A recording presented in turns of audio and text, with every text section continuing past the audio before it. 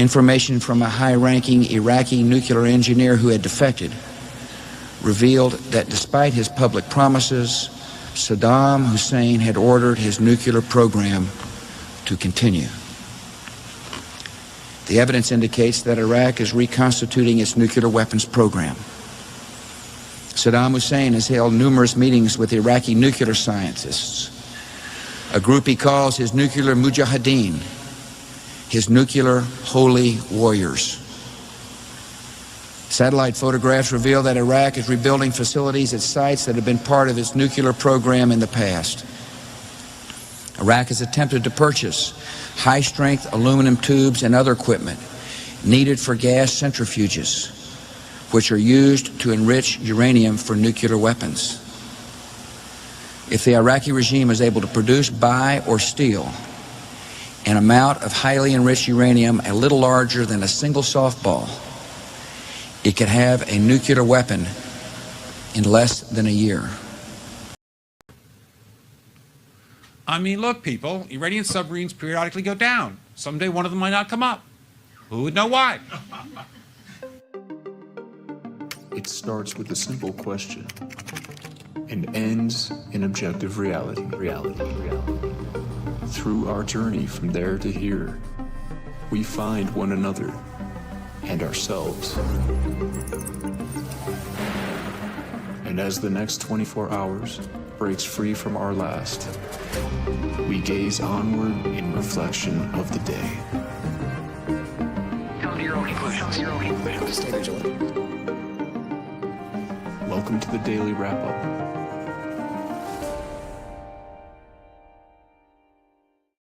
Monday, June 16th, 2025. Thank you for joining me today. Well, no de-escalation, a constant continuation back and forth. It does not seem to be slowing down. And all the lies that we're getting swirling around this conversation seem hell-bent on making everybody look away from the obvious. I mean, the constant building blocks of what's been going on with Israel and Iran, the United States, for a very long time are readily accessible. Anybody can look back through the lie. I mean, that's why we started with that clip, and we're going to come back to that in a moment. The same old, tired narratives that drive this country and the people that believe, in many cases, they're fighting for the right reasons into wars that are not for the American interest and a lot of other things. And it's just so frustrating that we can't come to terms with how obvious this is, or at least the people that need to. We're going to go over all this again today in regard to what's happening with Iran and what Israel's continuing to do and keep you up to abreast of the situation. What's alarming is, as I've started with, the same things continue to seem to go the same direction, the same way, the same political sidesteps, the same calls from the usual suspects, the Lindsey Grahams, the Ted Cruzes, the Tom Cottons coming up and saying, we have to fight the evil villain that is Iran. It's just, I don't know how we can get to this place from where we were 10 seconds ago and not have like a full-on Republican revolution. I mean, it kind of feels like in a way you're seeing that, but the screamers at the top aren't allowing some of the ones that are now showing they have principles to even be heard. There are people that are standing up and making major claims and saying this, like a good example is Dave Smith. I'll point out later. Whom, whatever you think of him and his opinions, he and his opinions of the past, he's made a point to say before this that if this happens, I will stand up and apologize for voting for Trump. And he just did that. He just said that the woke right is controlling this, and he apologizes for going along with all this because he said that his red line was about Iran and where this was going to go. And we need more of that in this conversation. So we're going to go over quite a bit today. The latter half for the most part, and some points throughout the first part that connect to Iran and foreign policy. That'll be the latter half of the show for the most part. But there's some very important things that I wanted to cover that I really do see interconnected with, even with the Iran, with what's going on with Iran and all of foreign policy, the larger kind of agenda that I see connected to it. But we're going to start today with a couple of quick points that I think are relevant, just deception-wise, I think are interesting. But I want to start with something around AI, because I really do think, and I'll point out again, there's been targeted attacks on one of the lead AI individuals in Iran. And I think that there's more to this in a larger sense. But even if not, important for you to see from an American perspective that Donald Trump's, I guess, leaked information around the plan to make a whole government AI plan. This is what we've been talking about, at least one of my largest concerns about where this might go, if not whether that was already what's happening. And now with a leaked plan, we really should step back and consider whether Doge and all of this was actually that first attempt that didn't happen, maybe failed, maybe actually did, and we don't know. Either way, recognize how alarming it is that this is being stated, how much it goes against what I think his base actually wants. And then connecting this, interestingly, with this Trump mobile that just came out. Wasn't even really going to talk about it. I just was interested in where it was coming from. And as always, you guys don't realize how much background I do on things that I never talk about, just to keep it in my mind, make sure where it come from, who's behind it. Half the time, if not more, it turns out not to be relevant. So I put it down. But in this case, I was going through it today and found some things that I think you'll find interesting. Connections to certain FBI agents, former rather, overlaps with different buzz stories of the past. You won't be surprised, I don't think. We'll get to that second story of the day. And then we're going to do one more point around immigration that'll be pretty quick that I just want you guys to see in the larger sense of what's going on that really stands out, but that's getting buried, if not even completely ignored, because there's quite a lot of major things happening right now. And then we're going to get to the Minnesota story and Vance Bolter and there's a lot of times in this where we come out with the information. We're not jumping to conclusions. We're breaking these things down as we can prove them. And then, we give our assessment on what the facts show. And let's just take this moment to start the show to not just say, to not pat ourselves on the back, but demonstrate the value of this platform and how often we will go through things. And I just give you the assessment based on the facts that turn out to be not just the truth, but like the thing that everybody else was running from, kind of a conversation. And we're going to talk about today where that ended up going, where it is now, and still developing. There's still a lot up in the air, but more importantly, how the partisan media covered it and where it is now. And an interesting overlap to all of that. And I still stand by the original point. I think this is quite literally, if not a foreign entity working within this country, something here designed to simply divide us based on our partisan mindsets. And almost using both of them in a weird mixed way. It's interesting but I stand by the hallmarks of an operation to me very clearly, which seeing similar things coming through other platforms after that report. But we're also going to talk about, through that Minnesota conversation, the overlap of how it's developed, the interesting reports coming from corporate media that seem to slightly change the story. But of course, the major part today we're going to get into is after that, Iran, Israel, and some other points around Gaza and different connective points. But really, what's going on there is just so transparent. Look back through the TLAV platform or any of us that have been doing this. How long, and not just kind of like the always, let's put it this way, like the statements of Wesley Clark and others saying Iran was on some kind of a list, or incessant statements from Israel saying that's the plan, or these constant war hawks in the government. It's not like it's just a guess. It's been clear that that's been a direction. No one can deny that. So simply saying Iran is next is not really that prescient, right? We see that's where it's going. But about how this was going to be done, how it was being maneuvered, and what the pieces being put in place, it's pretty transparent. And now that we see this actually begin, at least as it feels that way, not the past, we've seen little skirmish like bombings in Iraq, or rather Israel will do something that escalates, and maybe Iran bombs a base in Iraq and says that was kind of their response. The last time we saw an actual response into Israel, which caused a major kind of escalation, but it seemed to at least kind of simmer down. Now, what I think is different is ultimately the situation with Donald Trump and how he's adding to this. We're going to go through the lies around how he claims he's not involved, and it's pretty transparent that he or whoever else, the U.S. government, have been acutely involved also since this current administration. Very obviously. And to the point now, we'll pretty much come to the end where we're at. And if you see anything else in the chat before we get there, let me know, or out there and put it in the chat. And you guys can text me if you got my number. Let me know about what is currently happening. Because as it was last left off, the last thing I'm going to get to in the end of the show today, it's being floated that Donald Trump has authorized war with Iran. Now, that's completely unverified. That's coming from different sources, from Israeli media, but often when Israeli media jumps ahead of the story to say something like that, in my experience, it tends to be the truth. Not always, and you should never assume that, but it's because the Israeli leadership likes to point out that they are ahead of everybody else, that they can dictate the outcome, and that they have control over the United States government. I think we're all coming to terms with that. But I think that's where this actually goes. And I think that's always been the case. Even going back to the agreement that Donald Trump made with the fake ceasefire before the selection process that ultimately ended up with the breaking of the deal right before phase 2, acting like it was Hamas's fault, even though Israel was planning that from day one. I think this might have been a part of that conversation. But stay tuned today. There's a lot to get to, and I think all this is very relevant and very important, and we're probably going to be added to the story too. So let's start with one quick point that I think, and I was actually considering playing this again to start, just because it really is. It's a lot of people are showing it, playing it, tweeting it, and it should. This is a very important clip. I briefly played that one part of it just to make it funny, but Patrick Lawson, Washington Institute, Near East Policy, openly stating all major wars started by false flags, and that's how we need to get to war with Iran. And how we get the U.S. to war with Iran is like the premise. But I'm showing it because Dave Colum shared this, but I want to make this point because I keep highlighting this to start. This is actually almost it's just very, very obvious.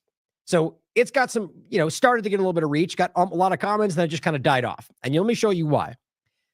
Not 1, not 2, not 3, but 4, 5, 6, 7, 8, 9, 10, 11, 12, 13, 14. 14 of the 16 comments are all people saying, check out this guy, check out this crazy stocks guy. This guy is so accurate. Look at his financial information. Look at this guy's accurate. This guy's analysis is very accurate. This guy's very good an analyst. Look at this, guys. And you think this is by accident? This is something that is bombarding this post. And it's not because I think it's happening to a lot of content right now. It's not this clip being super unique. I think it's just about the effort to suppress content. And as we keep highlighting, that's what this does. And at least in my experience, when they post under my comments, this is under Dave's, they block you afterward. And that's how that works in a way. So not only are they using spammy things that would then downrank your post, even though it's a comment, then they block you, which adds more to what they call it, the negative aspect of the platform, and you get blocked or downvoted people, then it suppresses your reach. And so they've just weaponized it. But I've never seen that many in a row. Very interesting. Maybe it's because what Dave is doing right now. It's possibly because of his content.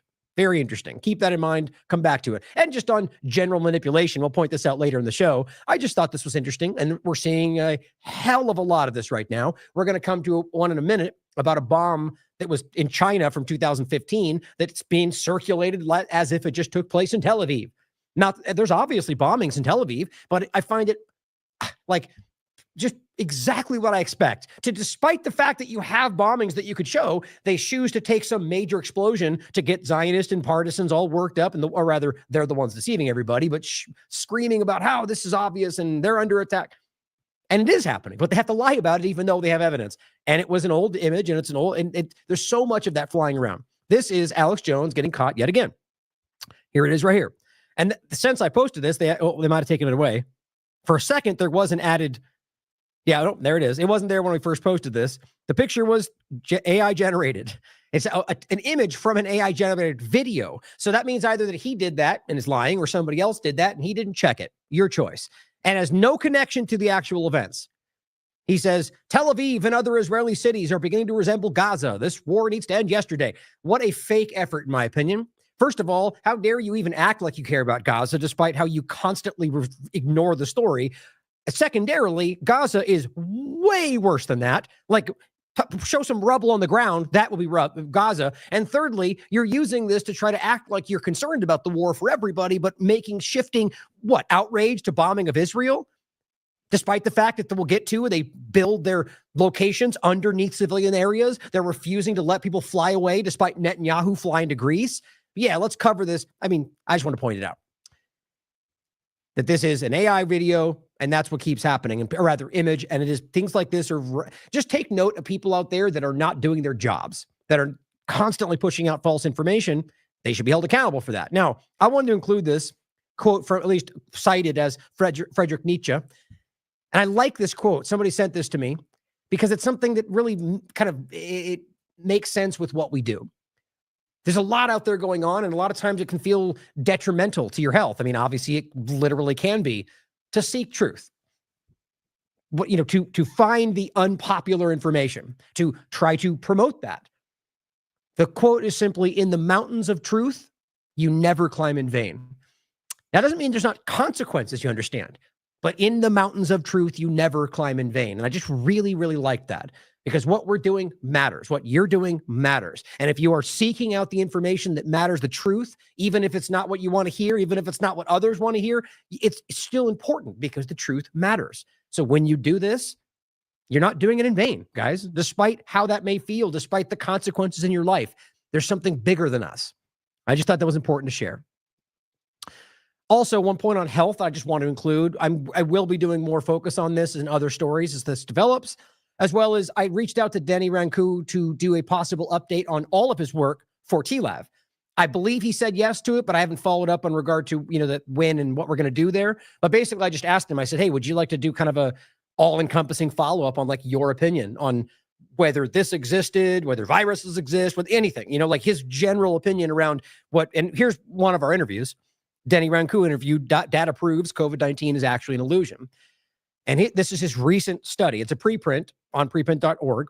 It says, our latest large scientific report out today. We rigorously demonstrate that high-resolution geotemporal COVID period excess mortality data in the Northern Hemisphere disproves the contagion and spread paradigm.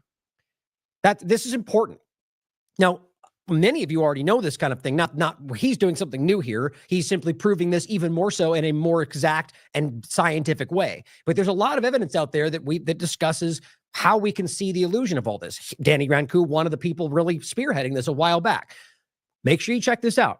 And we'll probably end up connecting with him about this, but his work may be coming out through TLAV about the larger conversation. Just didn't want you to miss this, guys, because very important to understand. And let's also remember where this came from. It's not about left and right, but for those that want to see one side as the hero, clearly the Democrats were pushing this the entire time, but so did Donald Trump. So did the Republicans. So did they push the idea of China and we need to realize we're being played by all sides, just simply the government. Now let's talk about, on that very note of being played by the government, using our ideological divisions to keep us looking anywhere other than a few different important things happening right now. You might have seen this circulating. AI.gov. Repository and staging site vanished when they were asked questions about what this was. Trump administration's whole government AI plans leaked on GitHub, June 10th. It says we're less than a month away from Donald Trump's launch of an initiative to push AI across the entire federal government, based on a code repository or eagle-eyed onlooker spotted on GitHub before it disappeared. Now, just to cut to the chase on the part they updated at the very bottom, they have now confirmed this is not, basically you could wonder whether they disappeared, that maybe they're lying about it, maybe that's wrong. Well, they were able to find a version. Basically, they shoved it over into a different archive to try to hide it. So they do have an archive, I'll show you in a second, but they also have a page saved on there. It's actually a page live. I'm trying to jump ahead all of a sudden, right here. So this is still technically live and up, and you can access this stuff. So we'll come back to it. I just wanted to keep that in your mind so you know that this is not some hypothetical. This is still publicly accessible. They also have the archive of where it was before and the information around what this was. So let's go through what that is and why I think this is so important. First of all, AI.gov. That's the kind of idea.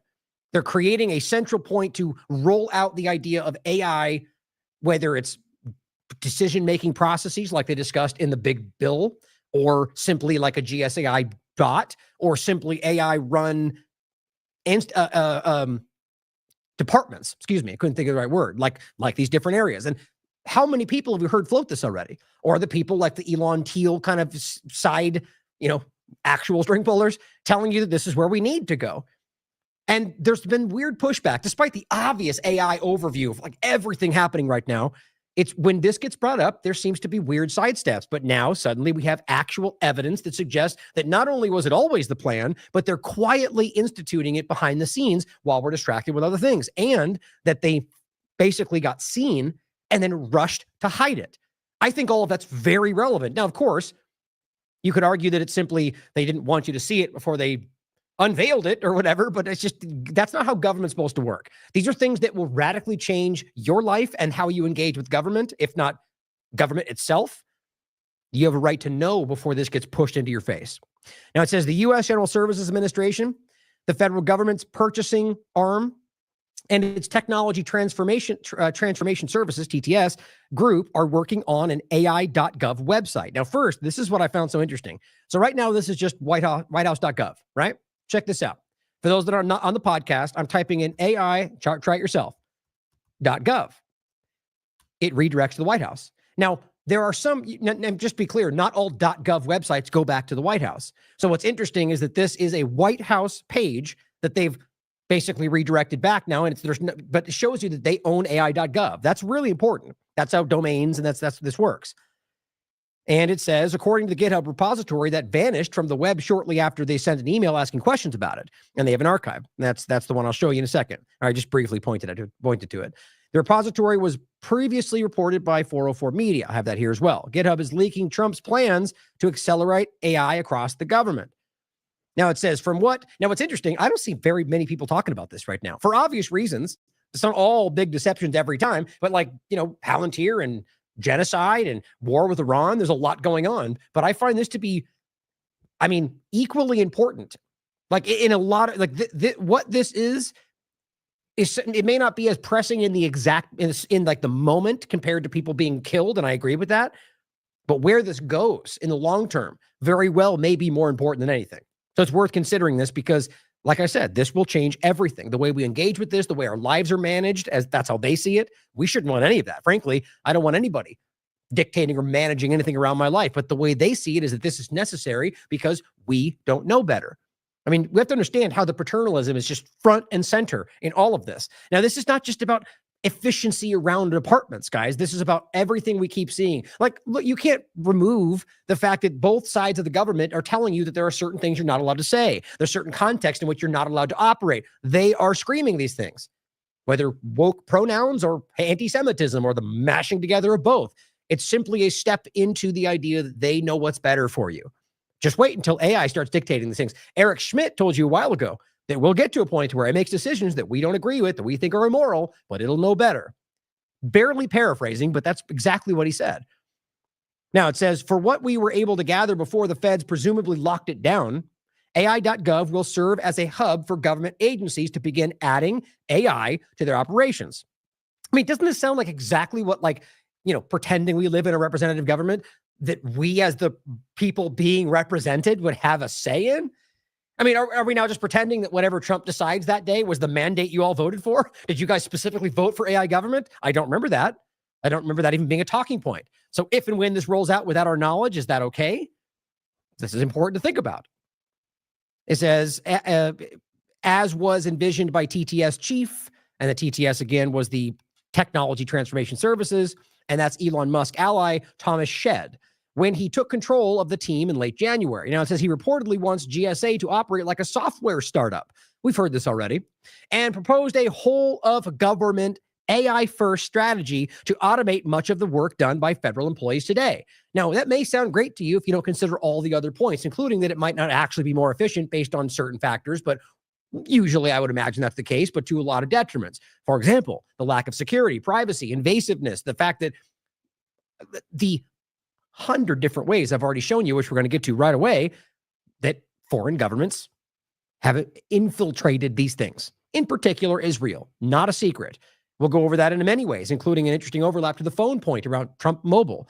But I think what's interesting is to see you create this. And if you're working right now with the kind of companies we're discussing, like Palantir, like Oracle, which are completely immersed with the Israeli government, then we have a problem here, especially with the overlap of this government itself and the Zionist background of the entire cabinet, the lack of ethics pledges, the funding coming from the Israeli government, the legislation being passed for the wars being fought on behalf of. It's just, God, we have to understand how much this is a problem.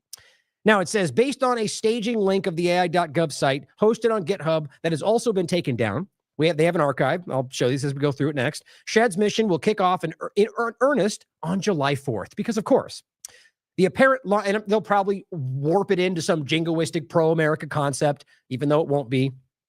This is the apparent launch date for the site, according to an issues thread from the now hidden page. Per the bare bones staging implementation of AI.gov, the project has 3 components. A chatbot that will do something, they write, an all-in-one API, that will allow agencies to connect their systems to models from OpenAI, Google, and Anthropic.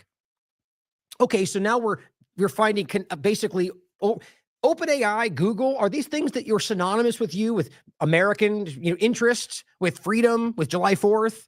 Like the idea that just because, like, we'll get to the Trump mobile thing in a second, like it's the front of it being framed as America and Trump and freedom, and then the background being not what it appears, in my opinion.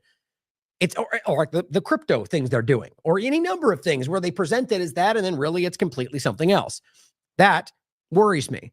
I can tell you right now that specifically the Republicans have a problem with these things. Even OpenAI, didn't Elon Musk tell us that was going to destroy the world?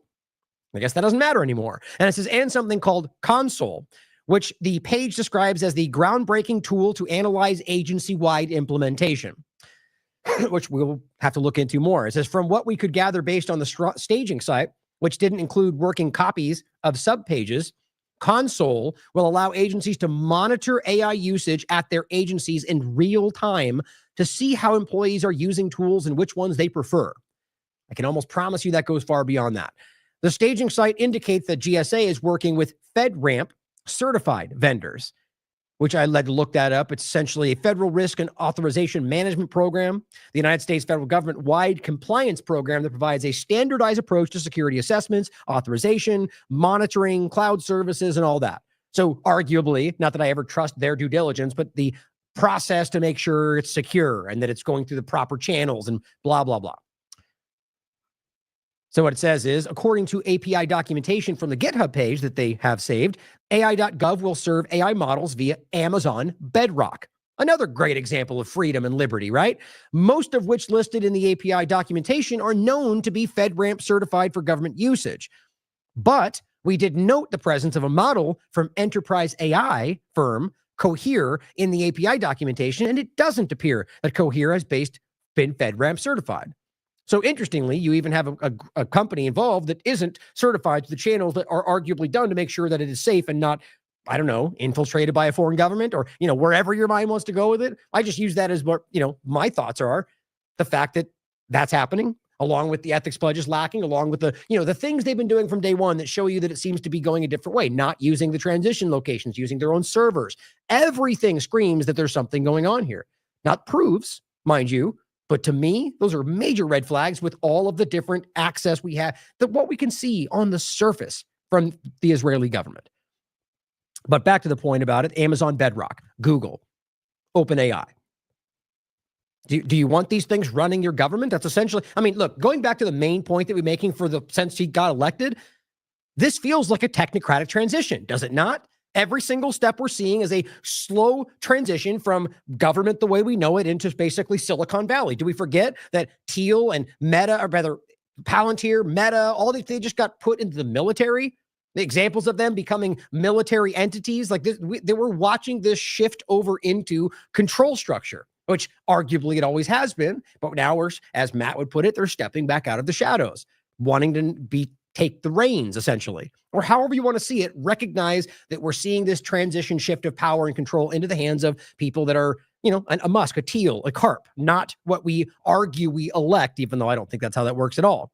The federal government has made a lot of noise about using AI lately, with the Trump administration and DOGE pushing for its adoption and trying to eliminate state-level regulations. That was the bill discussion, which I don't think it's passed the Senate just yet, but I have a sneaky suspicion that it'll probably walk back a little, but it will still have some level of that. And don't forget, Howard Lutnick made it clear, regardless of that legislation, that they weren't going to regulate AI. So the bill was probably a way to just kind of make it happen the right way. But like everything else we've seen this administration do, they probably just do it anyway, or rather don't do it in regard to oversight for the most dangerous thing we've seen developed in front of us in a long time.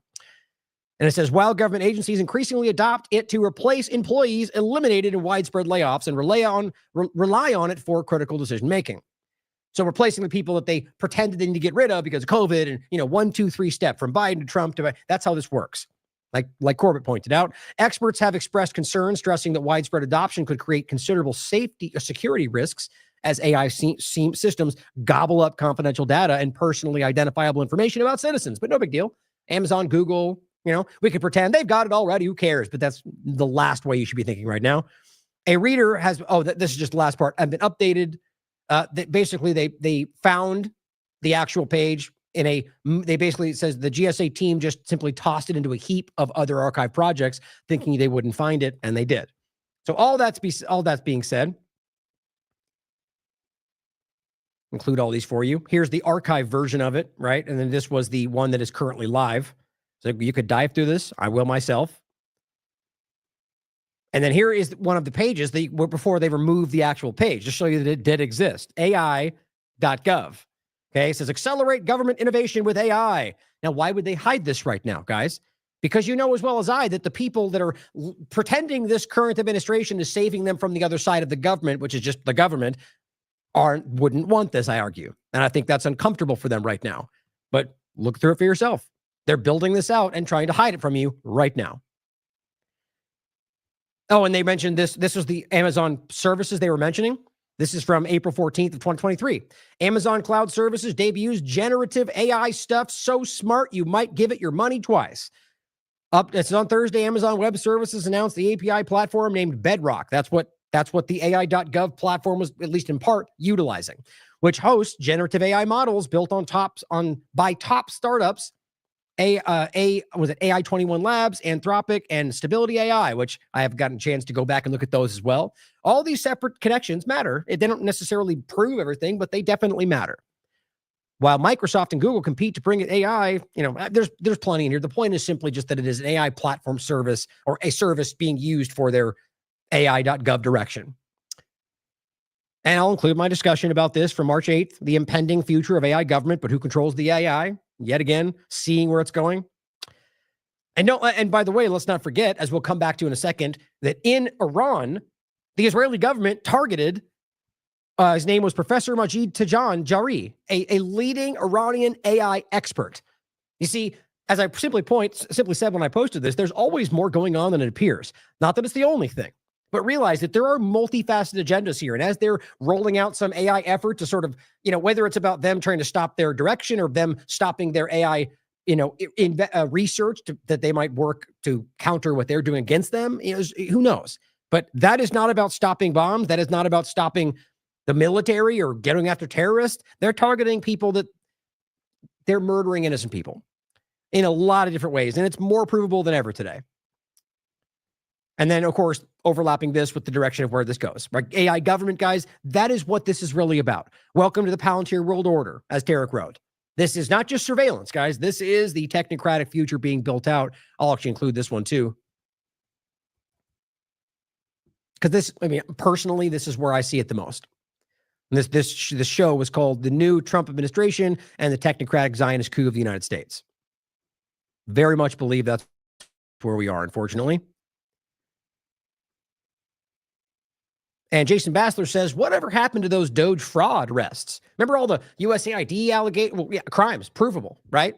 Both sides, by the way, or Social Security fraud, or, just anybody else in general, Gates and Fauci and all the, very terrible criminals out there. Well, what happened to all that? He says, what happened to the Fort Knox audit, ending income tax, tip tax, Ukraine war? What happened to all that? Oh, that's right. You got a Palantir master database instead.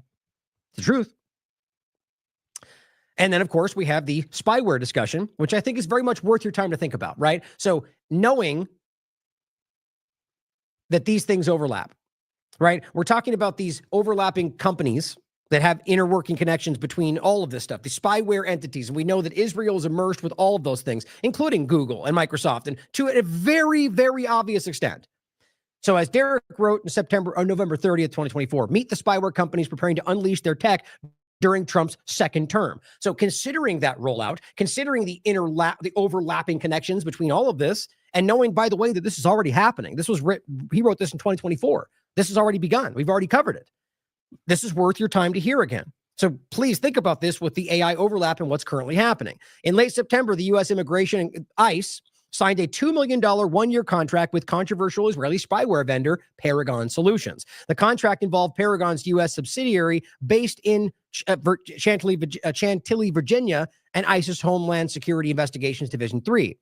Paragon claims its tools can help law enforcement and governments remotely crack encrypted messaging platforms like WhatsApp, Telegram, Signal, Facebook Messenger.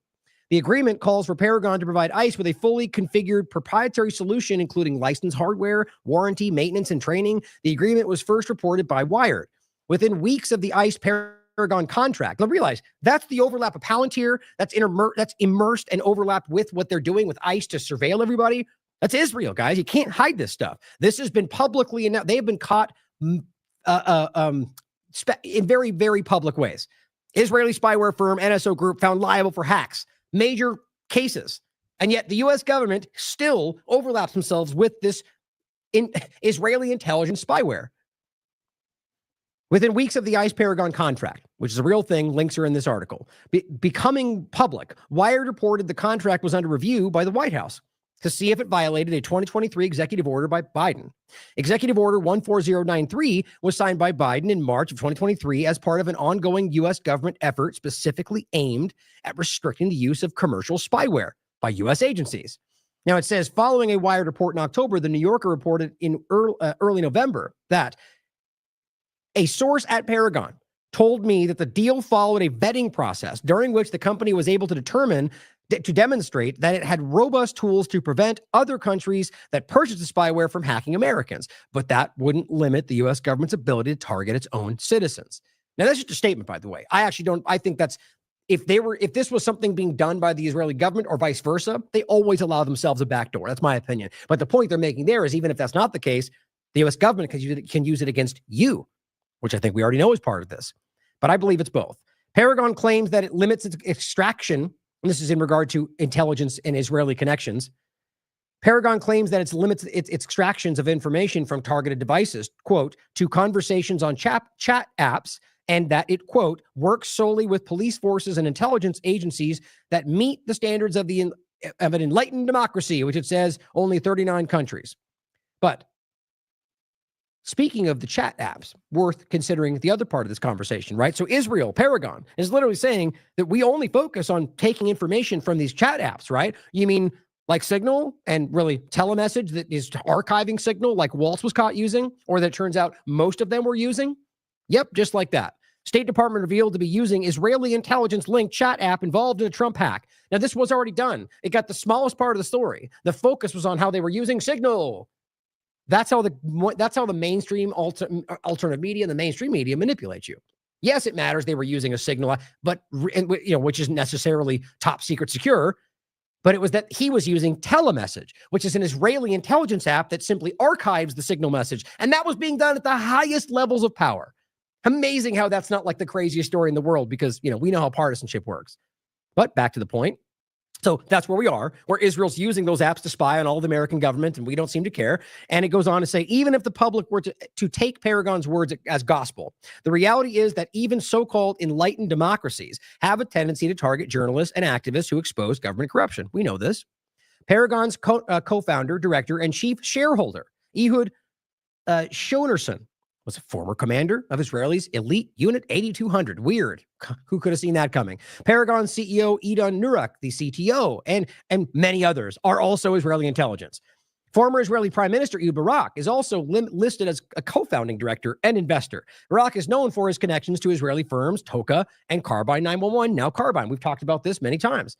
I think Whitney Webb just put out, a couple months ago, or even more than that, a discussion of Toka on top of all this. He says he is also infamous for accompanying Jeffrey Epstein on his private plane dozens of times.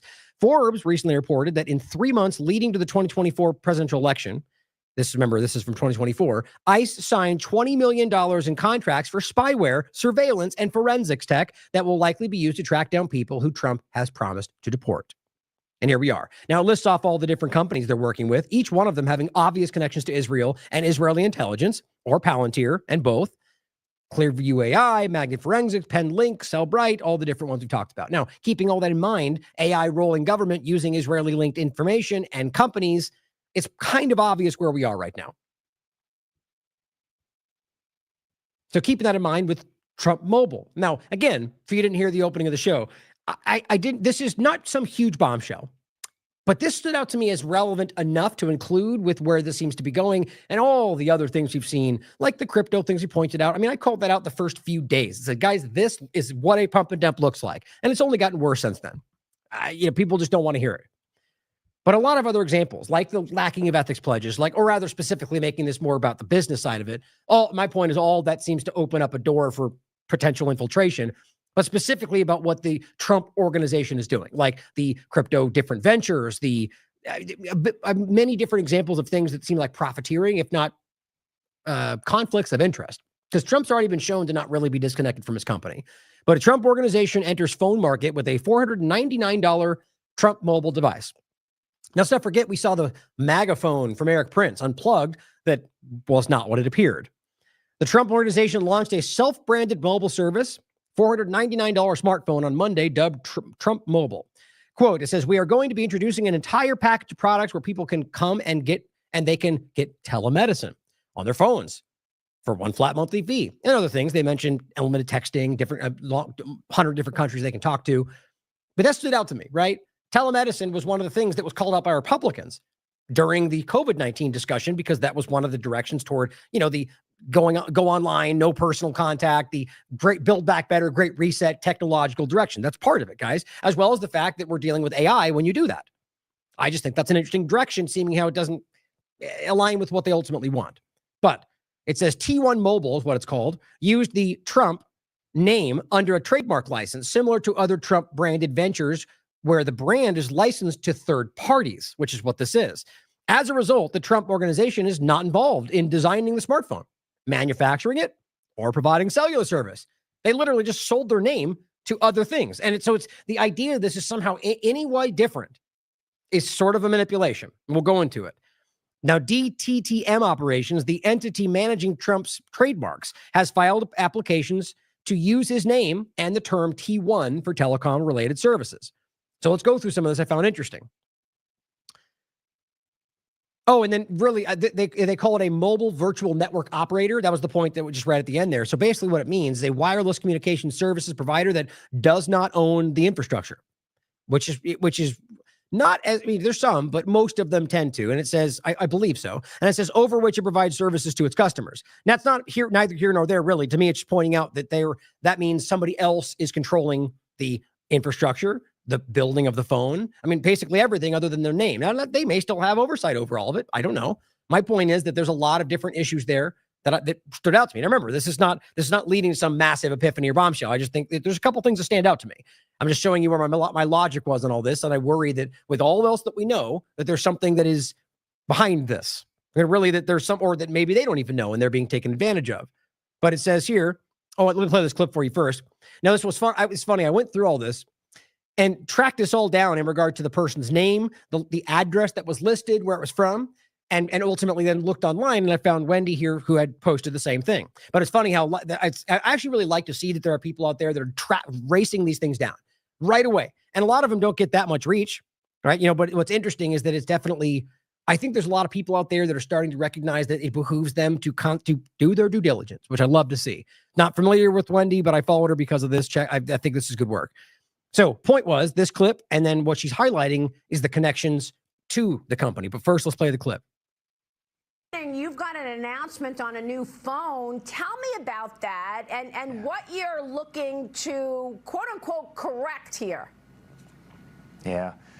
Well, Maria, more and more we're using technology as a company, right, to correct the problems. Obviously, Truth Social was to correct freedom of speech, right? He lost his throughout the political process. Obviously, crypto. Obviously, right, as they censor people or promote censorship in other contexts. We've got the biggest projects in crypto.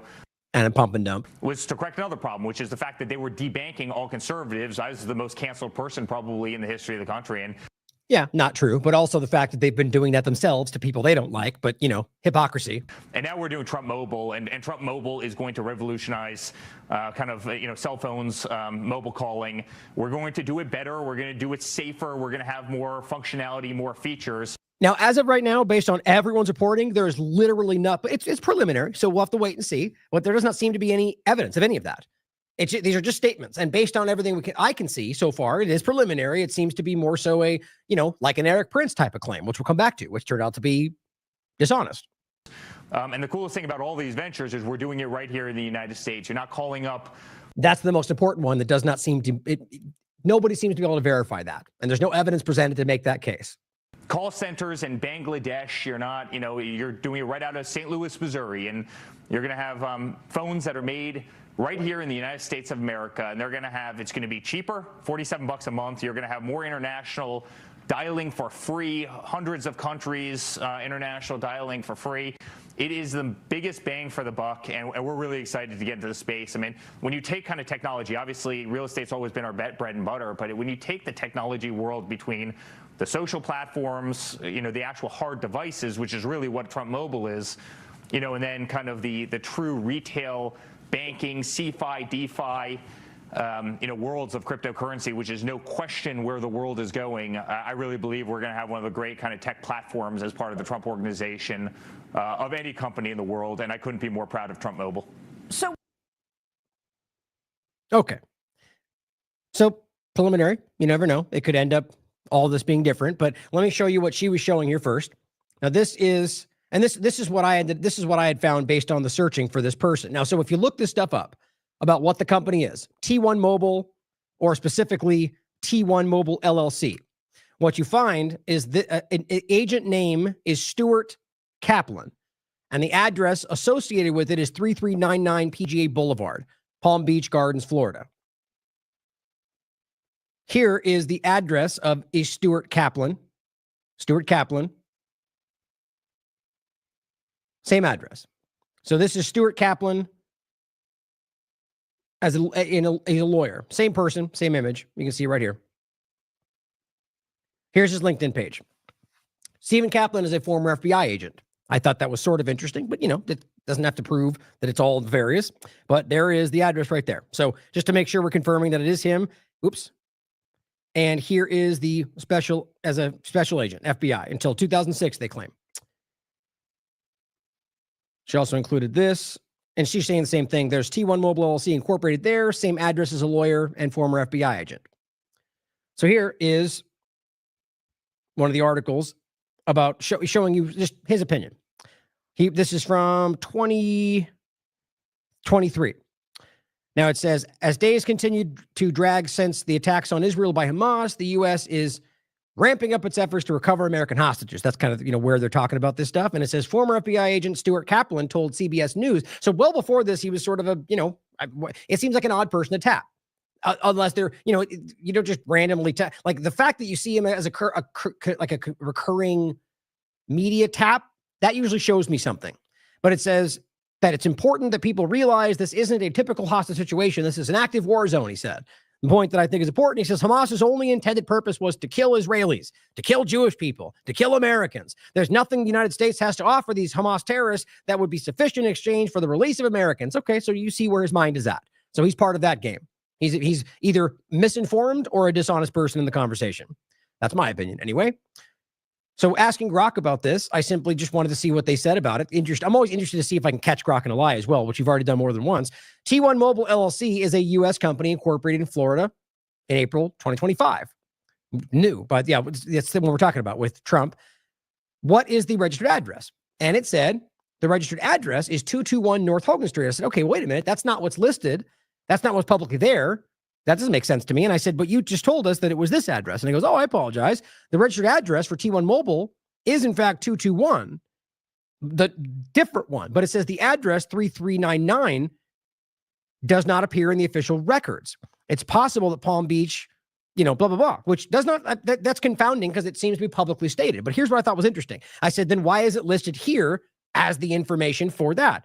And he says, or then Grok goes on to say that might be something to do with sources, but this is what I found most interesting. According to Florida, the official registered agent for T1 Mobile is this location as Stuart Kaplan. So I said, wait a minute. What's interesting, what you see, the correlation is Stuart Kaplan. So there's two different addresses that Grok says that this one publicly says the other one, but both of them tie back to Stuart Kaplan. So the point is the former FBI agent seems to be the location and the registered agent behind T1 Mobile.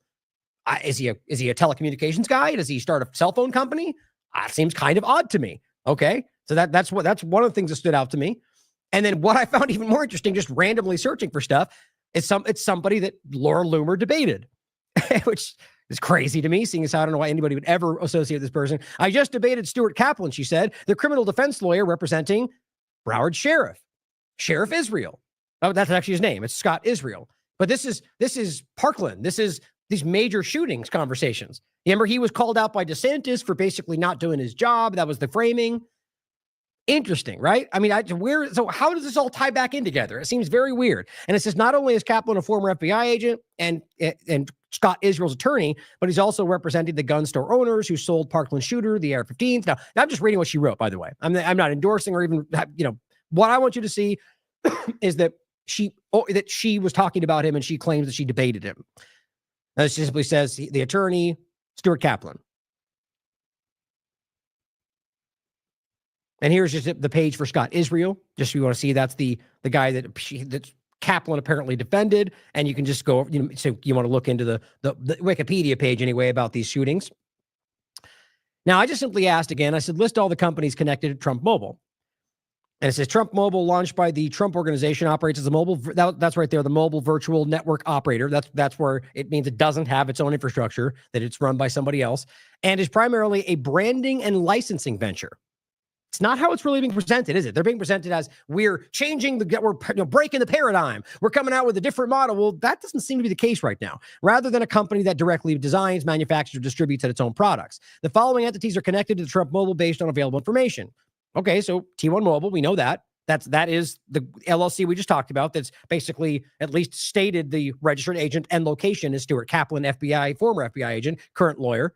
But then it lists AT&T, Verizon, T-Mobile, not bombshell. My point is every one of these companies in their own right have inner workings and overlappings with Israel, if that matters to you.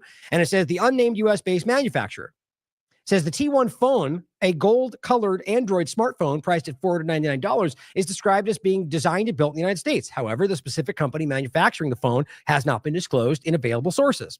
Seems like an odd thing to do when you're making such an important claim. And it says Eric Trump has stated the phones are made in the U.S., but no further details on the manufacturer provided. It says the identity of the U.S.-based company manufacturing the phones remains undisclosed. Doesn't give me the best of feelings. Just my opinion. Then, of course, let's not forget the same exact thing that happened with Eric Prince, right? When they came out with the big, and all the MAGA people endorsed it and turned on Jones and Tucker and all of them, guys. Eric Prince wants to sell you a secure smartphone that's too good to be true. For a lot of reasons, including that he pretended it was designed, same thing, built in the United States. That turned out not to be the truth. Unplug, and this is the most important part, day-to-day technology operations are run by Aaron Karpin, a former employee of Communitake, the Israeli startup that gave rise to the now infamous hacker-for-hire firm, NSO Group.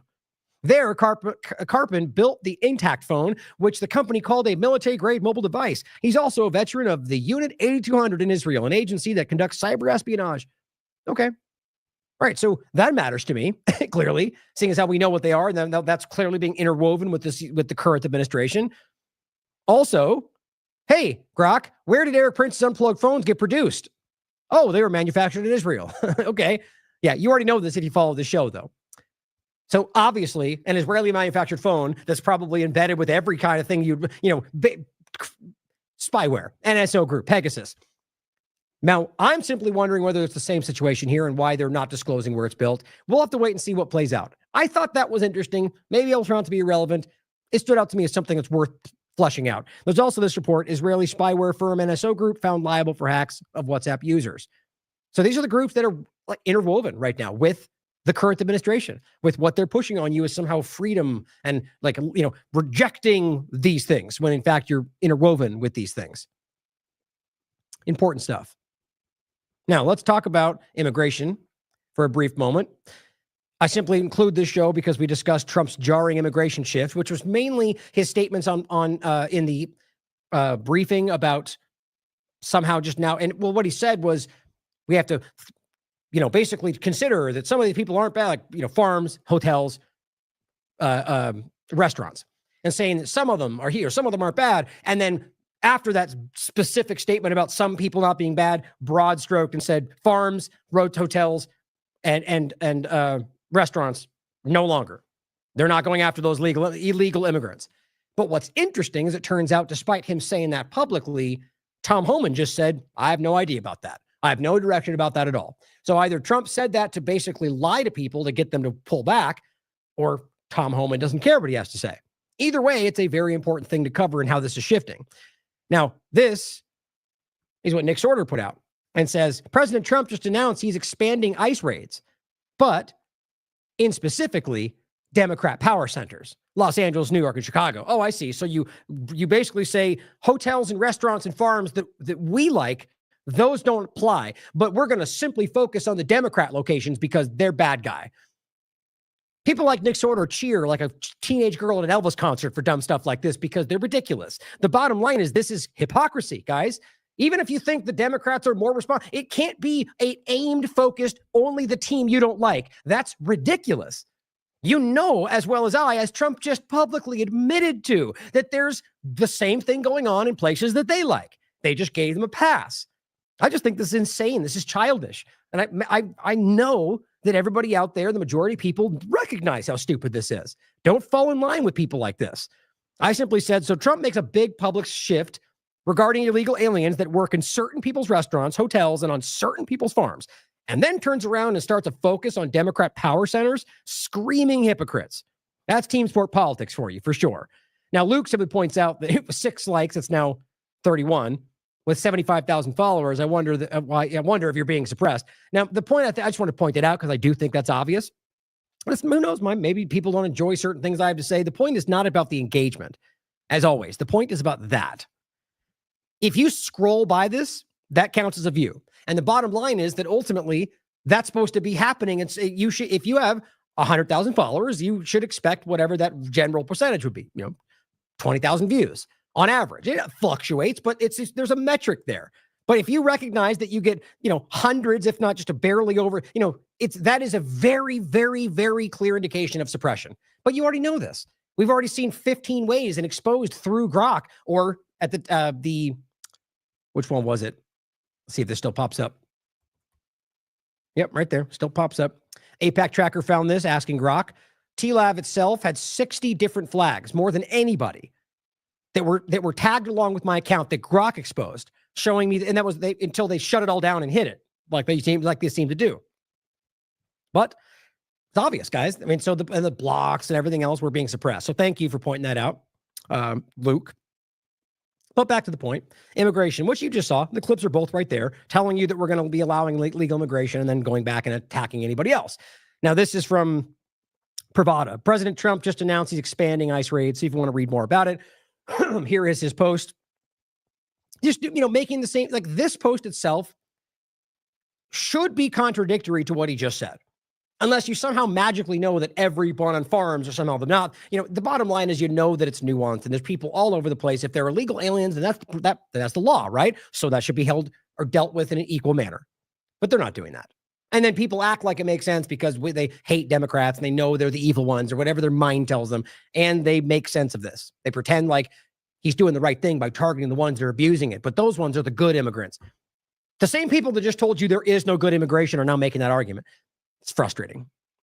But Border Czar contradicts Trump's deportation policy charge. It says Trump vowed on Thursday to ease deportation efforts to avoid targeting workers in agriculture and leisure industry, sectors that heavily rely on migrant labor. But in an interview with Washington Post, Tom Homan said no such plan exists. Quote, I have not seen any instruction, anything that changes in the near future, Tom said. That was the 13th. So you can decide. I mean, I think in very, very clear ways, specifically his base are being played. They're making fun of you, but that's just not, it's all of us. They're trying to manipulate all of us, but the focus is on getting, the group that's always identified as the most potential problem. And if they can do something that pacifies the biggest obvious potential problem, then that's their first step. And that's what this is. Sort of like the same thing with Trump and COVID-19. It pacified who would be most resistant to it. And here the New Republic writes, Trump is stiffing the National Guard soldiers that he sent to LA. Now, this has been reported many times over. The point is that there's now a dispute, federalized them, he sent them in, and now the federal government's not footing the bill. And so, the idea is that they make these kind of actions and then pretend like, the point is his supporters will pretend like it's only Newsom's fault, which they're all criminals, guys. Newsom's a monster. But the bottom line is that he did this like he's done in the past, and now he's not doing what he's supposed to take care of them. And like we said yesterday, there's National Guard and Marines have been public. Multiple people speaking out about how they feel used, how they feel this was politicized, and they're simply out there enforcing civilian law, which, by the way, is a direct violation of the Posse Comitatus Act, which you already know. Here is the point about Afrikaners that you might have seen or might not. No food, job, or phones. Afrikaner, quote, refugee families stranded in the United States. And what's interesting is they promised they would get all sorts of stuff. It turns out those promises, too, weren't kept entirely. And so some of them are now struggling. They don't have, I think this is just a very expected point. This is same conversation of Afrikaners saying really struggling. Trump's Afrikaner refugees said to be abandoned, miserable, missing South Africa. Now, there's a point where they're telling them they can't go back because they claim refugee status. And it's just, these people are also being taken advantage of, by the way, regardless of the other narratives around it. It's simply our government making fun of us, abusing the situation, and then also not following through with what they promised, which is typical U.S. government style.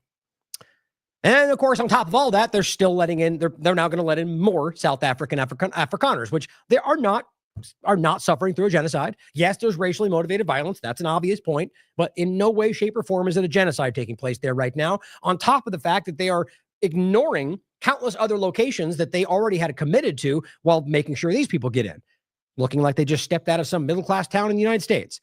Now, it says a second group of white South Africans has arrived in the United States. More illegal immigration, or rather just immigration from the standpoint of what the Trump administration was saying before, that any of this has to stop, and now doing it in any way they want and allowing the legal immigrants wherever they want them. And, think about the idea of like the middle, every narrative that was spun about any type of immigration and now them allowing the most, like the largest block. You realize farms, restaurants, and hotels are like the majority of illegal immigrants, right? But it says a spokesperson for the U.S. Embassy said in an email that Associated Press that refugees continue to arrive in the United States from South Africa on commercial flights as part of the Afrikaner resettlement program. There's very clearly something going on with all this. The Trump administration initially said the refugee program was aimed at members of South Africa's Afrikaner minority, who are descendants of the mainly Dutch and French colonial settlers. But in new guidance, which isn't getting as much attention, the U.S. Embassy said last month that applicants must be, quote, a member of a racial minority in South Africa and, quote, must be able to articulate a past experience of persecution. All right, so now it's apparently anybody white who says they're being attacked. But now they get to, it's just a very clear extension into anything. It's racially motivated, guys. It's very clear. Now, look, there's racially motivated violence, and yes, that should be taken into account. People should be held accountable for it in both directions. But think about what they're doing in other places. Think about, just take the Afghanistan refugees, for example, who put their lives on the line to tell the government secrets about what was going on, and they left them there up high and dry with the Taliban. Meanwhile, letting people like this, it seems like a slap in the face. And it says there's approximately 2.7 million Afrikaners among South Africa's population of 62 million, which is more than 80% black. They are not the only white minority. There are about 4.5 million whites in total, including those with British or other heritage. So do you want 4.5 million people being allowed to come into the country? Isn't that the whole point of immigration? Is it only their skin color that matters? These are South Africans from a different location. They're not, if you think assimilation is a problem, it applies here too. The U.S. Embassy spokesman said the U.S. continues to review inquiries from individuals who have expressed interest in the embassy in resettling the United States and is reaching out to eligible individuals for refugee interviews and processing. It says they have around 8,000 applications as of right now. There's plenty of Republicans that say they don't want this. Now, let's get over to Minnesota and the shooting, Vance Bolter, and the weirdness all around this story. Now, I wanted to make sure we included some of those things because it's important to not lose sight of some of the other conversations. But this is clearly taking a lot of attention for people. And I honestly agree. There's something very, very obviously wrong with this story. And as you know, watching the show, people always try to act like, there's plenty of things that we've covered that I come out and, even push back on in regard to the mainstream alternative media about things that are not everything's a false flag. Not everything's a psyop. There's plenty of examples, but I will point out that almost everything is used in some way. That's a very different point, though.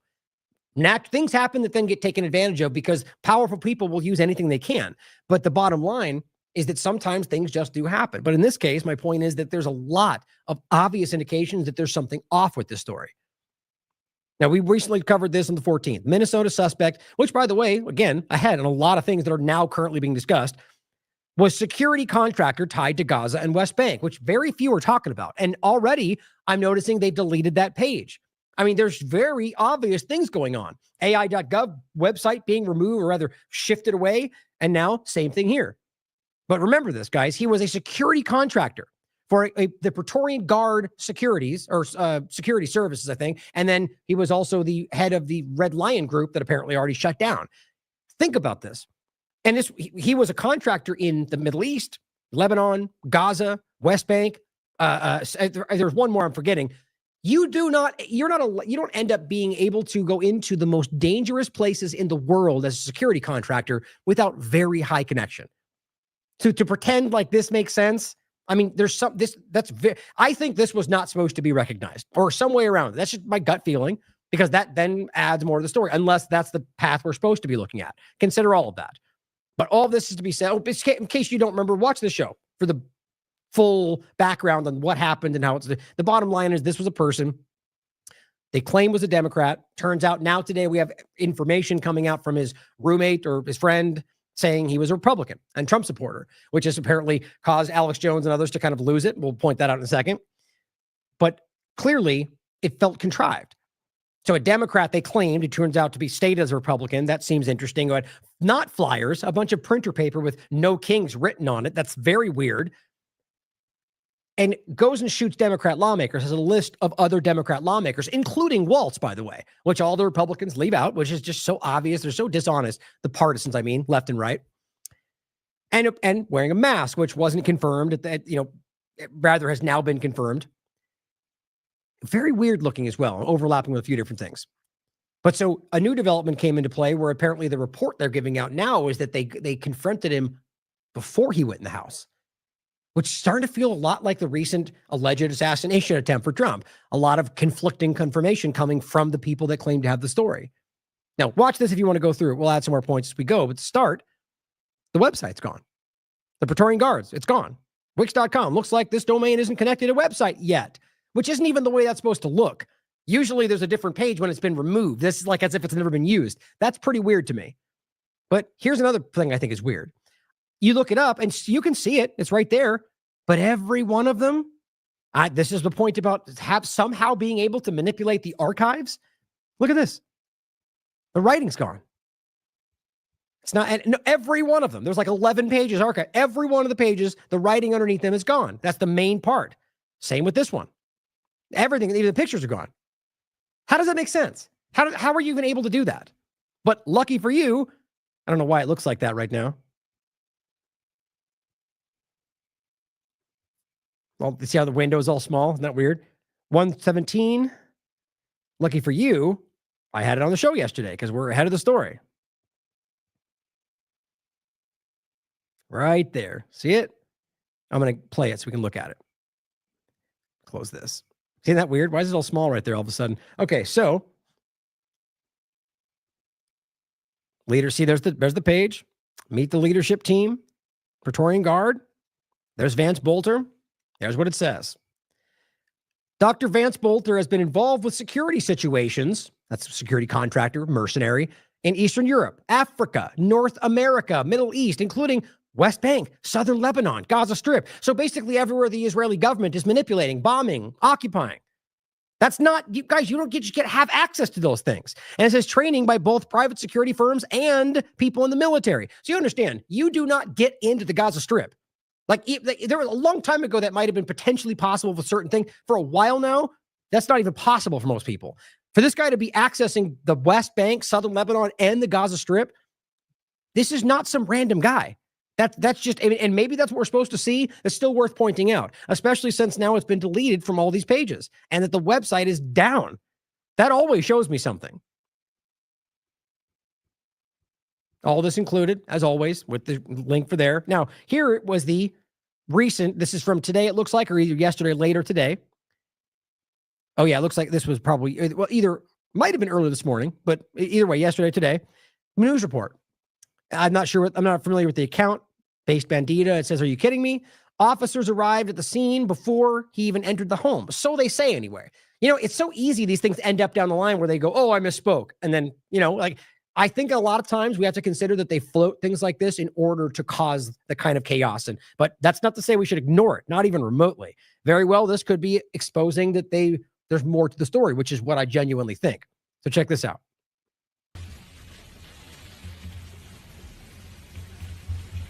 Belter then traveled to Brooklyn Park, Minnesota, and the home of Minnesota State Representative Melissa Hortman. At approximately 3:30 a.m., Belter arrived at Representative Hortman's house in his black SUV with the police license plates. Oh, I want to point out, you can see it right there. I don't know why he says police license plates. What he means is license plates that say police on them. That's not the same thing. I think I almost feel like these things are deliberate, but this is my gut. The point is, we're going to show you this, the uniform, the car, and I'm going to overlap it with other people in the independent mainstream alternative media who are stating falsehoods without maybe not even knowing it. He was not in one of their police cars. That's not the truth. He was in a car that was one of the Praetorian Security Service cars that was even they'll write, made to look like one of the cars. And his uniform was the Praetorian Guard Services uniform. That's what has been identified, as well that police license plates for the podcast. He's showing an image that just shows a license plate that just says police on it. I don't think that I haven't seen police license plates that just say police, unless maybe it's not where I'm from. In any case, Belter then traveled to Brooklyn Park, Minnesota, and the home of Minnesota State Representative Melissa Hortman. At approximately 3:30 a.m., Belter arrived at Representative Hortman's house in his black SUV with the police license plates. He parked in the driveway and left the emergency lights on his SUV flashing as if he was a police officer. Belter approached Representative Hortman's home, again dressed as a police officer, wearing the tactical vest and body armor. And what they mean is that, not that it's one of their uniforms, and I'll show you that. I showed it yesterday or day before yesterday, but I'll show you again in a minute. And wearing that hyper-realistic mask. Hyper-realistic? That's a bit of a stretch. He was armed and carrying a flashlight. Before he entered the home, 2 Brooklyn Park police officers arrived at the scene. Before he entered the home. Now, maybe that's his interpretation, and maybe he's wrong. Now, I'm just throwing. The point is that does not seem to make much sense.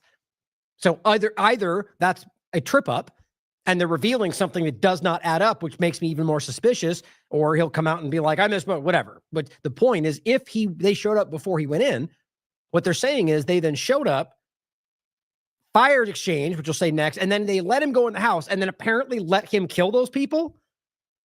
Which I guess, it depends on like a standoff. Like, in my opinion, if that was a situation, they wouldn't just wait outside, right? It's not some identified hostage situation. They'd chase the guy in the house. That's what I argue would happen. Why didn't they do that? Or if they did, how didn't they stop him from killing him? But if they did chase him in and he killed him, why didn't they catch him? Like, all of this just really does not add up. They too had been dispatched to check on Representative Hortman after learning of the shooting of Senator Hoffman. Which I'll restate again today. My point on that was, it's not illogical. The idea that apparently these are people that live in their community. They both know the Democrat politicians. And when one of them was shot, they said, well, let's check on the other one we know is in this area. It's not that outside the realm of possibility, but nonetheless, it kind of stands out to me as odd. I said it the other day. I just kind of don't think that's what would happen. I feel like they wouldn't go out of their way for no reason. Just doesn't strike me as something they would do. But it's not, that statement does add up if you really press it. They just, decided to make sure. Just something tells me that's not the way it went down. When they arrived at the scene, they saw Belter's black SUV parked in the driveway with the emergency lights flashing, and they saw Belter standing in front of the house several feet from the door. When Belter saw the officers get out of the car, he drew his weapon and began firing. He rushed into the house through the front door, firing into it. He repeatedly fired into the house. And when he entered, he murdered Representative Hortman and her husband, Mark.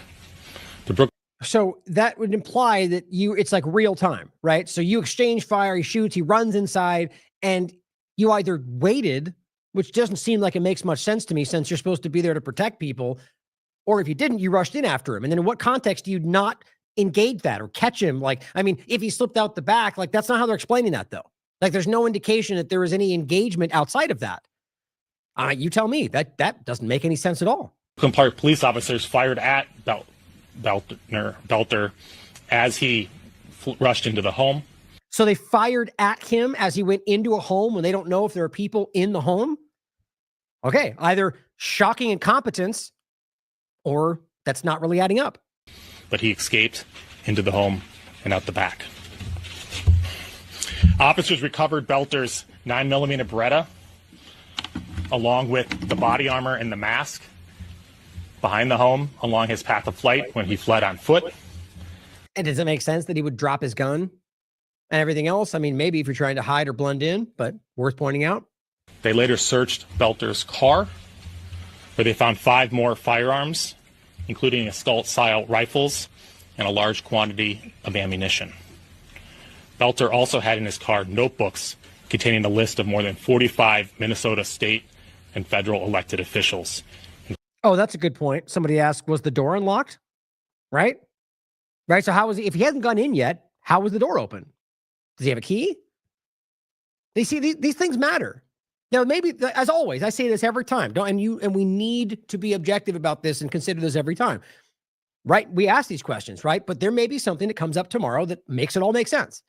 Here's the piece we were missing. And when that happens, don't ignore it because it makes the story less fun. You got to engage with the truth. That's what matters more than anything.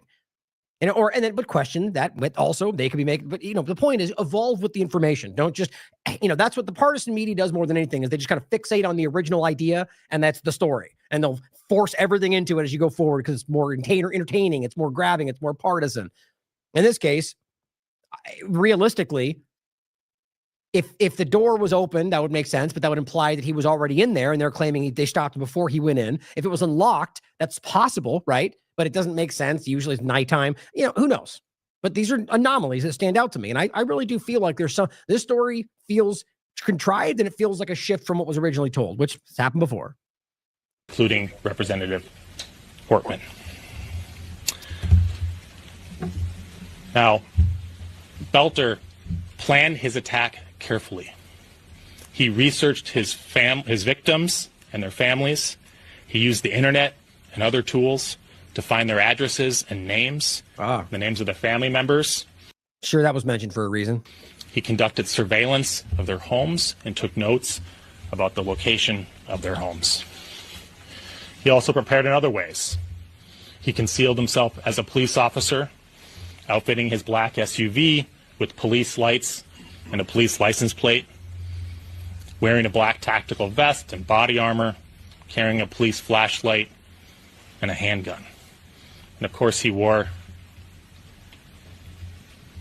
that hyper-realistic silicone mask as seen on the surveillance videos. The video of his arrival and shooting of Senator Hoffman is truly chilling. Again, it's no exaggeration to say this is the stuff of nightmares. Okay. That feel like it makes sense? Feels like something stands out to me there. Now, interestingly enough, Fox came out yesterday pointing out that Grok was incorrectly associating somebody with the same last name with these people or with Vance. Apparently a woman and her wife, a woman and her husband, and it says Centra Care says its physician, that's where they work apparently, was falsely tied to the lawmaker shootings. But see, the things like this, they go out of, they just, this is the kind of thing that Laura Loomer would get involved in. People like that, where they go after something and they just cascade through it and start going after the family. Who are their children? What school do they go to? Well, they shouldn't be allowed here because they're all jihadists. That's the kind of, and they get people riled up to act out. In this case, based on something that's not true, right? But this is what continues to happen. And I think that's possibly on by design, but I think it's also because Grok is easily, it takes nonsense from a platform with a lot of nonsense. Question it always. But here's a clip that I thought was very relevant since what we discussed before was the idea of whether or not this was partisan and the whole thing, which I think it's about dividing. I think it's from a whole of government, if not foreign entity, to manipulate this country. But with this, it adds, I think what's interesting, worth discussing is that you got this forced narrative by Elon Musk and Jones and the rest, like right away, radical, evil Democrat, violent maniacs. And then it turns out the guy at least is, and all of this could be questioned. Right? Question everything that's coming out. But if the evidence is all you have that's pointing away from it and your only point is they're lying about it, then what's the evidence that suggests that it was the other way? Right? That's what's so frustrating is it's almost like the evidence, the body of evidence for the one direction becomes the evidence for why it's the opposite because they're always lying. That's not evidence. That's a willful ignorance to the point. It could be the other way, but the evidence isn't there. There's a lot of information that seems to point that this person was right-leaning because of the LinkedIn page that, as we showed you yesterday or the day before. I mean, a whole bunch of stuff. Like I jokingly said to somebody, it reads like a Christian right promotional page. Now, that could have been constructed for a reason. But on top of that, you have his friend telling you he's a Republican. You've got the focus on Democrat lawmakers. I mean, all of this stuff. See, you could always argue that was meant to frame them. Of course, you should ask these questions. But where is the evidence for that outside of the opposite of what you can see? Worth considering. Now, this person says, did the media social influencers jump too quick, creating a narrative that wasn't? Vance Bolter's roommate, David. Here's what he had to say. Well, everyone's calling him a Democrat. He's not a Democrat. He would be offended if people called him a Democrat. So, but he, because of this board thing he was on for Governor Walz, it wasn't to serve. He was just serving the community. But he, you know, I can't believe a political issue would cause him to do such a thing. Did he ever bring up the senator or the representative who were targeted? Like I was saying, no, he never talked about those. I didn't know those people. I didn't recognize their names. Any politicians he mentioned? Well, gee, Nancy Pelosi, didn't like Jim Walz. Jim Walz? Didn't like Jim Biden. But Tim Walz? What would you say about him? Well, I mean, nothing. I mean, it's just normal. Oh, I don't like this, that Tim Walz did this. I don't like that he did that. Did he mention the protests that were planned for yesterday? He never mentioned the protests. What do you make of everything that's happened here and the fact Maybe that I mentioned it to him, but I don't think he mentioned anything about it. What would you tell him? I would tell him to surrender himself so he can be taken alive, because he's like my best friend, so I don't want him to be killed. I don't want him to kill anyone else, you know. So I think if I saw him, I could talk him down, but you know, I don't know where he is. And did he listen to any particular podcasts or TV shows or anything online that concerns They're you? so obvious what they do. Well, He's radicalized. Infowars, but I kind of told us that, well, it's like 50% truth. And, you know, I kind of said, don't take everything what they say for granted. I wasn't a real truthful. I mean, they're on for some things, but some things are way off on. So let's not forget what happened with the No Kings protest, right? What all the screaming rhetoric about a communist takeover, about a revolution, an insurrection, declaring the entire thing a domestic terrorist organization. How'd that work out? Right? Same people that tell you we're already in World War III, apparently. I'm not going to disagree with the metrics and where this is ongoing, but not because of some inflection point that had to do with Russia and Ukraine that we're, you know, we're being distracted by clearly by certain people. But I think you have to look back. Look at where's this massive revolution they put. This was meant to manipulate, and this happens on these days. Like there's clearly something going on. And I argue if anything makes sense, it's people like this who are hiding the reality of this. But the bottom line is there was examples of violence here and there, like there isn't just about any protest or anything going on. There was one example of somebody actually in Nashville apparently brandishing a gun. Turns out to be a counter protester, which I thought was funny. I just didn't really see it. So as always, for those out there that were like breathlessly hair on fire telling you this was Democrats taking over the country, can we not stand back and go, you're an idiot? You're a dishonest person. You're bombastic. You're hyperbolic. We should. Here's an example of this conversation. Alex saying evidence mounts that reported Minnesota assassin Vance Bolter is a patsy who's being framed to cover up a larger false flag operation, which is interesting seeing how you start with the narrative that he's a deranged Democrat. And this is what we expected. And this is a communist takeover of the country. And then when it obviously pans out to where that's the evidence, not to say we know for sure, but the evidence starts pointing everywhere in the wrong direction, it turns out to be a cover-up, of course, which it could be. But my point is to follow with how you can't go, oops, that was incorrect. That's not right. Now we're going to discuss maybe whether this is right. But no, it's an evolving narrative of lie, deception. That's how this tends to go. And here's a clip that I think is important to see where this is before that, where he's talking about the same thing. Let's listen. Got a major update in the Governor Tim Tampon Dispenser Walls. All journalist. Situation. And the man they caught dressed up like a police officer with a stolen police car. They said it's one of their police cars. Nope. Incorrect. Jones, incorrect. But these things don't matter. You know, facts are important. Vance Bolter was not driving a regular police car, but a vehicle modified to resemble one, likely connected to Praetorian Guard services. Yeah, you know, like we reported the day before. He talks about, no, we're not going to vote rep and other spouse. And they caught dressed up like a police officer with a stolen police car. They said it's one of their police cars.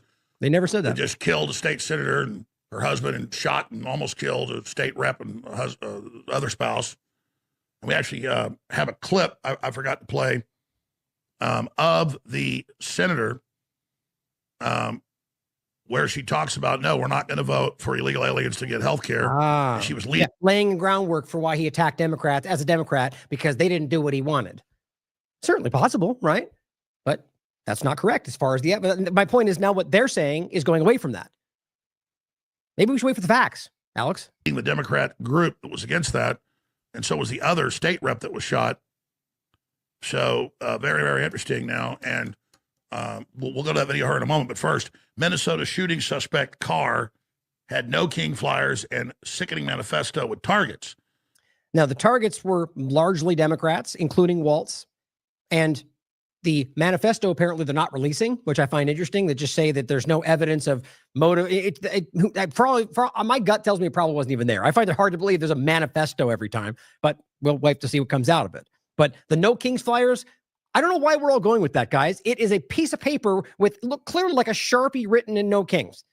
You can call that a No Kings flyer if you want. That's just a flyer. You know what people think when they see that. Like you're part of the event and you've got flyers for the event. That's something somebody wrote out and then printed at their home. It just, that feels very clumsy and contrived to me. Police warrant the suspect in Minnesota shooting had a list of targets that include Representative Melissa Hortman and Senator John Hoffman, who both got shot. Speaker Melissa Hortman and her husband were killed, while Senator John Hoffman and his spouse were injured critically as police discovered their names were on a list. The suspect in the horrifying Minnesota lawmaker shootings had a sickening manifesto listing names of other potential targets and No Kings flyers in his car, piles of them, been handing out. Speaker Melissa Hortman and her husband. Oh, he's been handing them out now. We know he's been handing them out? How do we know that? You know, little tidbits that get thrown in there. There's no indication that we know he was handing anything out. That's the assumption. But I think that's important to point out. Were murdered for politically motivated reasons, the police say they believe. You know. And it goes on from there. Minneapolis shooting live, Representative Melissa Hortman and husband dead in politically motivated assassination. And here she is, literally just last week, talking. And the word was she was about to leave the Democrat Party. Well, now her spirit has left this plane. Here it is. Right. And she's going to play the video for the bottom line. You're trying to construct a narrative around what you want the reality to be. Now the reality has changed, so we'll just put it behind us, right? Is that how journalism goes? I prefer to wait for the facts, and I think that's what we all should be doing. This is the raw story about this conversation. Alex Jones, that was the older one. The current stuff going around is what you'll see here. And it says Alex Jones meltdown over Minnesota shooter being huge Trump supporter. And honestly, the engagement from a lot of these people right now seems to be dramatically dropping, which gives me some hope that there are honest people out there that are finally starting to see that there's a lot of nonsense. Was Vance Bolter a No Kings organizer, as he claimed? There is no definitive evidence that he was involved with the, well, you know already because you're objective. Could be, certainly, but I haven't seen the evidence, so I wouldn't make that claim. But some people do. Damn assassin is strong Trump supporter, best friend reveals. This is from yesterday. The suspected assassin, and still, by the way, the suspected assassin, which is interesting that we're not, that's what we tried to stress the day before yesterday. He had a mask on. They claimed they chased him, and they found the mask in the back. How is it that we pretend we know? Well, the car, right? That's how we know it's not a police car, by the way. And I have many other examples and video and images. But that's not proof, right? And so it's clearly suspected. So now a lot of the, and I was going to get into, I'm not going to go over today because it's very much speculation, like really a whole cloth speculation, but discussing on different people discussing out there that the point would have been that this was somebody they were trying to set him up. and then local police got in the way, which that's logical. That would line up for me, but we'll have to wait and see what comes out. But what's interesting is that does line up. That ultimately it would be that they wanted it to end up to be no Kings Flyers, the Democrat. But then how does that line up with all the rest we've talked about? That's up for you to decide. And we don't know is the point. That's the honest assessment of this. But I think it's relevant. The person that they say was there was tied to security contracts, seems to be some kind of security contractor mercenary type working in the most dangerous place in the world. All this is concerning. Let's put it that way. David Carlson told reporters Saturday the suspected killer, Vance L. Bolter, voted for Trump, MAGA president, last year. The revelation came after Republicans such as Musk painted Bolter, who was appointed to Governor Walz's workforce development board, that his old friend there said it was just a community thing and didn't really support him, as a violent leftist despite his pro-life views and his plan to target dozens of Democrats. Then they did, all of them. DC Drano, the rest, they came out and said, these people are maniacs. It's all about the Democrats. Now, at the very least, if they're honest, they would say, well, that doesn't make sense. But what they're doing is acting like those are Democrat lies. Maybe. They don't seem to be lies. But if you can prove that, I'd love to see your evidence. But that's not how it works. Bolter and his wife, who were detained for questioning on Saturday, were registered Republicans while living in Oklahoma. Oh, that certainly seems to be evidence, according to the public records. However, Minnesota does not require people to select a party. So let me say that again. Vance Bolter, who they're telling is a deranged Democrat that killed everybody, certainly could be, was registered Republican. Now, I again want to stress that I think importantly to take this as a nonpartisan manipulation. Imagine if a foreign government wanted to cause chaos in this country. How would they ultimately do that? Well, seeing as how we're stoking these racial political dynamics, that is a very easy thing to do right now. Personal opinion. Last on this, again, here's what he posted. DC Drano, June 14th. The No Kings protest is officially a domestic terrorist movement. What is this bombshell evidence from this great journalist? Some Sharpie written printed pieces of paper that say No Kings on it. Well done. But this person says, fact check this post, Grok. And it says, the claim that No Kings protest is domestic terrorist movement lacks evidence. That was shocking. Just funny to me. That's just his broad statement. Talking about the larger conversation, obviously things that I think are far more relevant to what's going on in the world, Jason Bassler simply wants to point something out in a large sense that I think we should all consider. Everyone in the political field, partisan more than anything, feels driven to take a side all the time. Whether it's a country, whether it's a political side, Jason comes out and says, I do not stand with Iran. I do not stand with Israel. I do not stand with Hamas. I do not stand with Russia. I do not stand with Ukraine. I only stand with the people trapped under regimes that wage war and sacrifice our lives for power and profit. I love that. I think that's very well put, because the point is, what we're discussing every day is supporting the people that are suffering in all of this, not the government of Iran, not the government of the UK or the government of Israel or the government of the United States. I frankly would be happy if all those things completely vanished. The bottom line is that we have to fight for the people that are being suppressed, subjugated, persecuted, most importantly, by their own government. That applies to Americans, Israelis, Iranians, same point. And that's why it's so frustrating for those that need us to take a side, left, right, Israel, Hamas, when they confronted with what we're saying, the only thing they can do is try to force you into one of the sides and say, you're just a secret Democrat or you're just a secret MAGA terrorist. Not true. But that's the best they can do. And that's the whole anti-Semitism ploy and the rest. These things are falling to the wayside and people are seeing through them. Jason doing good work. Now, on a quick point about Gaza, before we get to Iran, Dan Sheehan points this out. I find it really does blow my mind, these kind of headlines. It says, a grotesque headline befitting a grotesque reality. This is what the Guardian wrote. Strikes on Iran ease pressure on Israel to end starvation in Gaza. How is this the world we live in, where it's publicly acknowledged to the point where the Guardian's headline acknowledged that they're starving people in Gaza, but because they bombed Iran, the pressure has been removed from them to stop doing that? How in the world? It's you want to believe that's not the world we live in. Not only do they know, they're acknowledging that they know, and that everyone is allowing it to continue because, well, they bombed Iran and we're focused over there right now. Insane. Now, on that note, this is the reality, and this has not stopped. Remember I think it was the first, whatever that the food corral lines were created, and they started shooting people when they showed up for food, and then lied about it, and they got proven they were lying, and they adjusted their story, and then they lied about that, and they got caught lying about that, and they adjusted their story again, like they continue to do. But then the whole point was we didn't really do that, and then for 3 more days in a row, with really no fanfare, no coverage, they shot more people, and then again on the 5th day. And every day since, it seems they've been massacring people, and people are distracted. Scenes of daily journey and suffering of humiliation endured by thousands of Gaza residents, starved by the Israelis and driven into U.S. firing squads. Just so we don't forget what's happening in Gaza. This is what they're dealing with. All you're seeing down there is all this aid that's thrown and screwed about in the sand. And, and when they decide to, they casually open fire on them, which happens all the time. But they're starving to death, you understand. So what else are they going to do?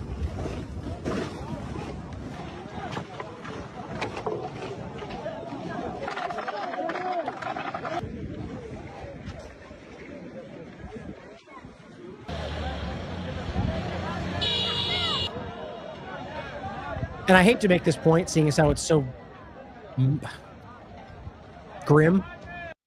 But take note of what you don't really see a lot of, guys. What do you see? What you're missing mostly in this is old people, young children. You know why? Because they're dead, because they're dying, because they're not able to survive when they're feeble and decrepit, and they're dying, and they're getting sickness, and the children too. It is the worst thing I've ever had to experience, or even just cover in my entire life. Watching what's happening day after day after day of just sadistic torture of these people. And then they laugh about it. They post videos about why it should be worse. The corporate media in Israel talks about why we need more of this. You've got IDF members making jokes and little skits on TikTok. You have public statements by their politicians saying we need to kill all of it right up until this day. And yet we can't still have the bottom line to make it clear. Our governments don't care. They're so determined or so blackmailed or so controlled to not do it that where we can be shoving it in their face and they're going to tell you you're racist, as they know that you have an influence over what they do. Not that they think you need to vote for them. I think they know that's not the truth, but they know they need you to think that. And yet they'll still stand there, Nancy Mace and the rest and whoever else, left and right, by the way, and just adamantly force down like their own constituents. And they will tell you, get out of here, you're a racist, go support Hamas. As they know they're providing weapons and helping starve them and, supporting a rapist terrorist regime. Funny, the same things they were saying about Hamas, even though the evidence has been completely lacking. And now we can prove 75 times over that's quite literally what they're doing. Not every Israeli, not every Jewish person, but quite clearly the Israeli government. How long are we going to allow it to continue? Here's Ministry of Health in Gaza. This was today. 20 killed, more than 200 wounded. Again today, every single day. Why? Because they were simply going to get food from the American distribution center in Rafah, and they were shot down every single day. Video, postings, doesn't matter. No one seems to care. At least I know you guys do. The people that have the influence that might be able to shift the conversation don't care. They're either paid not to, blackmailed not to, or literally don't care. This is these kind of points. This is why actual revolution happens. Things just like this. The idea that people can feel so frustrated that we can watch this, not for a month, for a week, for a year, or for 75 years. Ongoing rape and torture and murder and suppression and laughing about it, the sadistic coverage. And yet you're told you're wrong. To the point now where the entire world sees this and they just go, we're not going to do anything about it. This is why people then make the decision to take radical action. The problem today is they've already prepared for that. They know that they can use it. So when somebody stands up and does something violent, which I never advocate for, they spin it around and say, see, that's what terrorists do. That's what rape is. It's confounding. But moment by moment, people are seeing this. And I still argue that simply highlighting this stuff is, part, not entirely, but part of what we need to keep doing no matter what. Drop site news. Israeli forces raided the cells of Palestinian captives captives, of course, hostages, people that haven't committed any laws, people that are simply locked up there because they're there and Palestinian, after allegedly expressing joy during rocket fire on Israel. So this is the kind of petty, small, this is, what's the right word for it? When I talk about people that have gained power, that don't deserve it, that's kind of feel like it from this. These are Israeli soldiers. Not only did they decide to raid jail cells, right? So people that they have on lockdown in secure rooms, they decide to raid them. Okay, explain that for me. And then film it.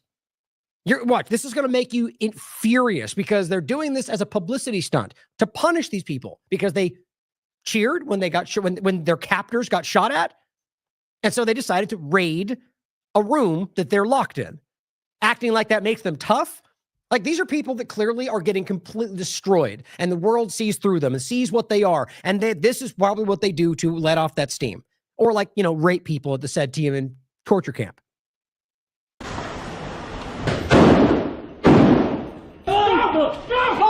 Look at this. Are you kidding me? Are they gonna have guns in there, or are they gonna be ready to fight back? Guys, they're inside of a locked cell. They probably get tortured and beat up every single day. Do you realize they threw flashbang grenades as they ran up the stairs? These guys are children, guys. There's nobody. They're in their own prison, you understand? And this was the production they put on and then posted this like they were proud of it. What are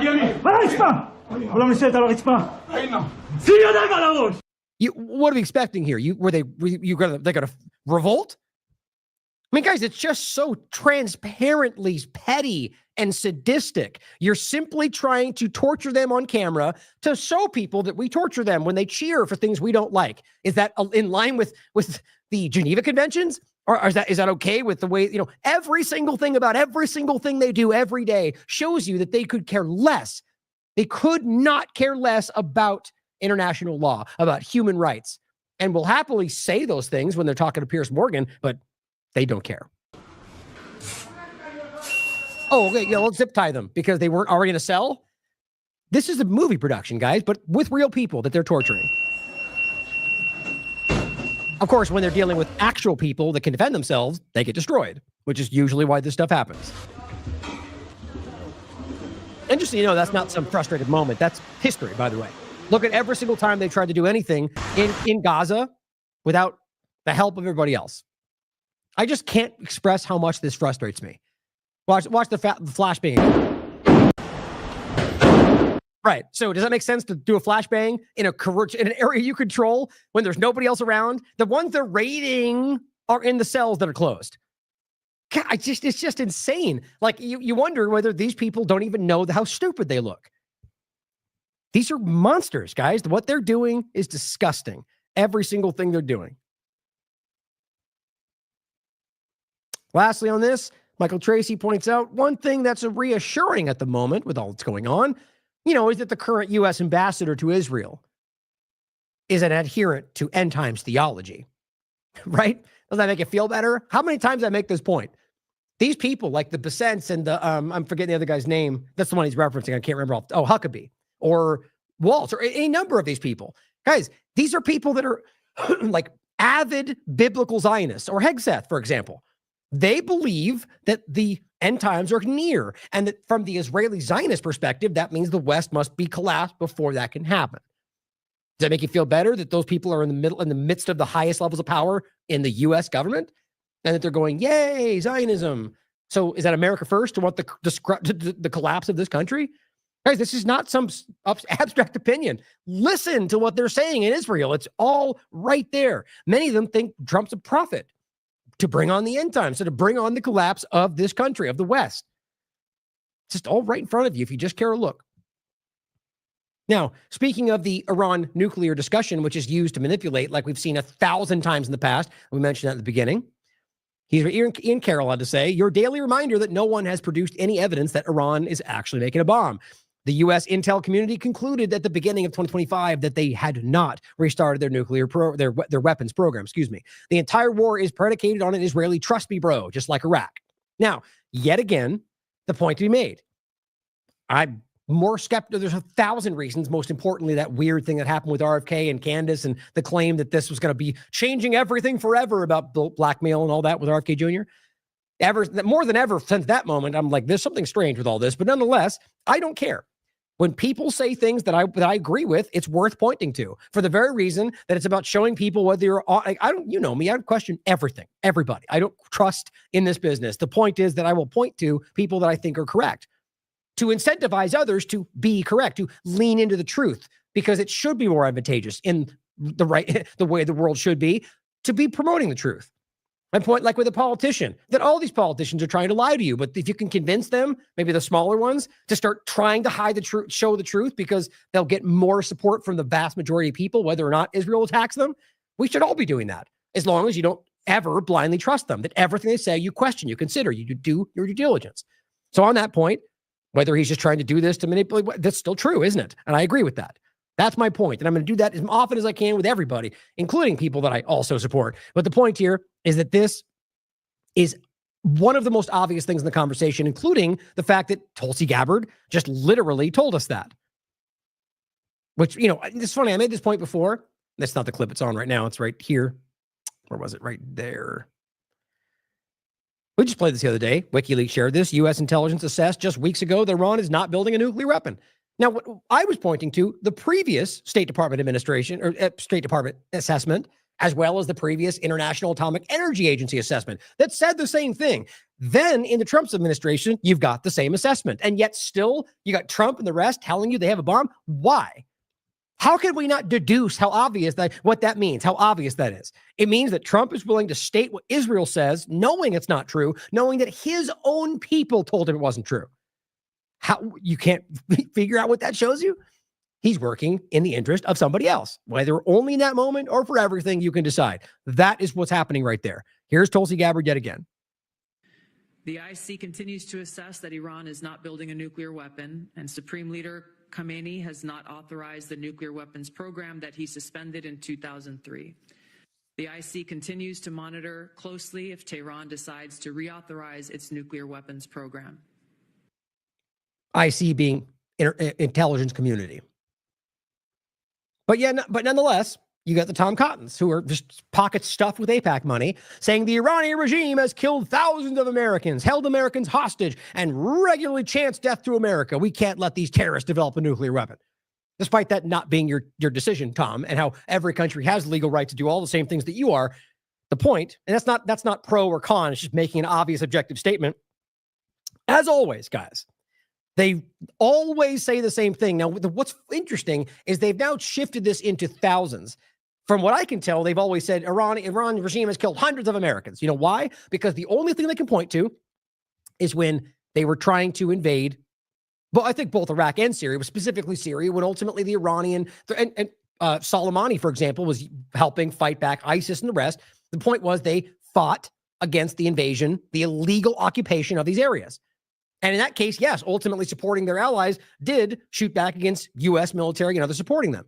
But if you're really going to pretend that suddenly they're a terrorist because they're defending their territory, imagine if a foreign country invaded Florida. And as they were invading, you shot at them and then they called you terrorists. That's where this is.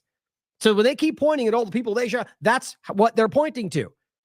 Pretty hard to make that statement. But then you realize when you stand back and look at the big picture, as I just said yesterday, if you compare every single thing that they've claimed, let's just say you pretend that everything they ever said about Iran is true. Everything. You pretend it's all true. And you compare that to what you could prove the U.S. and Israel have done. Doesn't even pale in comparison. Then you compare it to what we actually know Iran's done, which is a fraction of what they claim. It's obvious, guys. They're misrepresenting the situation. But just hear that again. They're making claims about what Iran is doing in the world. And if you pretend all of that is true and then compare it to just what you can prove the U.S. has done, not what it's actually done, which is even more, it's not even close. These are objective statements, guys. And it's just crazy that people like this will push you into a war for Israel, like we've seen 1,000 times over. And this is interesting. More of these, this is Global Eye News I'm not familiar with, but 533,000 followers, another manipulative platform, apparently. It says, Iran officially suspends cooperation with the IAEA, the International Atomic Energy Agency, cutting off access to nuclear sites, data inspections. You know why that's being stated? Because they want you to go, oh, they're trying to hide something. Well, even Twitter says, wait, never mind. Tehran has not suspended all that cooperation, but rather extra inspections or monitoring. all monitoring required by the law still applicable. Right? So why would Iran allow them to do anything over the top of what they're required to do when they're bombing them? But yet still is actually allowing what is required by law. Think about that for a second. That they're being bombed by Israel and the United States. That's the reality, even though it's Israeli bombing. And they're still allowing these things to happen. The investigation, knowing these things are manipulated from outside forces. You have to make note of these obvious points. Now, here's a clip that I played in the beginning that you should hear again. This is Glenn Greenwald. It's been a bit surprising that Israel and its AIPAC-funded U.S. loyalists haven't tried even a little to change the 2002 Iraq war propaganda script, despite how disgraced and debunked it is. You can wait one generation and haul out even the most discredited war justifications. I mean, I agree with the sentiment, but I disagree that's where we are, like in the sense that you can do that. I think people they're not buying it. But what's interesting is I don't think it's because they thought it would work. I think they don't even, since October 7th forward, I think one thing we've become really aware of, I don't know if it's always been this way, it seems like it might have been, that they're just bad at this. Like whether it was racism or just control or blackmail or whatever it was that allowed people to ignore everything this long, their propaganda, from the fake calendar thing to the fake book to the I mean, they've been caught in the most embarrassing, like shockingly obvious bombastic lies just since October 7th, but plenty before that too. And so I think they just went with what they thought. They just went with the narrative because there's like no self-reflection, or rather just hubris. I don't really know. But here's AIPAC from today. America is safer because Israel took action to prevent our shared enemy from acquiring a nuclear weapon. We just went over this the last show, actually, too. And somebody asked Grok when they said, we were responsible for stopping Iraq. Israel said that. And somebody asked Grok, hey, Grok, how many Israelis were on the ground fighting in Iraq? And it said 0. So it just simply proved to you that nonetheless, they're telling you one of two things. Either admitting that they are controlling the U.S. government, which is clear, or that they are pretending they were fighting and taking, I guess, the credit, if you want to call it that, for invading Iraq. Both points are very relevant. Here's what Bush was saying. Don't miss how clearly this is where we are again today. Information from a high-ranking Iraqi nuclear engineer who had defected revealed that despite his public promises, Saddam Hussein had ordered his nuclear program to continue. The evidence indicates that Iraq is reconstituting its nuclear weapons program. And in case I don't imagine I need to say this, but in case you forgot, this is a lie, right? We know that. They've been caught. Blair was caught. They were all caught for knowingly lying about weapons of mass destruction. So let that flavor what's going on today. Saddam Hussein has held numerous meetings with Iraqi nuclear scientists, a group he calls his nuclear mujahideen, his nuclear holy warriors. Satellite photographs reveal that Iraq is rebuilding facilities at sites that have been part of its nuclear program in the past. Iraq has attempted to purchase high-strength aluminum tubes and other equipment needed for gas centrifuges, which are used to enrich uranium for nuclear weapons. If the Iraqi regime is able to produce, buy, or steal an amount of highly enriched uranium a little larger than a single softball, it could have a nuclear weapon in less than a year. And if we allow that to happen, a terrible line would be crossed. Saddam Hussein would be in a position to blackmail anyone who opposes his aggression. He would be in a position to dominate the Middle East. He would be in a position. So does that not by logic mean that that's what they can do too? Yes. So really, they just don't want them to have the power that they do. And on top of that, let's not forget that the U.S. government was an ally of Saddam Hussein against Iran, and they gave him chemical weapons to use against Iran. I mean, you can't just ignore all this stuff. Like, you can't then switch in. Well, same goes for all of them. Osama bin Laden was an ally until he wasn't anymore. The Washington Post on a headline called Osama bin Laden a warrior of peace until suddenly he was the bad guy. Interesting how the biggest boogeyman of the world always seemed to be first a U.S. ally before they're suddenly not. To threaten America, and Saddam Hussein would be in a position to pass nuclear technology to terrorists. Some citizens wonder, after 11 years of living with this problem, why do we need to confront it now? And there's a reason. We have experienced the horror of September the 11th. We have seen that those who hate America are willing to crash airplanes into buildings full of innocent people. Our enemies would be no less willing. In fact, they would be eager to use biological or chemical or a nuclear weapon. Knowing these realities, America must not ignore the threat gathering against us. Facing clear evidence of peril, we cannot wait for the final proof, the smoking gun that could come in the form of a mushroom cloud.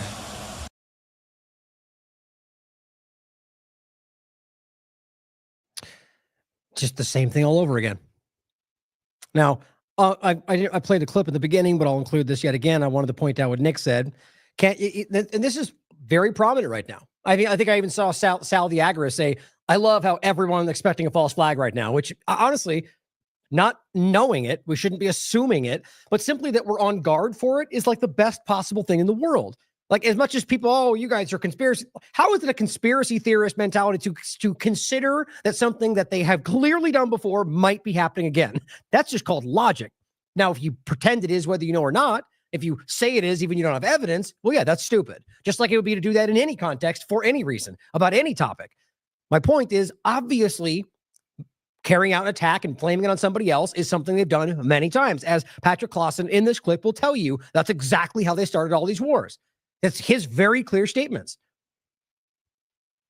To the point is he said, "I can tell you without a doubt there's a false flag incoming to tie the U.S. into this conflict directly." Now, I can't, saying we know that for sure, I wouldn't agree with. Which is when Trump says they've done nothing to us, it means he's waiting until they do, and do they will, because it is at the best behest of the Zionist puppeteers. And the point is to show you that everyone feels this coming.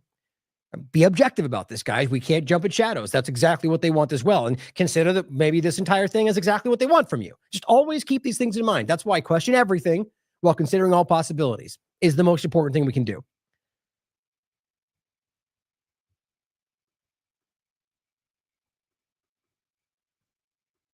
I frankly think that crisis initiation is really tough. And it's very hard for me to see how the United States president can get us to war with Iran. Which leads me to conclude that if, in fact, compromise is not coming, that the traditional way of America gets to war is what would be best for U.S. interests. Some people might think that Mr. Roosevelt wanted to get us into World War II, as David mentioned. You may recall we had to wait for Pearl Harbor. Some people might think Mr. Wilson wanted to get us into World War I. You may recall he had to wait for the Lusitania episode. Some people might think that Mr. Johnson wanted to send troops to Vietnam. You may recall we had to wait for the Gulf of Tonkin episode. We didn't go to war with Spain until the until the Maine exploded. And may I point out that Mr. Lincoln did not feel he could call out the Federal Army until Fort Sumter was attacked, which is why he ordered the commander at Fort Sumter to do exactly that thing which the South Carolinians had said would cause an attack. So if, in fact, the Iranians aren't going to compromise, it would be best if somebody else started the war.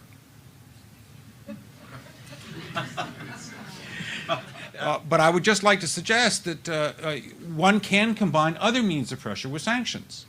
I mentioned that explosion on August 17th. We could step up the pressure.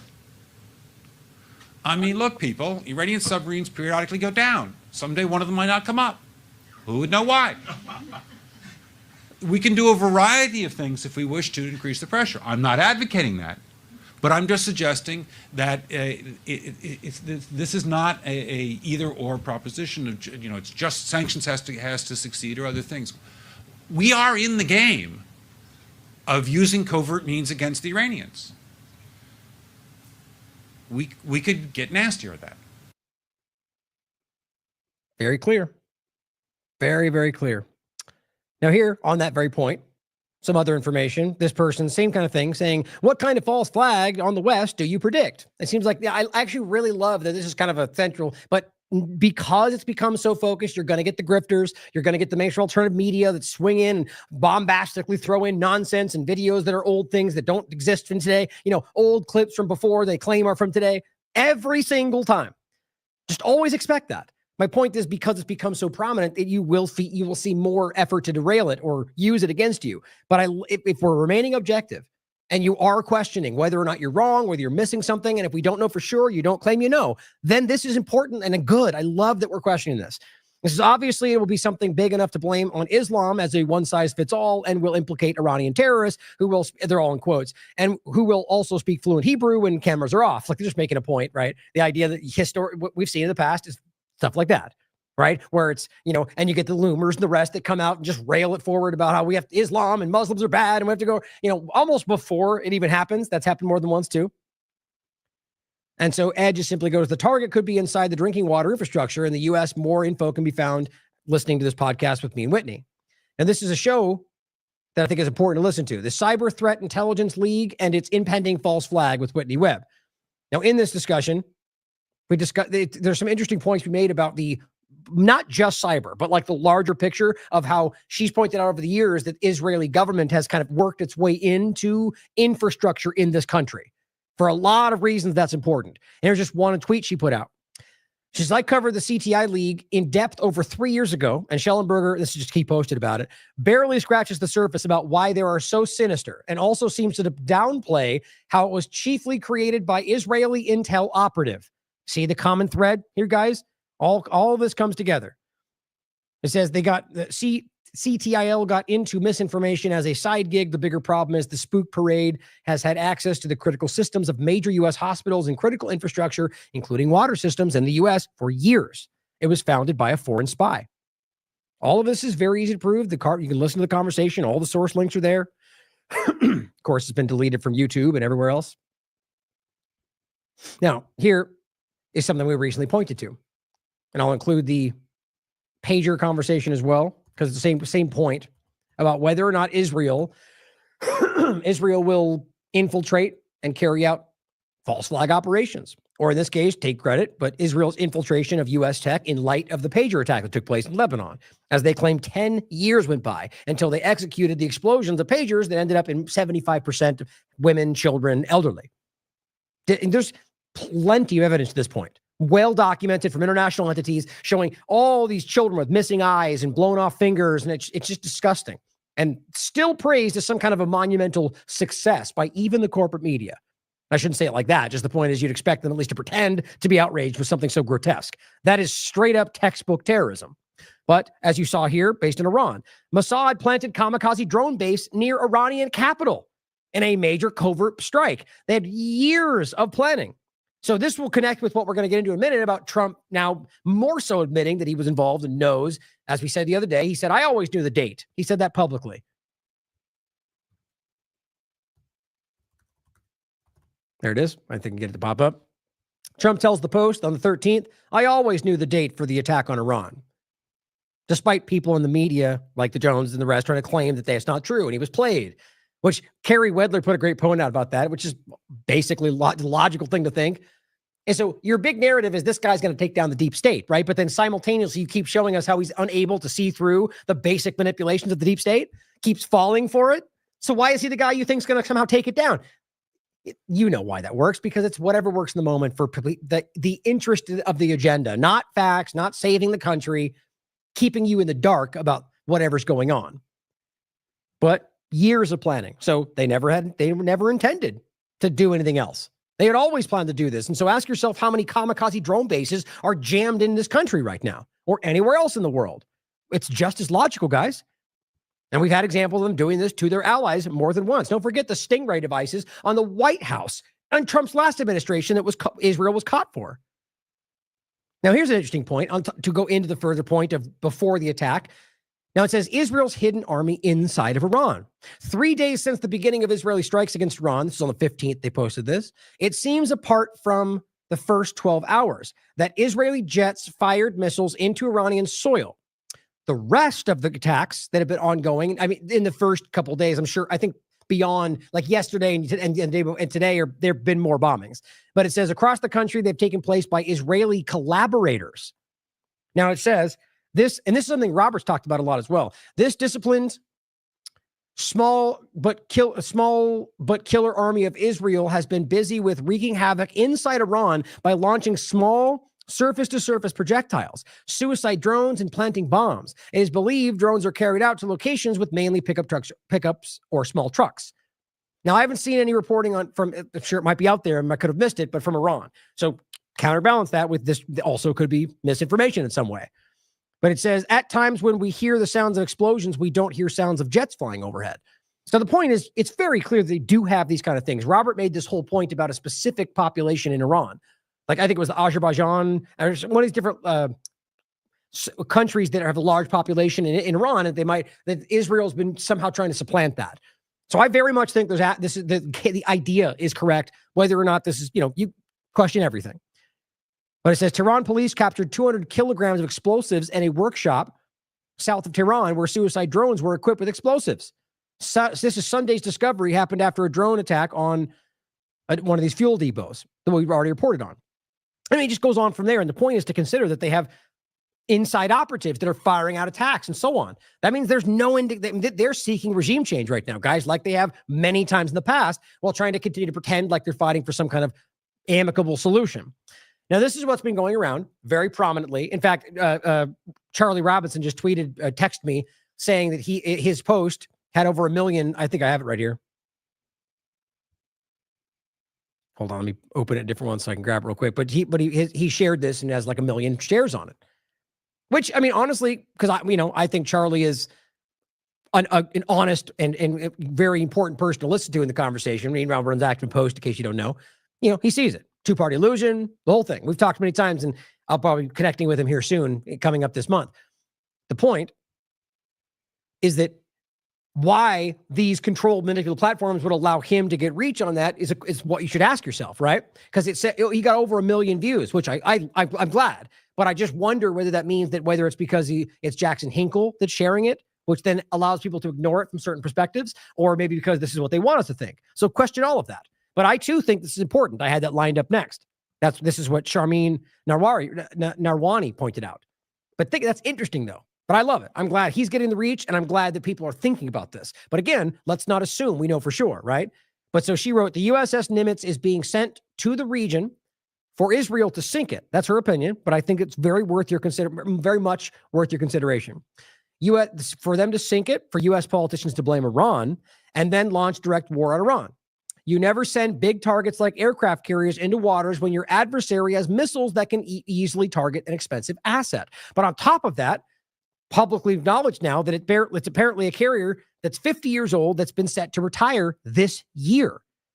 So it's kind of like the most obvious expendable asset. All that's to be said, that consider it.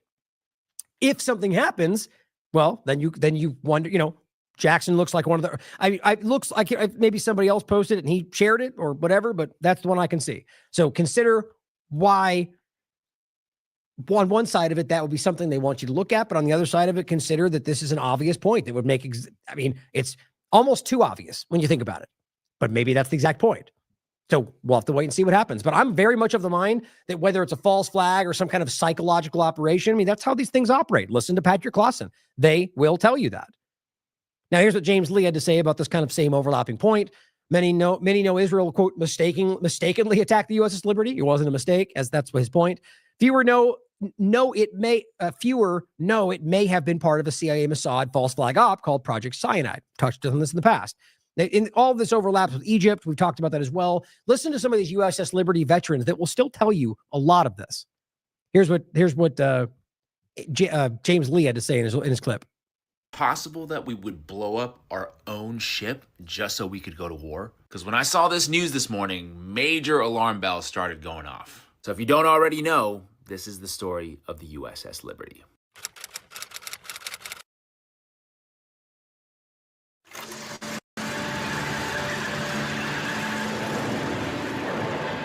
The Six-Day War of 1967 forever reshaped the Middle East, solidifying Israel's position as a dominant military power in the region. But the lead up to this conflict was marked by intense geopolitical maneuvering and escalating tensions, including the threat of the Soviet Union joining the conflict on the side of the Arab nations. During this period, U.S. foreign policy was also shifting. President Kennedy had maintained a balanced approach in the Middle East, supporting Israel while trying to remain neutral. But after his assassination, President Lyndon Johnson took a much stronger stance in favor of Israel.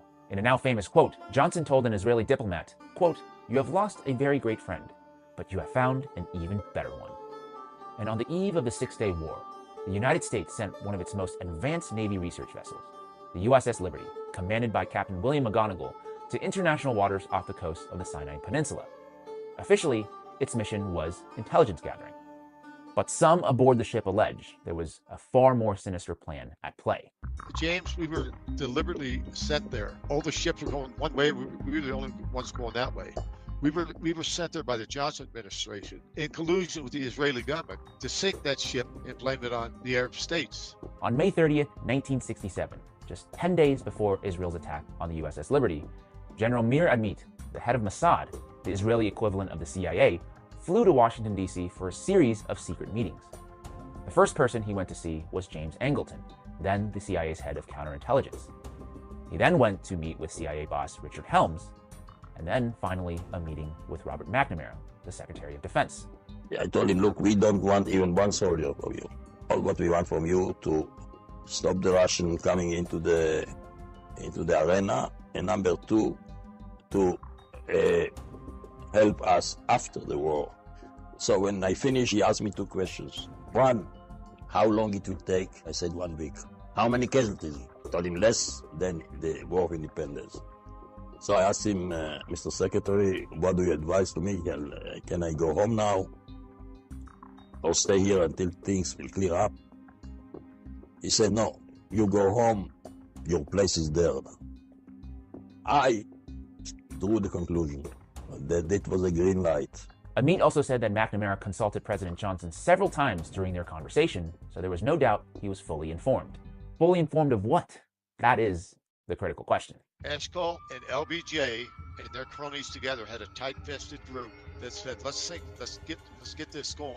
This attack was probably planned a year in advance. Jim Ennis, an officer aboard the USS Liberty, later found evidence, meeting minutes dated from April 1967, from a secret group called the 303 Committee, that revealed the Liberty was part of a larger plan, codenamed Cyanide, devised by Israeli and American intelligence to invade Egypt and overthrow its government. Operation Cyanide was a joint Israeli-American venture using submarines and other covert-type intelligence gathering efforts against the UAR. There was nuclear aircraft, SAC airplanes, on their way to Cairo, even before we got attacked. In his book Operation Cyanide, investigative journalist Peter Hunem recounts a chilling story from the early hours of June 8, 1967. Jim Nanjo, a U.S. Air Force pilot stationed at Beale Air Force Base in California, was abruptly awakened between the hours of 2 and 4 a.m. by blaring klaxons. He and his fellow aircrew quickly scrambled to their B-52 bombers, reportedly armed with thermonuclear bombs, and were ordered to wait at the end of the runway for further instructions. They remained there for what he said was 4 to 6 tense hours, awaiting a potential go code that could have sparked World War III. Finally, a coded message ordered them to stand down, and the emergency was over. However, Hunem noted something strange. The klaxons had sounded between the hours of 2 to 4 a.m., before the USS Liberty was attacked at 5 a.m. California time, suggesting that the U.S. military and President Johnson had knowledge of the impending attack on the Liberty. Meanwhile, back in the Mediterranean, the Liberty was under a deadly assault by Israeli fighter jets and torpedo boats. A declassified CIA document from November 1967, still partially censored, is quoted as saying the then Israeli Defense Minister Moshe Dayan personally ordered the attack on the ship, and that one of his generals adamantly opposed the action and said, "This is pure murder." In 2017, Israeli newspaper Haaretz published transcripts proving that the Israeli pilots were aware the Liberty was an American ship. This is an American ship. Do you still want us to attack? Yes, follow orders. But sir, it's an American ship. I can see the flag. Never mind, hit it. While the ship was getting bombarded, the crew of the Liberty desperately tried to send distress signals for help. The 6th Fleet, stationed nearby, received the calls and immediately scrambled rescue planes to aid the beleaguered ship. But inexplicably, no planes ever arrived. Captain Telly, a friend of mine, he became a good friend. He's passed on now. He said, we sent aircraft off. They were called by Washington from McNamara. Even before they hit the horizon, they were called back. That quick. They sent another volley out after it reconfigured, and then Johnson got on the phone. He says, you better turn those GD planes around. I don't care if every sailor on that ship gets hurt or whatever, killed, but they left us out there to die. That's what our government wanted. That's what Israel wanted. But by the grace of God, the Liberty did not sink, and the crew, many badly injured, many dead, limped to the nearest U.S. port in Malta. It was a complete cover-up from day one. I mean, day one, it was covered up. And it's still covered up 57 years later. In the days after the attack, the surviving crew of the Liberty was greeted by Rear Admiral Isaac Kidd, who was in charge of the official investigation. Only except, according to Turney, there were certain facts the Admiral apparently didn't want to include. We were boarded by Captain Ward Boston and Admiral Isaac Kidd. The Admiral came in, threw the stars on the table, stainless steel table there. He says, talk to me just like I'm your dad. You know, it was great because it was a great relief for me, I thought. And we all told him our story, and I told him exactly what I saw, what I thought. I told him about the torpedo boats getting shot up, you know, napalm dropped on our ship and everything like that. I mean, he could see it, he knew it. And he looked at me and he says, listen, he put his stars back on. He says, listen, don't you ever breathe a word to anybody about that. Or many of the guys got fines, but he told me fines, imprisonment, or worse. Worse? Whoa. The only official investigation conducted by the U.S. Navy Court of Inquiry, released less than 2 weeks after the initial attack, ignored much of the testimonies given by the Liberty crew and concluded that, quote, available evidence combines to indicate that the attack on the Liberty on the 8th of June was in fact a case of mistaken identity. The New York Times ran a report about the attack on June 9th, but much of that article was buried on page 19. After the Liberty returned to the U.S., it was quietly decommissioned and sold for scrap. The crew members who continued their naval service were reassigned, but never together. Captain McGonigal was awarded the Congressional Medal of Honor, but in secret at the Washington Navy Yard by the Secretary of the Navy, rather than at the White House by the President. This represents the only time a Medal of Honor recipient was awarded in such a manner. Those who left the military were threatened and coerced into silence for decades. I'm in San Diego. My wife and I are at the bar getting a drink, waiting for a table. This guy comes up next to me. He says, oh, you run the USS Liberty. I says, yeah, how'd you know that? He says, I know. And he had a watch, big, like a camera watch. He had it right in my face. I said, hey, but get that thing out of my face, you know. And you just tell me the best thing to do about the Liberties, you know, just leave it alone. Just leave it alone. I said, who are you, Mossad? He says, yeah. So yeah, that's intimidation as far as I see it. Was he really Mossad, or was he really wasn't? It didn't matter to me. I got the message. But after many years, the captain of the Liberty, William McGonigal, shortly prior to his death, in a speech at Arlington National Cemetery, finally broke his silence about the Liberty. For many years, I had wanted to believe that the attack on the Liberty was pure error. It appears to me that it was not a pure case of mistaken identity.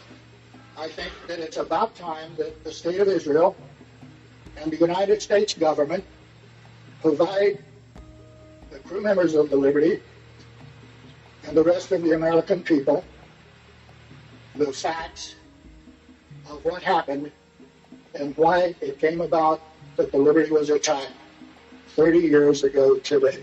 And fast forward, it's been another 25 years since, with no investigation to speak of.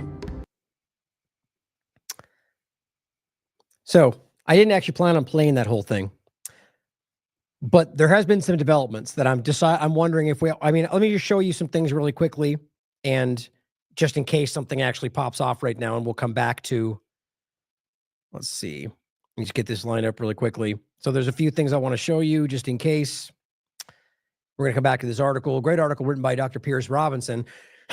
But this is what just got put out by Donald Trump. And we're going to come back to this. White House shared this. This is from Truth Social. Iran should have signed the deal. I told them to sign. What a shame. A waste of human life. Simply stated, Iran cannot have a nuclear weapon. There's no legal justification for any of that. I said it over and over again, he says, because that's his statements are are gospel, apparently. Everyone should immediately evacuate Tehran. That's what he just wrote.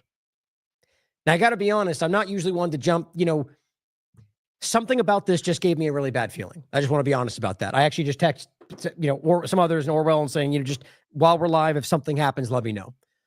But I really hope that does not mean what I think that means in regard to what the allowance of Israel can do.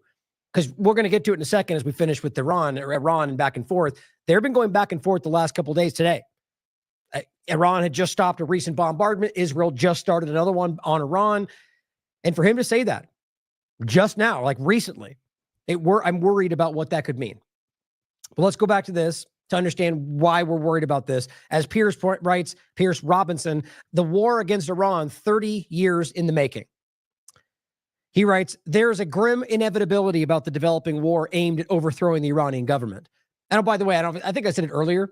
Go back and look at TLAV, the LastAmericanVagabond.com, and the decade of work around the point of the different examples of, almost every administration attempts to overthrow Iran and failed more than once, being caught for destabilization. And many times. He goes on to say, it might not seem this way for the millions of Westerners who have become indoctrinated through propaganda to believe that all events in the world have nothing to do with us, in quotes. I suspect that our legacy media, formerly known as the mainstream or corporate media, will naively present current events as some kind of reasonable military action aimed at deterring Iranian nuclear capabilities.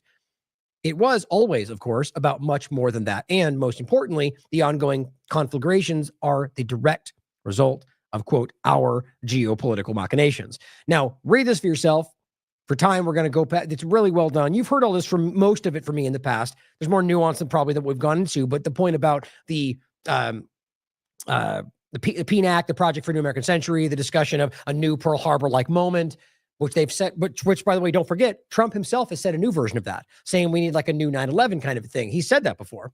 The point is that all of this is discussing the reality of the history, knowing this has been manufactured, U.S., Israel, lying about WMDs in Iraq. It's all we've talked about. He points out, and now this belligerent policy of creative destruction designed to keep at bay the reality of a changing world in which the West no longer dominates, has possibly arrived at its endpoint, the destruction of the existing Iranian government. Talk of preventing Iranian nuclear capability is simply another variation of the deceptions used over Iraq, WMDs, and Syria, chemical weapons. The concern is not with whether Iran has the bomb. The concern is with removing a government that opposes the regional hegemonic ambitions of Israel and the global hegemonic objectives of the West. Globalism, despite the cries of the people that pretend like that's not the thing, despite floating that for years now.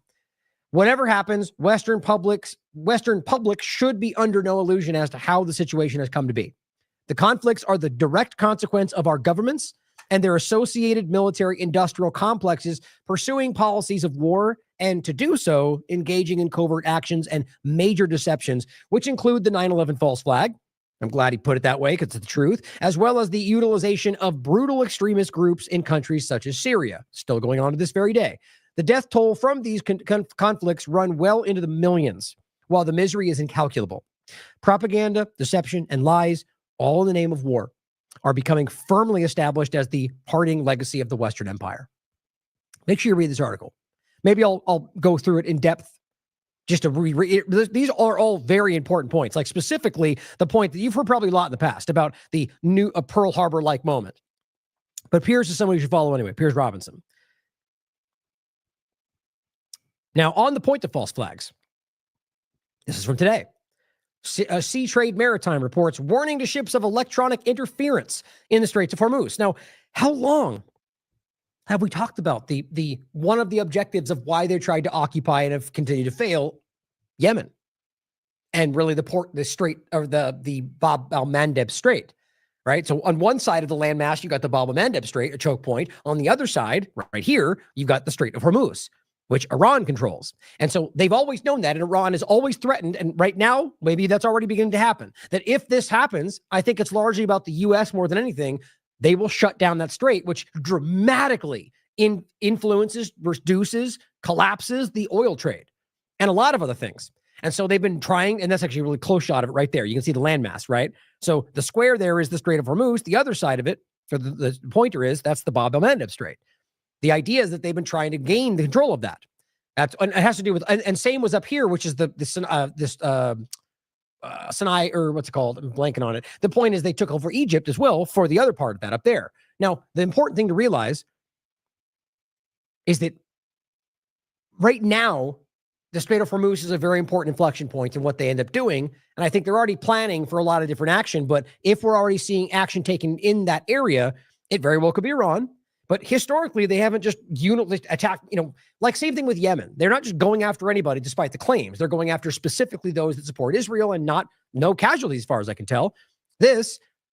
I get the feeling of something different, something of more like a false flag dynamic. That's why I included it here. Either way, just to recognize there are reports of electronic interference in this area. I wonder how that's going to play out. Here is a weird example. Now, these are all just things that stood out to me. I want to include under the kind of category of potential false flag or just that idea. Suez Canal. Thank you. Yes, thank you. But there's another name I was looking for. The actual, not the Suez Canal, but and in the chat, like there's another name for the different body stretch right there, the water. But anyway, we'll come back to it if I remember. The point was just the choke points, right? So the connective landmass right there that Egypt controls, the Bab el-Mandeb Strait that arguably Yemen and the kind of the Horn of Africa right there controls, and then you have Iran and the Strait of Hormuz, which they do control. But here's another point. The Iron Dome apparently fired 2 missiles to intercept Iran's missiles, but the interceptors looped back and actually hit the defense battery itself. Didn't we just talk about this? Moments later, the Iranian missiles successfully hit the airbase. So my point was, just that, we was just calling this out. And Trump wants his own version of the fake defense system, the Golden Dome. Now, this is interesting. Whether that was designed to actually work that way so you could blame the attacks on something else, I've pointed this out so many times. The same thing happened with the Druze population in Syria area. Remember where the kids playing soccer got bombed. They blamed it on the other group. That was their missile. You could prove it. It came right back down from their supposed defense system.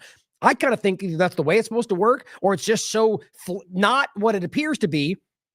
Money laundering? I don't even know. But clearly there's enough history that shows there's something amiss with this.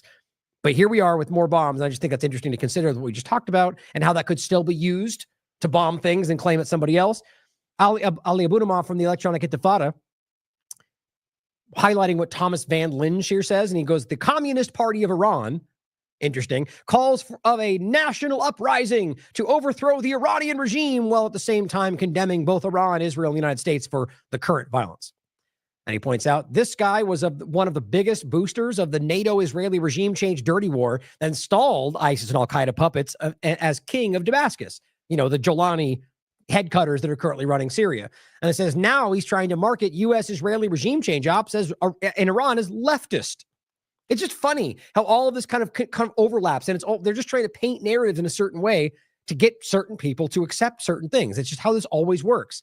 And I just thought it was an interesting point to overlap with the communist point of Jones and the rest, pointing back to the very uneventful No Kings discussion, despite the clear operation that went down there.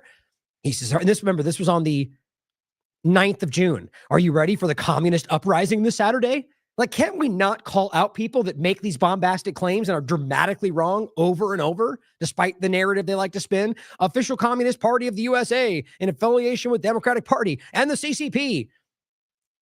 Now, I'm not saying disregard and consider all of it, but just recognize how clearly, like, we're in the midst of some obvious things, and him and Loomer are just like, China, China, China, or anything to get you focused in on the two-party illusion and back at ourselves instead of everything else going on around you.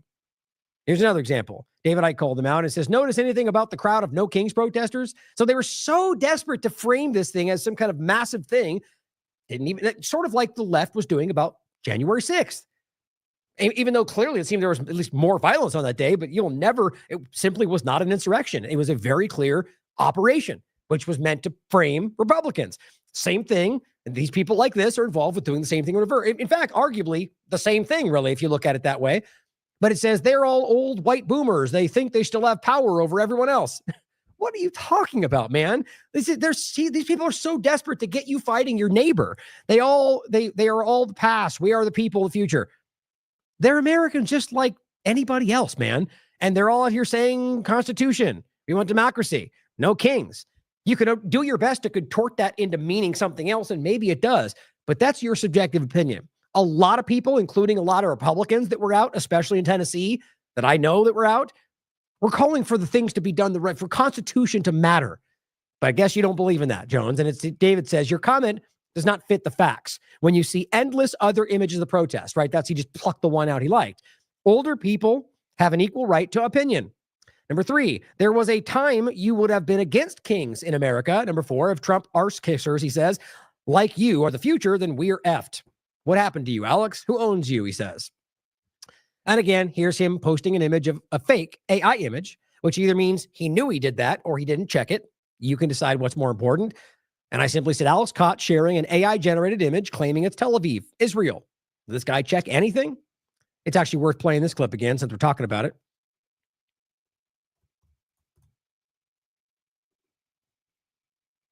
I am going to share a community story from our friend Richard Grove when he was at the InfoWars studio behind the scenes because of his documentary that he just filmed making State of Mind. And the commentary that he gave, observing that studio firsthand, was that they don't check their facts. They basically just run with it, and they do it way too fast. It's the same reason that, like, David Knight left the organization because he's like, yo, back off and with the it. fucking Stop Truth fucking it Stream up. kids. Yeah. So The True Stream, Grove, Knight, Greg Reese, on and on, right? Bill Hicks called, or is it Cooper called him a fraud. You know, one of the OGs in all of this. I think these things matter. And it's not about it's not about some personal vendetta, as much as people try to frame it that way. It's about main manipulators who are manipulating the conversation in very real and obvious ways to get that convince honest people to go in a direction that's against their interests. that's the thing. It's like, it's a nonstop thing. He's been like this for so fucking long. It's maddening. It's just ridiculous For a number of reasons, but you know, playing after fast the and loose with recent what bullshit, was going on was one of the reasons Burness gave for leaving InfoWars back in the day too. And another one. Now, here's the actual fact check on Twitter saying this picture was from an AI generated video and has no connection to the events. Now, Gen X Girl is calling out Laura Loomer for screaming what we already talked about in the last show about MAGA, and this is actually pretty funny, the point in this, but MAGA warns of jihadi sleeper cells. No evidence whatsoever to back this up, and I wouldn't deny that that's possible. Obviously, it's possible. But the idea that we have secret jihadi sleeper cells in the country, especially, well, let's take a step back and recognize that the people they're pointing to, the ISIS and Al-Qaeda's, that's U.S.-Israeli proxy elements, guys. Let's be honest about that. And people like this know it and don't care. They're fighting for a Zionist entity, clearly. The point is that to say that now is just trying to create the justification for division, for occupation, for suppression, for censorship, for surveillance, for attacking Iran. Like, these are the people that are destroying this country. Gen X Girl says Laura Loomer saw the headline and screeched, "I finally made it." Just making fun of her. This is an article from Newsweek that says they're called sleeper cells. And she says, but she didn't even bother to read the article, which is perfectly for the point today, which says she's a lying racist clown, which that's the article basically breaks down how there's no evidence to back it up. There's nothing. She's making it up. But you can read more for yourself. Now, let's talk about Iran in general, or rather the bigger picture of kind of what the somewhere a little background, but really where this goes for today. And this will be the end part of the show. Quite a bit more to get into, though. So here's a clip from Michael Tracy. Netanyahu claims that Iran tried to assassinate Trump twice. Now, you see where these narratives come from? Like, these things are being seeded through from an obvious point. And you get people like we just referenced who just repeat these things. Everyone, in fact, we pointed to today all made these claims with nothing to back it up. Tracy continues, strongly implying that Iran was behind the 2 assassination attempts in 2024, with virtually no pushback from the person he's talking to. He then goes on to thank Trump for, get this, the extensive U.S. involvement in the current operation. So now, if he was wrong about that, you'd expect Trump to say something. But it shows you either one of two things, which is probably both. That he is, or the government of the U.S. is acutely involved in this, which we all know if you're paying attention. But on top of that, that he wants us to know that that Trump can say that's not true. He'll come out and say it is true, and that nobody says anything more. He gets the last word. He's in control. I'm telling you guys, there's a thread of how they do this. He's done it over the years where he likes to boast about manipulating this government. There's leaked and public clips about him talking about pitting the left against the right or using our government or that they will do whatever he says, many different things like that. Here's the clip. People who chant death to America, try to assassinate President Trump twice, killed 241 of your Marines in Beirut, killed and injured thousands of American soldiers in Afghanistan and Iraq, try to bomb a restaurant in Washington, D.C., chant death to America, burn the American flag. Do you want these people to have nuclear weapons and the means to deliver them to your cities? Of course not. Yeah. So we're defending ourselves, but we're also defending the world. I want to talk about the nuclear threat, and I want to talk about President Trump. You just said Iran tried to assassinate President Trump twice. Do you have intel that the assassination attempts on President Trump were directly from Iran? No, he does not, but I'll let him finish. But the point is about the defending the world. I mean, it's got to insult everybody that they can even make a claim like that. While the world can see what they're doing, calling out the different genocides in multiple occupations in multiple locations, the explicit textbook crimes all over the world, and the fact that regardless of what you claim about Iran, look, I said this the other day, if every single thing they said, different point, by the way, if everything they said about Iran is true, it still would be illegal for what they just did. Understand that. If the bomb, the nuclear weapon, everything, what they did and the way they did it was textbook illegal. There's no declaration of war, nothing. There's nothing they're responding to. They just claimed what they wanted and they bombed them like they do everywhere else. And again, recognize they've said publicly they can legislate and do whatever they want anywhere in the world. International law does not restrict them. That's not my opinion. They said it in the Knesset more than once. So think about that. Defending the world? What evidence do you have in any way, shape, or form that Iran was any threat to anybody? Narrative is it. The bomb is what they're pointing to. That's been shown to be a lie, even by the current administration. Defending the world. No pushback from Fox News. And then, of course, is there any evidence about the claim that Iran was behind the assassination? Through proxies, yes. Through their intel, yes. They want to kill him. Look, he's enemy number one. He's a decisively... Oh, that was it right there. In case you missed it, that was the evidence. Yes, moving on. Yeah, understand, no is the right answer. There is nothing but the proxies, and they hate him, and he's number one. No one has ever produced anything that ever get anything, not even a report from intelligence. Not like we would take that at face value anyway. You see how silly this is? Leader, he never took the path that others took to try to bargain with them in a way that is weak, giving them basically a pathway to enrich uranium, which means a pathway to the bomb. Incorrect. Padding it with billions and billions of dollars. He took up this fake agreement and basically tore it up. He killed... Which is what gave them the legal right to enrich uranium that they point to. You understand how stupid that is? So now they're enriching uranium to a degree that they call a problem. The reason they're legally allowed to do that is because of him pulling out of the deal. That was what was written in the deal. They knew what they were doing because they know most people don't know these things. So they coordinated his pullout. They allowed them to do what they were allowed to do. Then they turned around and said, see, we told you. And that's where it is. And now they point to the enrichment as evidence of the claim, even though it's very clearly coordinated. Qasem Soleimani, he said, made it very clear, including now, you cannot have a nuclear weapon, which means you cannot enrich. He's been very forceful. So, well, see, he stopped his sentence there because that's very untrue. Clearly, you can enrich uranium for civilian programs. He tries to conflate the things to lie to people. The point is that they're not close. As much as they make these big statements, they've been lying about it for a century. The bottom line is that they need over 90% enrichment to create the material needed to make the bomb. They're not even at the enrichment yet. That's not going to, the point is that, of course, if they wanted to, they could. It's certainly possible that it's all happening behind the scenes, and that also would not be illegal. But what's crazy is he constantly tries to force in this idea that they are doing everything they're not allowed to do, even though every point you can prove it's exactly what was expected. For them, he's enemy number one. Yeah. Look, they also tried to kill me, but I'm his junior partner. When did you understand? Oh, Netanyahu's Trump's junior partner?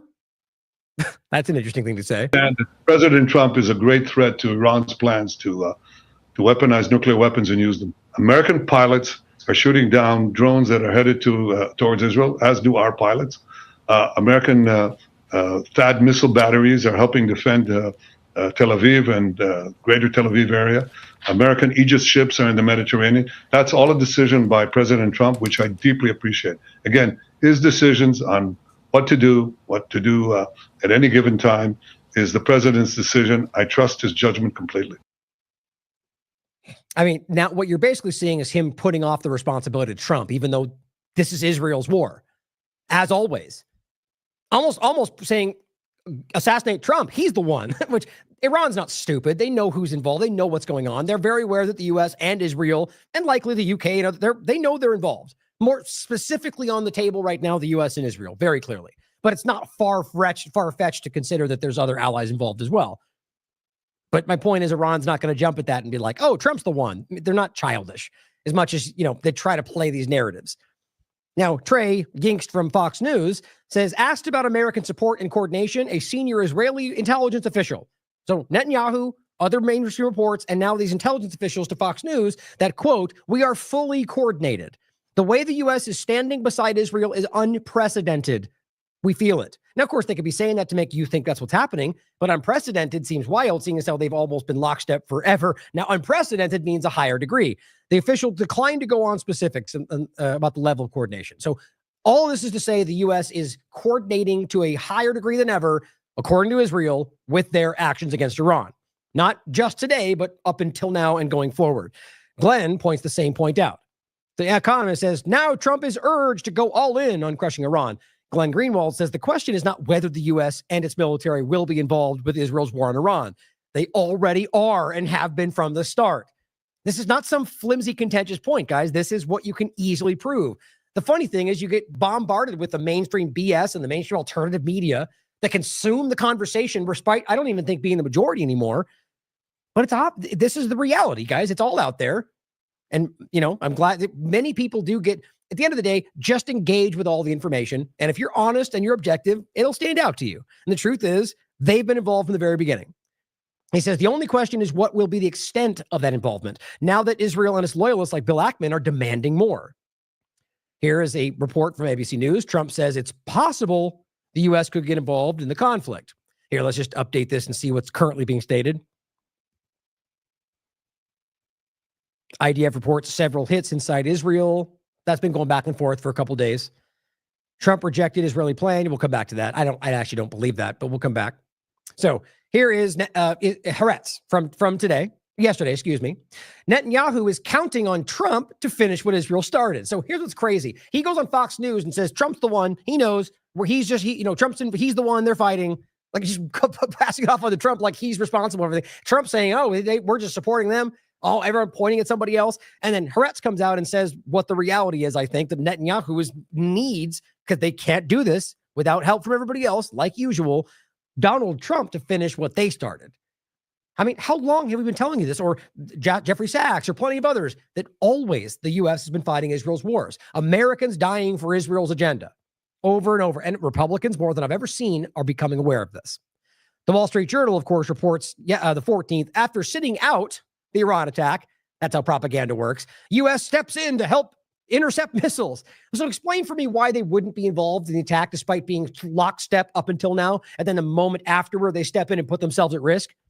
Does that make any logistical sense whatsoever? It's, as Glenn was telling you, it's a child's game. It's so obvious that the U.S. was involved from the beginning. And now they're involved in helping defend them. That's what they're involved. This is their war. Joint. Now here is AP. Trump vetoed Israeli plan to kill Iran's supreme leader. I find this interesting. Like, think about the way this is constructed. So at one side, we're being told that the U.S. is not even involved and they're our ally. We support them. The other side's telling us that it's basically the U.S. doing it. And what's funny to me is, it's again, they're both working together, but this is an interesting statement. So if Trump is in any way able to veto the plan that Israel wants to carry out, doesn't that seem to suggest they're in control all the time? But secondarily, I don't think Israel cares. They'll do whatever they want. But I think this is meant to give that impression that, one, they're not involved and this is their thing, right? But also at the same time, like, we can dictate the outcome. It's like a contradictory message. But I-24 News reported today, Israeli Netanyahu isn't ruling out taking out the supreme leader of Iran. Netanyahu told ABC News on Monday that targeting Ali Khamenei would not escalate the ongoing fight. So you veto it, but then go, but if you did it, it'll end the war. This is typical Trump BS. Saying talking out of both sides of your mouth and letting each group take what they want from it. It's always what he does. See, this is him supporting what they do while trying to pretend to his base that he's not involved. It's lazy. Now, Mel points out that this is what she said yesterday or day before yesterday on the show we covered about the Starlink overlap. She pointed out, she said, between this new round of messaging coming from Israeli propagandists like Ackman and the announcement of Starlink now operating over Iran, pretty clear Israel has plans to take out the Ayatollah, just, the leadership, and frame it as some kind of population uprising from within. I think that's very clearly what's going on. And she said, this was never about a nuclear program. So remember, Elon Musk responded to this. Oh, it's not the right one. It's right here. Oh, you can't see it. I have it on my picture. It's right here. So I simply said the same point. I said, what did I tell you? Starlink is a tool of war, a tool of regime change. And Elon responded to Mark Levin's tweet saying the beams are on, meaning Starlink. Okay. So every field of war, especially what Israel's involved in, Starlink is being used. I don't think this is even remotely, and this is a tool of war and regime change. Surveillance and actual war, guys. So here's a point that this is why I bring it up again. Somebody else asked Grok about this, and yet a day before yesterday, at the end of the show, we went over specifically how Starlink can be used, weaponized, for surveillance or to stop signals or for more. And apparently, it's very real, as well as by universal, sort of like the new GPS that can pinpoint target wherever you are, especially if you're using Starlink. I think this all interconnects with what's going on, whether for drones or surveillance or for AI, for whatever's building out. But the point is, Grok said yes. These drones can likely be operated remotely using Starlink as a bridge. Okay, so now you get even more picture into it that if Starlink can be used hypothetically to basically allow drones to bomb these areas, that you can obviously see how this can be weaponized. So on that point, what she's saying is they've deployed this and now potentially will use that to attack. And remember, they've got funny enough, they're telling you they got jihadi sleeper cells in the United States. It's now been proven that they have Israeli sleeper cells inside of Iran that are using to bomb and send drones out from within Iran. So now we have the example of Starlink adding to that. These things are interconnected. Here is the overlapping point again of bombing the AI element. This is Majid Tajanjari, the leading Iranian AI expert. Now, whether that's because he knew ways to fight back, I don't know. Maybe it's not connected. But I thought it was interesting to reiterate the fact that there is an AI overlap. And I said, there's always more going on than it appears. But here's what Netanyahu said about potentially going after the leader of Iran. He says that if U.S. helps assassinate the Iran leader, it will, quote, help end the conflict and make the Middle East great again. Man. Tell us that the president flatly rejected a plan, an opportunity that the Israelis had to take out the supreme leader. Do you understand his concern? My understanding is his concern is that this would escalate the conflict beyond where it is already. It's not going to escalate the conflict. It's going to end the conflict. We've had half a century of conflict spread by this regime. So really, I think about this still arguing that a retaliation will end anything. Unless you completely destroy something, which is what they're really trying to go for, which includes all the people there, that there will be retaliation. But they know that. It's happened every single time. How many times has Trump told you that this would de-escalate and it only causes more? They don't ever think it's going to de-escalate. They know where this is going to go. That terrorizes everyone in the Middle East, has bombed the Aramco oil fields. Really? So Iran is the one causing chaos in the Middle East? Think about trying to say that with a straight face. There is not a single example of Iran occupying countries, destabilizing countries, other than narrative that you can't verify. And even then, through their proxy elements, they claim, which are simply their allies that are not Iranian proxies, Hezbollah, Hamas. Hamas gets funded by Israel. It's just so broken and stupid right now. But they're just trying to paint this picture with the lazy tools that they have. That terrorizes everyone in the Middle East. Of course, while they're committing a genocide in Syria, in Gaza, in Lebanon, in the West Bank. Right, but it's Iran. Iran's the one. Right. Well, ISIS bombs Iran during all of this, and they blame Iran for being the leading terrorist funder, despite that. It's just a cartoon. Bombed the Aramco oil fields in Saudi Arabia, is spreading terrorism and subversion and sabotage everywhere. That's the forever war is what Iran wants.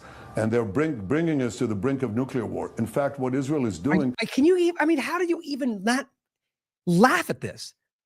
Iran is bringing us to the brink of nuclear war because you're bombing them about them I don't even think I need to engage with it. It's just so frustrating to see how lazy this is and how many idiots out there would love to scream these things for clicks and shares and revenue.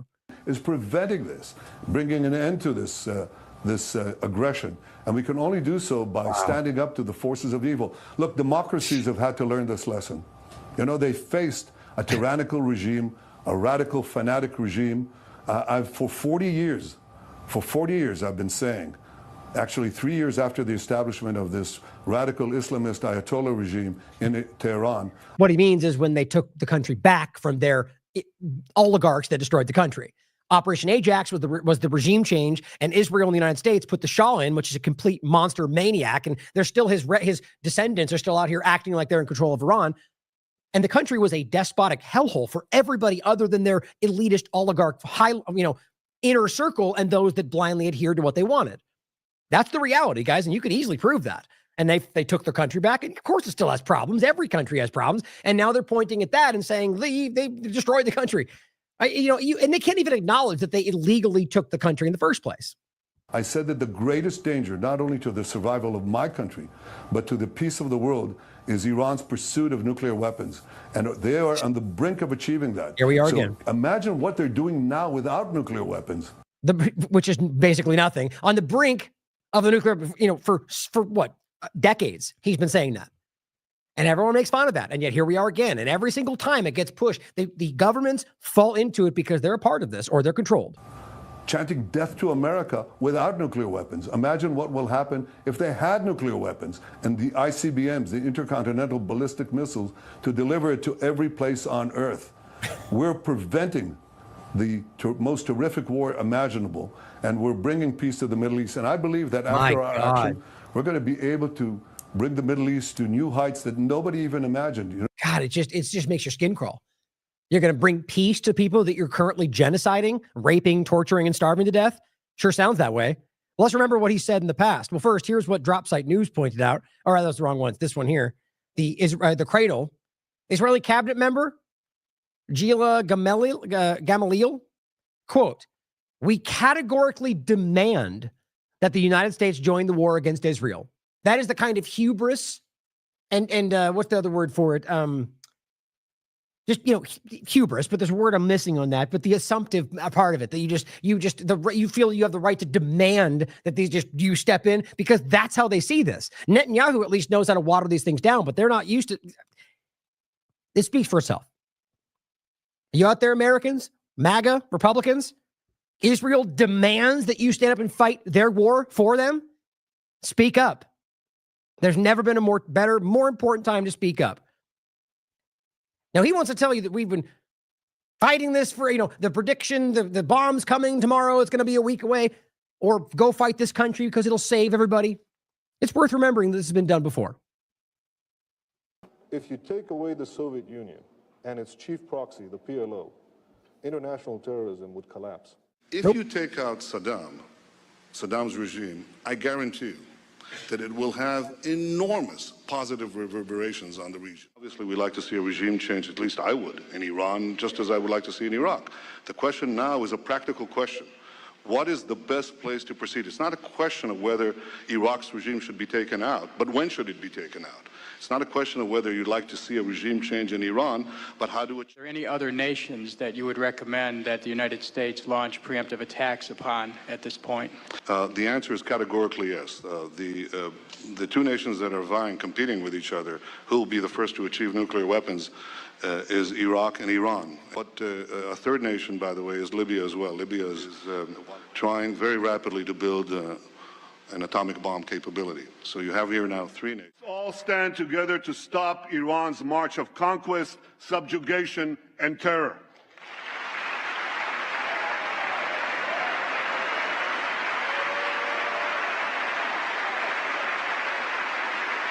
I know that no matter on which side of the aisle you sit, you stand with Israel.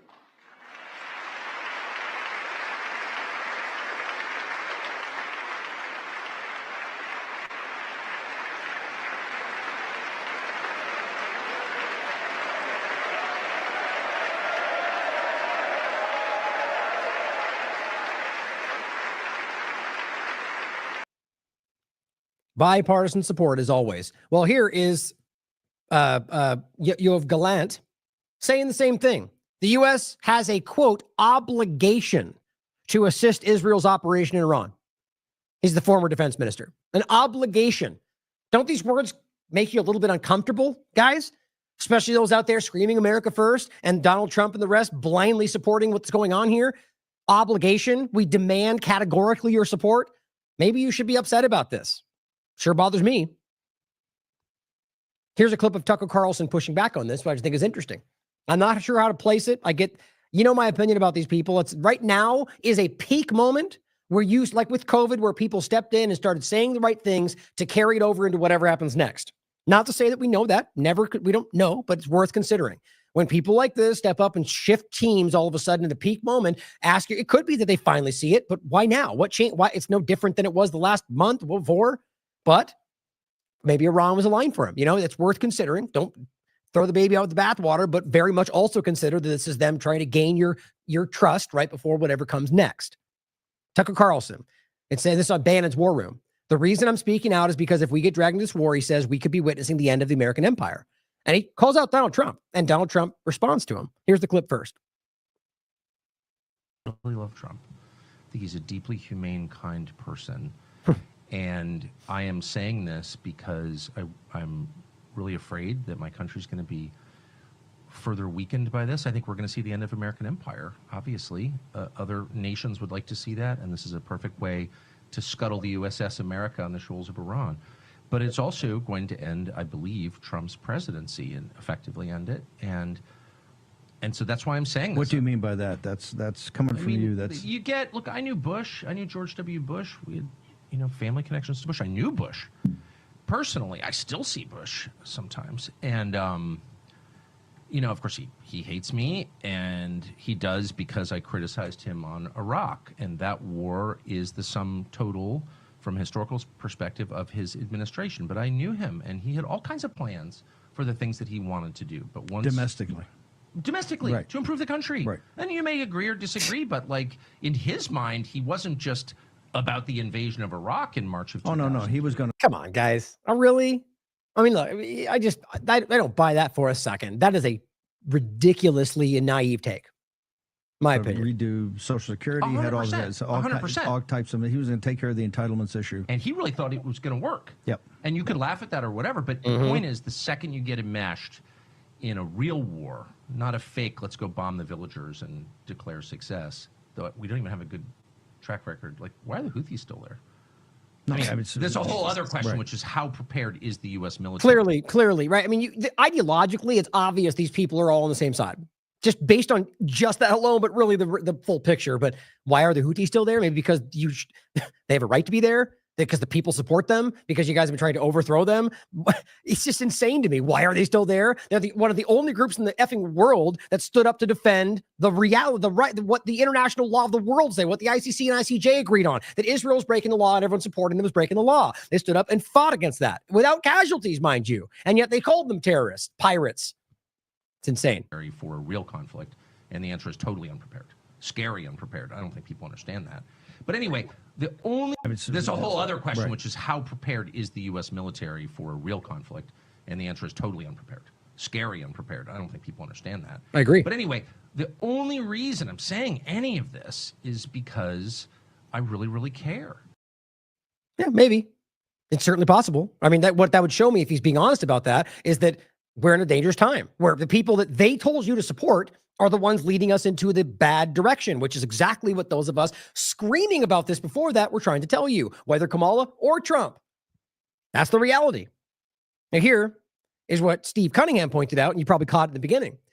He acknowledges the American empire. That is a very strange way to put that. And he referenced Bruce Fines. We went on the BitChute podcast with him a bunch of times around constitutional issues. He's very intelligent, very, specifically around government and constitutional law. He says he acknowledges the American empire, as Bruce Fine's book is entitled The American Empire Before the Fall. Very interesting to think about. So he's basically saying they're going to bring down the American empire. Well, there's many of us that don't want this to be an empire, that the very idea that it is an empire is why we lost this country already. That's worth considering when they're trying to tell you that that Trump's actions, no, Trump's actions are what's creating the empire. Now, this is Trump speaking back. Now, it very well could all be theater for all we know. Trump slaps back at Tucker Carlson for suggesting he betrayed America first for Israel. But the way he responds is so perfectly Trump, and as usual, exposes the real, like basically says the quiet part out loud because he's insulted. But it says Donald Trump hit back at MAGA media star Tucker Carlson on the suggestion that Trump is abandoning America first principles, which, it says by supporting Israel's military strikes on Iran. In an interview with The Atlantic published in a recent interview with Atlantic, Trump said that he's, quote, the one that developed America first, and therefore he is, quote, the one that decides, it should be who decides, what it means, not Carlson. Can you even wrap your head around that? So apparently Donald Trump's the one that invented being, like whatever, your country first, but he means like stating it America first. But are you really going to pretend that like that means you just define what that means forever? Not that there's principles that are guiding that. He just exposed the most important thing that we're calling out around this, that it has nothing to do with principles or integrity. It's what Trump wants. It's Trump first, not America first. And Tucker Carlson, of all people, can say that's not America first, and suddenly he's not part of the team anymore. It's like Massey or Rand Paul or any of the rest that basically show the reality or stay consistent, and they suddenly hate them because it's not about principle. It's just sad, guys. How are people still falling for this? But again, my point is like a waterfall. It is a dam breaking right now, in my opinion. Republicans are very much starting to call this out. I've been saying this for months now. Just like with the COVID thing, before it was obvious, I was saying that, and it became obvious. Just take note that it wasn't guessing. It was educated, estimates based on the facts in front of us. And I believe I'm right. And the bottom line, Trump does not decide what's America first. Those are principles. It's about putting the country before other things. To say that he decides what that means that's meaningless. So basically fighting for Israel is America first if he gets to decide. Now it says Carlson criticized Trump in a newsletter writing, quote, while the American military may not have physically perpetrated the assault, years of funding and sending weapons to Israel, which Donald Trump just bragged about on Truth Social, undeniably placed the U.S. at the center of last night's events. I completely agree with that. The former Fox News host added, quote, politicians purporting to be America first can't now credibly turn around and say they had nothing to do with it. I also agree with that. Carlson doubled down on Truth Social and blasted his former colleagues, Sean Hannity, Mark Levin, and Rupert Murdoch as warmongers. Certainly agree with that. And it says, quote, while considering that this is Trump, while considering that I'm the one that developed America first, what hubris this guy has, and considering that the term wasn't used until I came along, that's simply not true. I think I'm the one that decides that. Trump told the interviewer, quote, for those people who say that they want peace, you can't have peace if Iran has a nuclear weapon. It's completely ridiculous. Didn't they say that about North Korea? Is the world done? I mean, the point is clearly the idea that allowing them to do what everyone else does is the centerpiece of whether we have peace in the world is obscure. It's insulting to your intelligence. That is ridiculous. On top of the fact that they're not even doing that, according to everything, including the U.S. assessment. So where are we left to look at this here? So if the U.S. government, including his own administration, told you they're not doing that, and the previous administration said they're not doing that, and all the evidence shows you they're not doing that, and they tell you they're not doing that, and the only thing guiding that is that Israel says that, and they've been caught lying about that 100 times over. And he says the only thing, you can't have peace if they have that. And he's either that stupid, that dishonest, or that controlled. You can decide. But that's wild. In fact, going after one of his chief allies, as it were, simply because he says the obvious. Doesn't that give you an indication of what Trump leans toward, what he supports, what he's being controlled by, maybe? That's what I think. It says, so for all those wonderful people who don't want to do anything about Iran having the weapon that everything shows they don't have and they're not seeking, that's not peace. Okay. That's an arbitrary thing to put together. That's not an either-or situation, especially since it seems the evidence suggests it's not happening. It says Trump later said, quote, Iran cannot have a nuclear bomb. Very simple. Regardless, Israel or not Israel, Iran cannot have a nuclear bomb. So he's creating a binary world in which everything versus them having that bomb. That's it. That's not your decision. They're creating a false binary to drive you in to this action. Because the point is, no matter what they say, we say they do, so there's only one action. We're framing it as two things. They have to stop the thing they're not doing, or we're going to go after them. It's meant to drive you to this action, guys, and that's insane. This is warmongering insanity.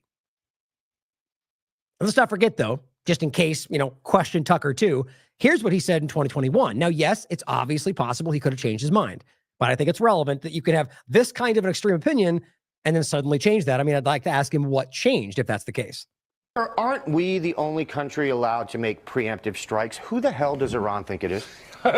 Actually, I know you're sort of kidding, but I agree with that. I think we are the only country. No, I'm not kidding at all. Rather, we are. That's absolutely right. The only country with the moral. Isn't it insane that you can make an argument like that with a straight face, that you're the only one in the world with the moral authority? Like at this time, being responsible for some of the worst things that ever happened in the world, like this, insane. I mean, they're warmongering manipulators like the U.S. government's been for my entire life. It's not a secret. People are becoming aware of this.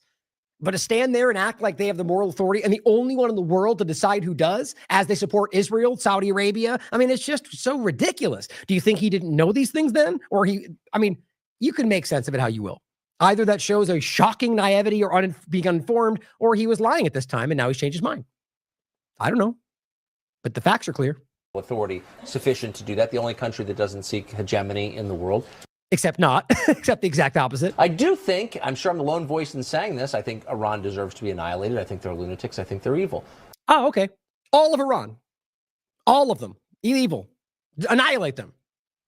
How can you even get away with saying that? The times were different, right? I do think we ought to assess what would happen to the price of energy were we to do that. I don't think that's a small factor. It could tank our economy. Yeah, who cares about lives and their cultures and their dreams and their families? Just annihilate all of them, but oil, that matters. That's sociopathic. But as Trollball puts, a classic. Tucker Carlson calls for genocide in Iran was the headline. Here is Daniel McAdams highlighting Medea Benjamin, who's highlighting Representative Marjorie Taylor Greene. Now, same point as before with Ian Carroll. Here's what she had to say, which I largely agree with. And even though I really don't think this is a genuine statement, I think that for whatever reason, I think it's personally the opportunism. I think she's recognized that everyone sees this. Her constituents are screaming at her about what Israel's doing. And so she realizes, even though it's going to be to her detriment from Israel's side, they'll probably attack her, try to get her not, she'll probably lose her next election. But the point is, if she gets enough organic support from people, that maybe will change the conversation. And that's just my general gut feeling on it. Either way is the point. What she says, I believe is correct, so you should point to it. She says, everyone is finding out who are real America First, MAGA, and who are fake and they just said it because it was popular. Unfortunately, the list of fakes are becoming quite long and exposing themselves quickly. Anyone slobbering for the U.S. to become fully involved in the Israel-Iran war is not America First and MAGA. You should listen up, Loomer and all the rest out there who are screaming that. Wishing for murder of innocent people is disgusting. We are sick and tired of foreign wars. I mean, wasn't that the whole thing? It was. All of them. I agree. And this one will quickly engulf the Middle East. BRICS and NATO and countries are required to take a side. That's the point, you understand. Israel needs, if nobody else is involved, Israel gets destroyed. Right? That's the reality. They're genociding, rapist, torturers, and I'm talking about the government, and they don't have the power to support that. They've already lost many historical wars against the people they claim they want to kill. So if they can create a situation where everybody else battles for them, which is what they've done many times, well, they can succeed. They're clearly working the U.S. into Iraq and into Syria, and hey, we're succeeding, right? But now we can clearly see. Well, I mean, back to the point is that if they drive us into the situation now, it causes a full-on like NATO, BRICS. That's what people expect. Russia, China, the rest will get involved. But it says, real America First, MAGA wants world peace for all people and doesn't want our military killed and forever injured physically and mentally. We love our U.S. military and love them helping to secure our borders and our cities and our defense, or jingoism and pro-militarism. That's my point. It's a majority of this I support. The point of it is they are friends, spouses, cousins, nieces, nephews, sisters, brothers, sons, and daughters. We have spent trillions in the Middle East, and we have dealt with the aftermath of death, blown apart bodies, never-ending suicides, and disabling PTSD, all because they told us propaganda as why we must sacrifice our own to defend some other country's borders and some other country's borders. I don't want to see Israel bombed or Iran bombed or Gaza bombed. I don't want to see Ukraine bombed or Russia bombed. And we do not want to be involved or required to pay for any of it.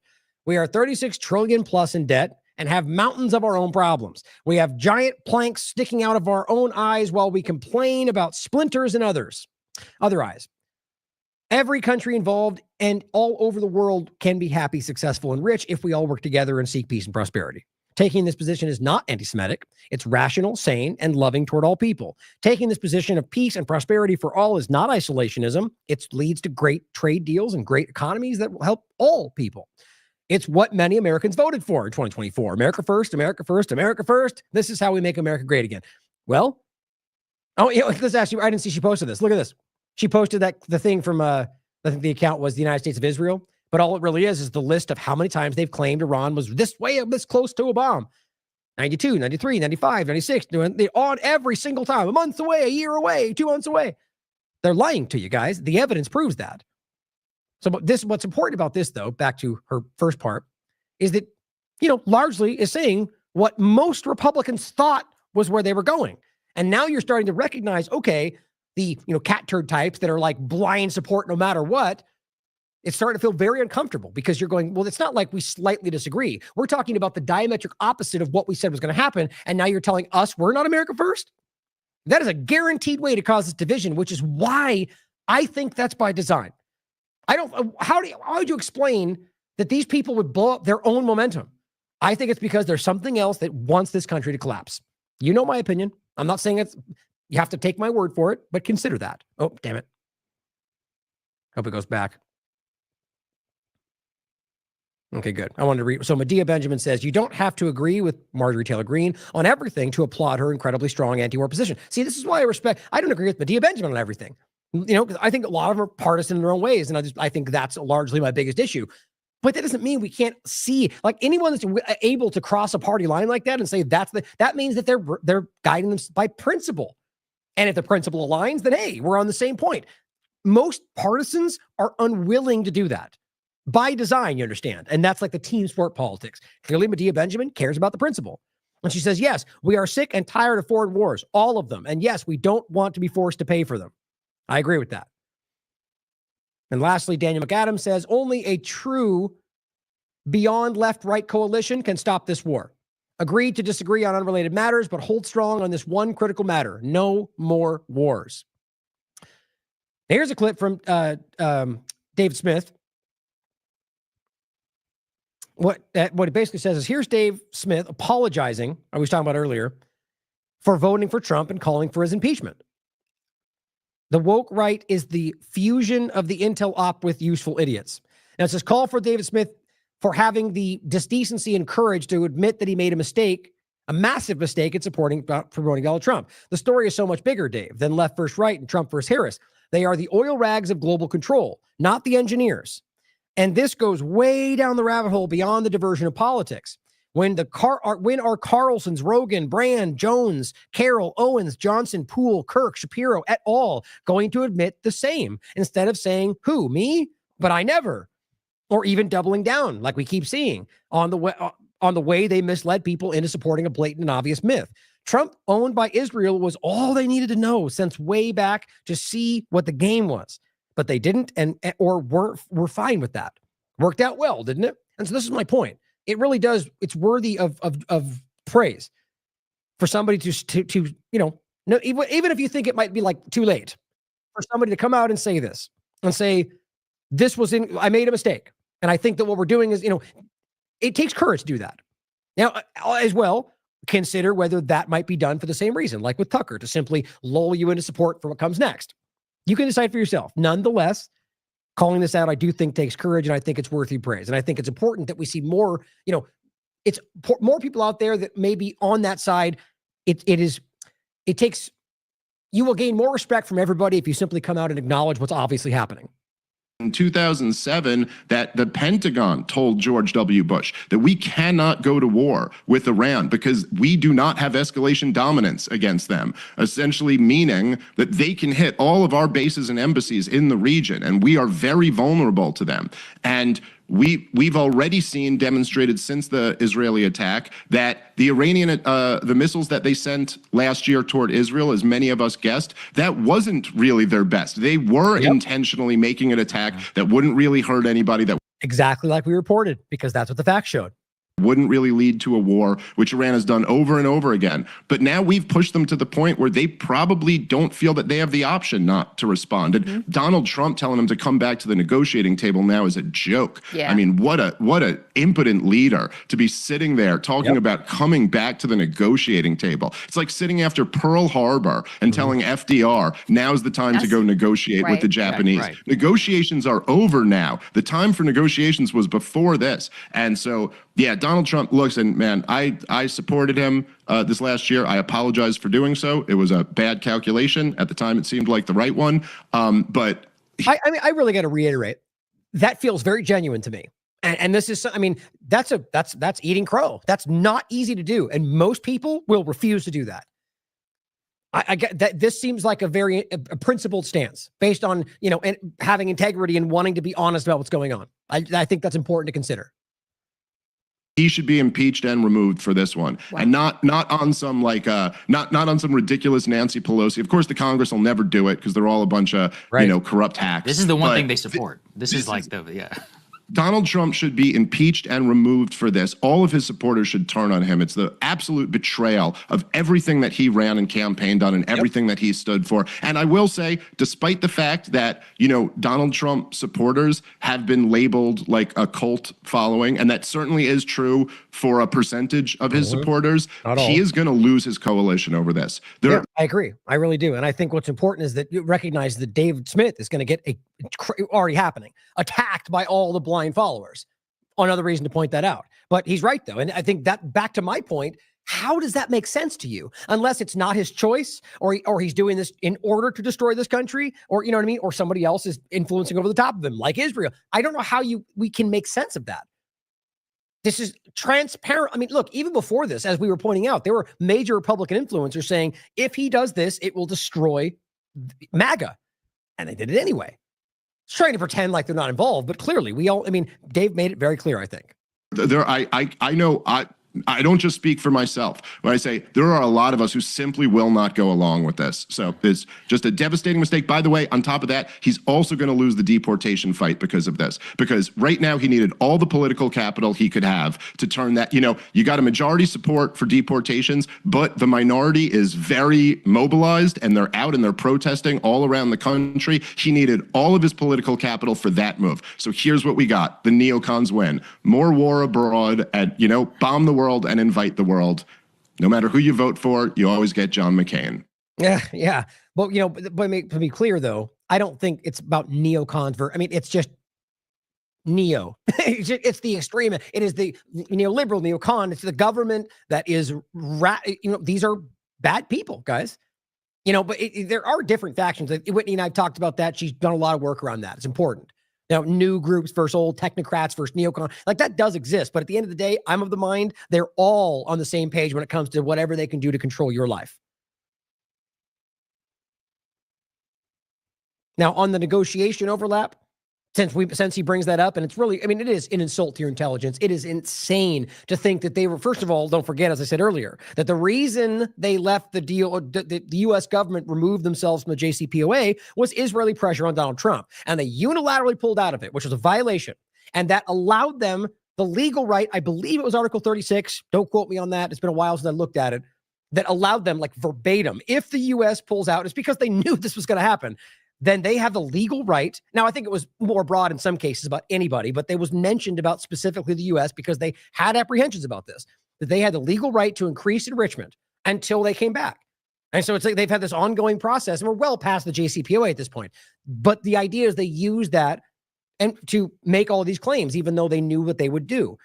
On top of all of it, they have the legal right to enrich uranium if they want to, or make it just like everybody else does. So the point is to recognize that that's how it started with the so-called deal from them before. Then Trump comes back to power and starts to act like they're going to negotiate. And they made fun of it. They said, they called Witkoff not relevant, but they still eventually came to the table and they were dealing with this. And while they were in the process of dealing, Israel bombed Iran. And so the argument is, and they've admitted this, or at least Israel has, that was Trump's, they did that because they were playing Iran to let their guard down. And apparently it worked. Because, what that has to show you, and I'm never one to say good guy, bad guy, anything like that. But at least in this context, it shows you that the Iranian government was a little bit more willing to accept the possibility that maybe they could find a common ground, and they took advantage of that and murder people. That should really paint a picture of who we're dealing with here. But as Syrian Girl points out, to make it even more clear, even citing The Guardian from 4 years ago, Israel killed Iran's negotiators. Israel killed Hamas negotiator and his entire family. Israel assassinated Swedish UN negotiator in 1948. In fact, they killed a bunch of British diplomats as well. Israel assassinated their own Israeli president for negotiating peace. Rabin, this is true. Well, and I think even Netanyahu had an overlap with that, which is what brought him to power. I believe that's the one. And it says, why would anyone negotiate peace with people who kill you for it? Here's The Guardian. The assassination of Yitzhak Rabin, he never knew it was one of his own people who shot him in the back. This is the people we're dealing with, guys, the government. Now, Glenn Greenwald points out how the corporate media is manipulating this and deliberately trying to keep people confused. He says, the Wall Street Journal this morning, Iran eager to negotiate with the U.S. and Israel to end this war, which is just so shockingly not true. All right, here. Iran signals it wants to de-escalate hostilities. Then the next one, it says, CNN this morning, Iran refuses to negotiate while under attack, which is the reality. But what's just funny about it, because that's what they're saying. He says, disinformation is always a weapon of war. Let people believe what they want. Here is from today. This is Reuters. Iran rejects ceasefire negotiations while under Israeli attack. Obviously, you do it. The idea that you can negotiate while they're literally bombing you is absurd, but they know that. That's what Dave was talking about. It is insulting, and it's meant to just give them justification. So Netanyahu says Israel's bombing campaign in Iran could result in regime change. What a shocking thing to say. You mean like exactly what we all knew was happening? He says Israeli Prime Minister Benjamin Netanyahu said on Saturday that Israel's bombing campaign could certainly result in regime change, which is what their whole point is. It says, quote, we've geared to do whatever is necessary to achieve our dual aim to remove two existential threats, the nuclear threat and the ballistic missile threat. So you see how this mission creep works? How it started with Gaza and getting rid of Hamas, then expands to Lebanon, then expands to Syria, now it expands to Iran. All the things we told you were going to happen. And now they're saying, well, we have to get, whether nuclear or not, with their missile systems. Okay, so now what about their rifles? The rifles, they can't have rifles because they could shoot people. It's insane. This is obvious. Craig Murray says some Muppet calling himself the Shah. I think he's the relative, the one of the family members of the Shah from before, and says is all over U.S. domestic networks. Of course, they're giving him a platform because that's what they do, supporting Israel. He has very little support in Iran. And it says, this is the stupidest attempted regime change since Juan Guaido held a coup, in quotes, and nobody came. Well put. Craig Murray. He goes, incidentally, and few seem to know, if you believe in that monarchy crap, you should not be supporting the Pahlavi family. That's the Shah. The dynasty is just 100 years old. The British army installed puppet Reza Khan and Shah of Iran in 1925. His dad was a market gardener. The point is, these people were simply puppets, guys, and that's obvious. And most Iranians know this. Excuse me. Now, here is Cruz making sure you know who funds him. Ted Cruz demands regime change. So you think about the idea that we're supposed to pretend all the time that's not what they're doing. We just want freedom for the Iranian people. And then in the midst of, they bomb Iran without provocation, and then they demand a regime change. These people are transparent. He says Iran crossed the red line. What do you think that is? The negotiations. So they didn't negotiate the way they wanted them to, and that's a red line? Imagine putting a demand on a negotiation. If you don't do this, then that's not a negotiation. That's a threat. A child knows this. He goes, he says the U.S. and Israel couldn't wait any longer for a mushroom cloud over Tel Aviv. These people are deranged. These are the so-called leaders of this country, guys. I guess I didn't grab that. Cruz, the rest of these people, man, they are not trying to hide their belligerence. I think they feel encouraged right now. Maybe they don't recognize how close they are to their own destruction. I don't know. But these people are not on this side. These are exactly what Marjorie Taylor Greene was talking. These are not America first. This is exactly the point she made. People like this, who are slobbering about the U.S.-Israel war with Iran are not America first. I happen to agree. President Trump drew a very clear red line in the sand. He said on April 12th, he told Iran, you have 60 days to negotiate.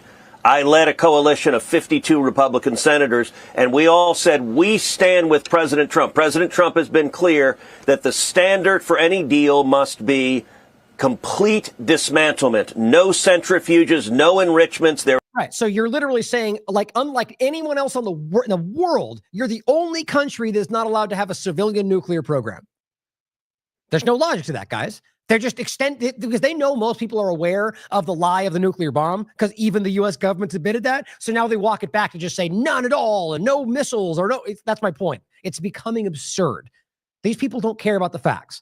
And again, to reiterate, the idea that you can have any kind of demand, even the idea that you have to negotiate in the first place, that's not a negotiation. You're strong-arming. But that's told Trump's, that's might makes right, isn't it? There is no reason a theocratic lunatic who chants death to America. You know, like Israel, exactly the same thing. Theocratic lunatics who are believing in biblical Zionism, who literally shout death to, they hate America many times over. Now, realizing that the people in Iran, and they've made this very clear over the years, say they're talking about the government. Now, you could say they're lying. But you realize from Israel's perspective, they're spitting at Christians. They constantly tell you how much they hate people in this country. But that doesn't matter. Should have nuclear weapons, the tools to murder millions of Americans or millions of Israelis. Doesn't Israel have that same potential? You see, the point is not about the potential. It's about who they are, as the article was pointing out earlier.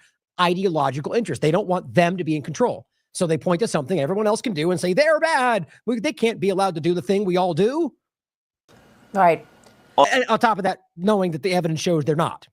That's important not to forget. On the 61st day, the Ayatollah publicly said he would not shut down a single centrifuge. He said he would build more centrifuges. He would make... You see how they turn the benign into the bombastic thing? So really what he just said is nothing changed. They didn't do anything different. They just didn't respond to your dramatic claims about something that everyone else is allowed to do. And so he turns that into, see, we told you they are going to nuke everybody. Is that and blind idiot followers think that when they say things like this. More enriched uranium in order to make more nuclear weapons. No, see, no one said that. Nowhere, anywhere did they say we're doing that to make nuclear weapons. He turned it into that because this is a dishonest AIPAC-funded liar. That was effectively, Maria, a giant middle finger at President Trump.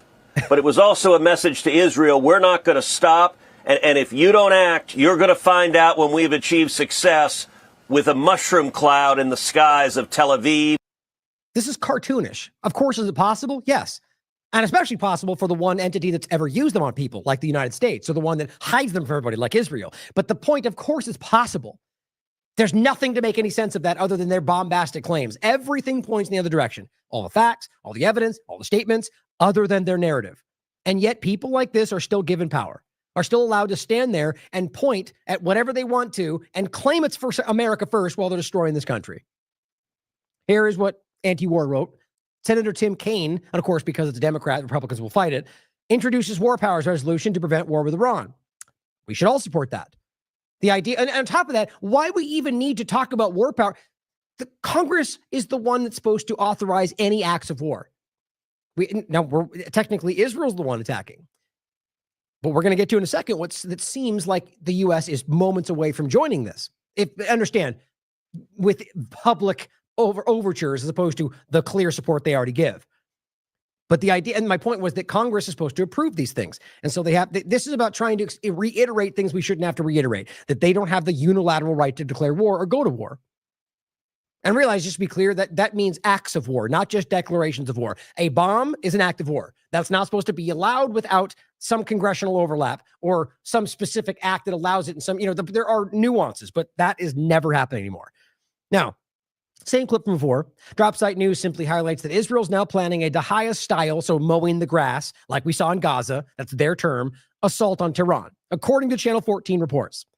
See how easy this is? It just extends out. Syria to Lebanon to Gaza, West Bank. Let's mow the grass in Iran, because the Greater Israel Project has been on the surface from the beginning. Everyone can see that. The governments don't care that you can see it. Israel has approved a new strike plan aimed at destabilizing Iran's government through direct attacks on on Tehran and forced civilian displacement. The operation, authorized by Netanyahu and Defense Minister Katz, is designed to strike regime targets inside the capital while triggering mass evacuations in a move explicitly intended to pressure and destabilize the Iranian leadership. Let's finish up here. And this is a point. This is Katz himself. Tehran will face the same fate as Beirut. There's no way to misunderstand that, guys. So are we talking about the bomb you blew up there that you pretended was fertilizer, which is probably as clumsy and obvious as they always are? Or are you simply just talking about your ongoing occupation of Lebanon or your continued bombing of Beirut and all the apartment buildings and all the innocent people that Craig Murray has documented? It doesn't matter. They're simply showing you anything you do in Lebanon right now is completely illegal. They're saying we're going to bomb innocent people like we do everywhere else, and saying it publicly. And I said the proud terrorists and war criminals of the Zionist Israeli government. Zionism is not Judaism. Israel will strike, quote, everywhere against Iranian dictator, says the defense minister. They don't even try to hide it. And yet your governments will cover for them always. You can't miss what that shows you. Like, to their detriment, you understand. Now, Tehran Times reports that Israel has been targeting their water pipeline north of Tehran. Question everything, as always. But the evidence shows this is what they do every single time. They go after personal civilian infrastructure. They target civilians. They target roads and everything that is about surviving and continuing civilization. Aaron Mate says, Israel defending itself from Iran's water program. Exactly. Israel bombards Tehran, setting oil facilities ablaze. This is not the first time. They seem to be targeting these because they know it will cause issue for them and the world, which will then drive the world to react almost out of necessity to stop Israel, but knowing they can't say that because Israel will give them trouble. So they make it about Iran. But see, Israel knows what it's doing. It's like the Samson option pressure. These governments know that Israel's a belligerent lunatic, so they're not going to call it out because then they might get attacked or they might get framed. They could be called anti-Semites. So when they bomb oil infrastructure, and that causes oil issues for the world or for Qatar, then it becomes their issue to basically join them to help stop that from happening. That's my general assessment. But it's just, if Iran was bombing oil infrastructure anywhere else for the same logic, that's the easiest way to do this. Just reverse it. It's all logic and principle. You know what would be happening. They'd be calling them terrorists, wouldn't they? Now, another one. This is, BM points out, Israel's a threat to press freedom worldwide.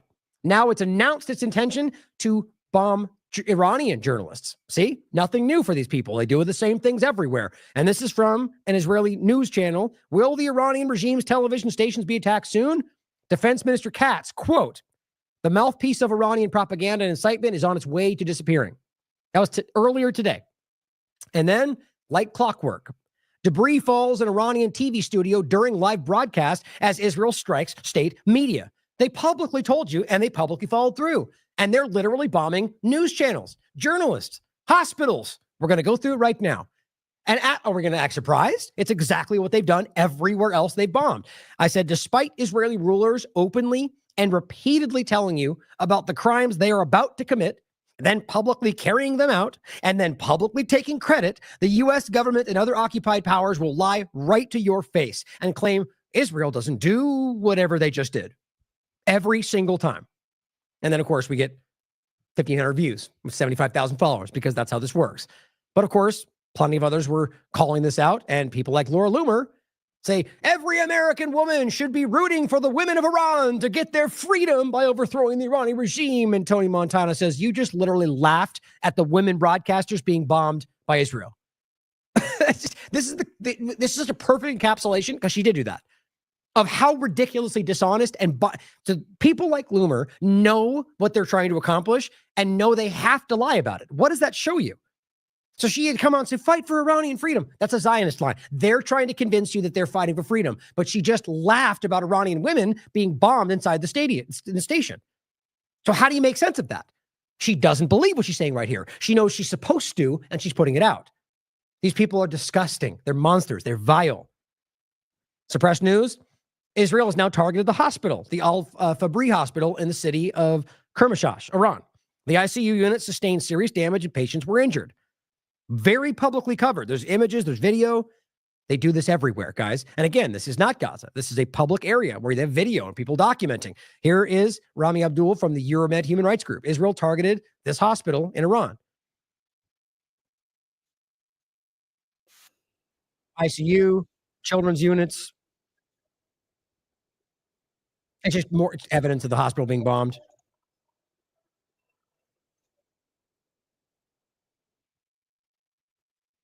Al McLeod says it's truly extraordinary how Israelis will just openly admit they're carrying out international terrorism as if it's nothing. You know Emily Schrader, this absolute monster. She says the car bombs exploding across Tehran as targeted assassinations against regime officials continue. Oh, okay. So you mean those car bombs and vest bombs that I've been telling you for years were actually Zionist terrorism turn out to be Zionist terrorism? Yeah, that's right. I'll play this clip again since this seems incredibly relevant right now. It's important to understand this, guys, because this is historically provable at this point. The Zionists have used it and brought it, in fact, to the area. Terrorism, as we know it today, the planting of bombs in marketplaces and so on and so forth, was, in fact, introduced into the Middle East by the Zionists in the 1920s. But the net result of Zionist terrorism and violence in the first third of the 20th century has brought forth, to my mind, the anomaly, the horrific and unacceptable status in the Middle East today of the State of Israel, which is, in fact, an armed garrison state, which now exports more arms and distributes violence all around the world, vastly disproportionate to its size. I mean, in that respect, I think it's a horrible cycle of violence. But in it all, I think the Palestinian is the victim. There's no question about that. So think about this again now. Right? The point is that these projections from the world, not to say that that's only here, because I'm sure people have copycat, or used it, or let's realize Mossad agents dressed as and pretending to be somebody else. One of the most documented things in this entire conversation. They did it in the hospitals in Gaza. They did it in many locations, the Gaza Pier. The point is they're literally openly telling you that they're carrying out car bombs in civilian locations against officials. You realize even the claim of just bombing officials, that is also a crime. There's no declaration of war. These are just unilateral assassinations. As he says, just extraordinary how they'll just publicly tell you they're committing terrorism. Here, it says for the first time in Tehran's history, the Israeli military is issuing evacuation orders for the Iranian capital. Now, here's what's interesting. This came out first. Later, as we showed you, Donald Trump is now issuing evacuation orders for Tehran. This morning, Israel says that. Tonight, Donald Trump says that. You getting the picture? It's about as obvious as they're ever going to get, guys. This is straight up. This is them working on behalf of a foreign government with American interests. Express News. Iran issues an evacuation order to Israelis. Urgent warning to all those located in Bnei Brak area with Tel Aviv as marked on the located map. Please evacuate the designated area. I think this is meant to sort of be, poking. Like the bottom line is, you could argue they were just hoping that people wouldn't get hurt. And that actually makes sense. Seeing as how they're publicly showing this and saying that's where, but realize the bigger point is about the fact that they deliberately, and I'll come back to this, have built their major installations under blocks of civilian buildings. And right now they're using a literal hospital as one of their bases in Tel Aviv. It's very public. So the point could go one of two ways. It could be that ultimately they're trying to do the same thing back, which wouldn't surprise me. But the idea that they're now bombing in these areas that are the central Israeli locations, knowing that they put civilians above them and knowing they're refusing to let people fly out of the country. So they're saying, hey, get out of the way. We're going to bomb right there, and it's your government's fault. As opposed to the other way around, where they basically say, in countless examples, Gaza, Lebanon, get out of the way, and then bomb the place where they tell them to go. That's happened every time. But Laura Logan says indiscriminate bombing of civilian targets and the world will not care. Talking about Iran. I just think that's a very interesting thing from her. And I simply said, Laura, that is not the reality of this, as many have posted below, because they have people below her. So that's not the way this is. So I included what Glenn said. Israel in 2021 built its new IDF Supreme Command post in the heart of Tel Aviv, buried beneath blocks of civilian buildings. Even Haaretz called it a human shield. Called the Fortress of Zion, deliberately placed so it couldn't be attacked without seeming to target civilian sites. I think Laura must know that. I find it interesting. People can't be honest about this. And I included the link to showing how often Israel has used children, Palestinians, as human shields. It's not new. Here is another example You might have seen this going around. The blast at Haifa ports. That's what she was pointing to. Right? Is set to be remembered in history as one of Iran's most lethal strikes. Yeah, looks like a big bomb, doesn't it?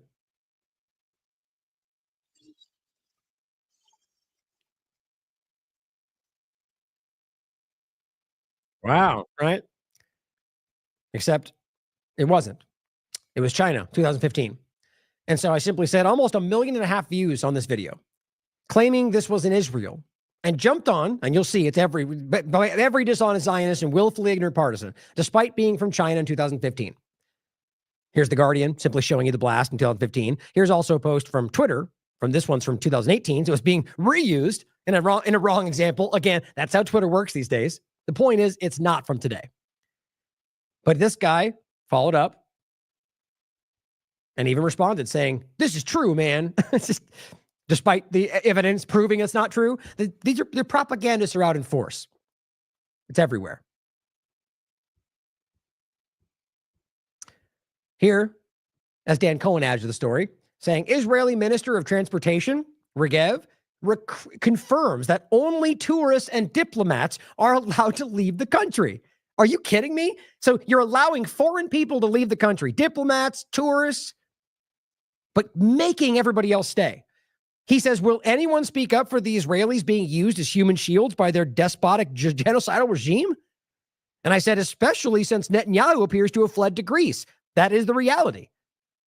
That's crazy to me. They're literally forcing them to stay so they can be used as casualties. I mean, how else do you see that? And he also adds, Israel will fly citizens in amid Iranian airstrikes. Think about that. But will not let them flee the country. So if Israelis want to go back to the country, they'll let them come back, but they won't let anybody leave. If there's a risk of planes coming in and out, it's the same difference. It's a trap, Dan says. I agree. He says Zionists want maximum human sacrifice for propaganda value, precisely as they accuse Palestinians of doing. I'm so blown away how this is happening and how obvious this all is. And here's Efrat Fengenson, one of the earliest people calling out the October 7th as a fraud, as a facade. She says she worked in the IDF, guys, as intelligence. She says Israel forbid airlines to fly Israelis out of Israel once rescue flights are allowed. She says this is from the Israeli Hebrew media. The state has taken away citizens' right to escape. That's Israeli media.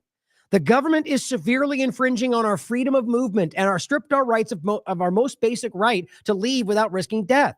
Where's all the Republicans and governments calling this out?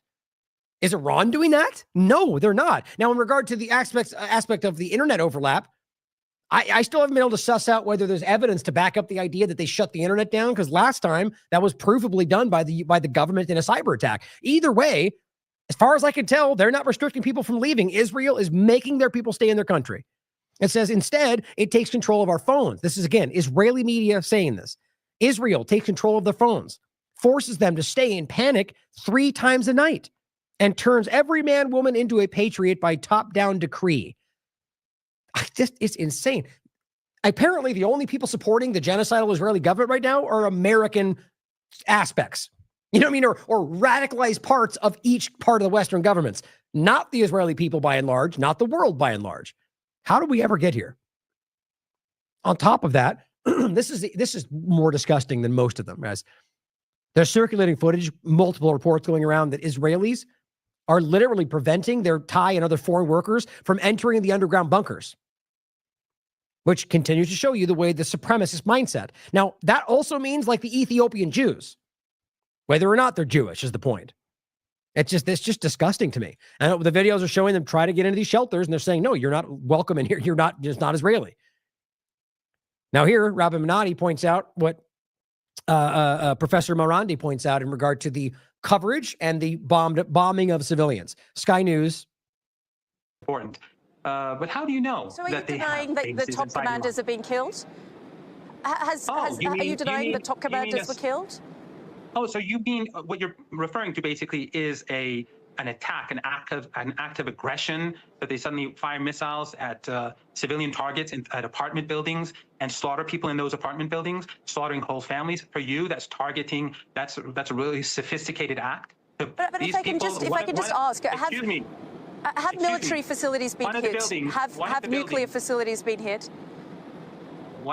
I'll add one thing quickly. Exactly like Sam Husseini presented to the UN, or rather asked the question to their presentation, the way they frame this as if they just bombed a bunch of military locations. And it's, in fact, it's insulting to even claim that, seeing as how I'm jumping at, I think he's the one that says this in this, but I thought there's reports on it as well. They bombed civilian buildings with people that they claim were military, just like they do everywhere else. Even if that is true, that's still a massive war crime, just like it was in Gaza.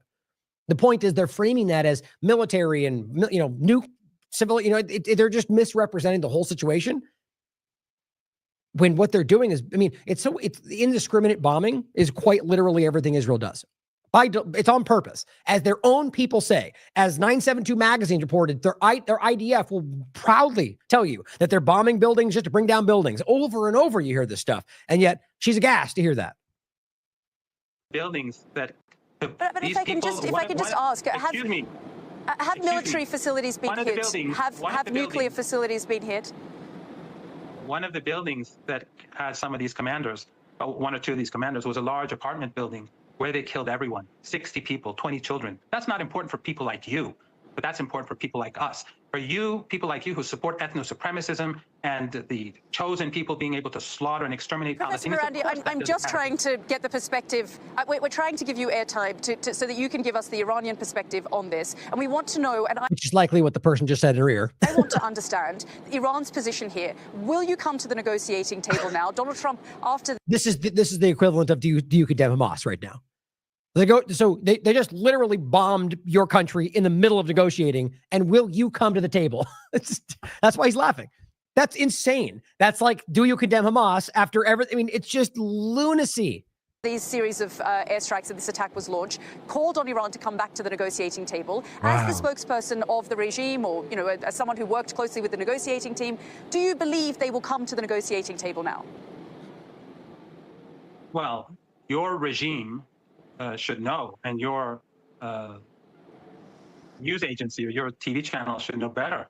We were at the negotiating table. Mm-hmm. It was Trump that conspired with Netanyahu to attack Iran. This is how you twist the truth. You shouldn't invite me because you're easily exposed. Iran was negotiating. Initially, Trump had one position, and so did Witkoff. And then they flipped and said no enrichment. And then they continued the negotiations. And the night before the attack, Trump said that we don't want war. And then after the attack, he said, we're all for it. And you're saying Iran? Is Iran going to come back to the negotiating table? The audacity. Come on. Yeah. Be a bit, show at least a bit of integrity. A bit of integrity will help. Okay, Professor Marandi. Thanks again. Yeah, right. And that's where they're get out now. You're losing, get out now. That's what they're saying in her ear. It's transparent what's happening and the misrepresentation everywhere. You think they don't know these? I shouldn't say that. That person probably has no idea.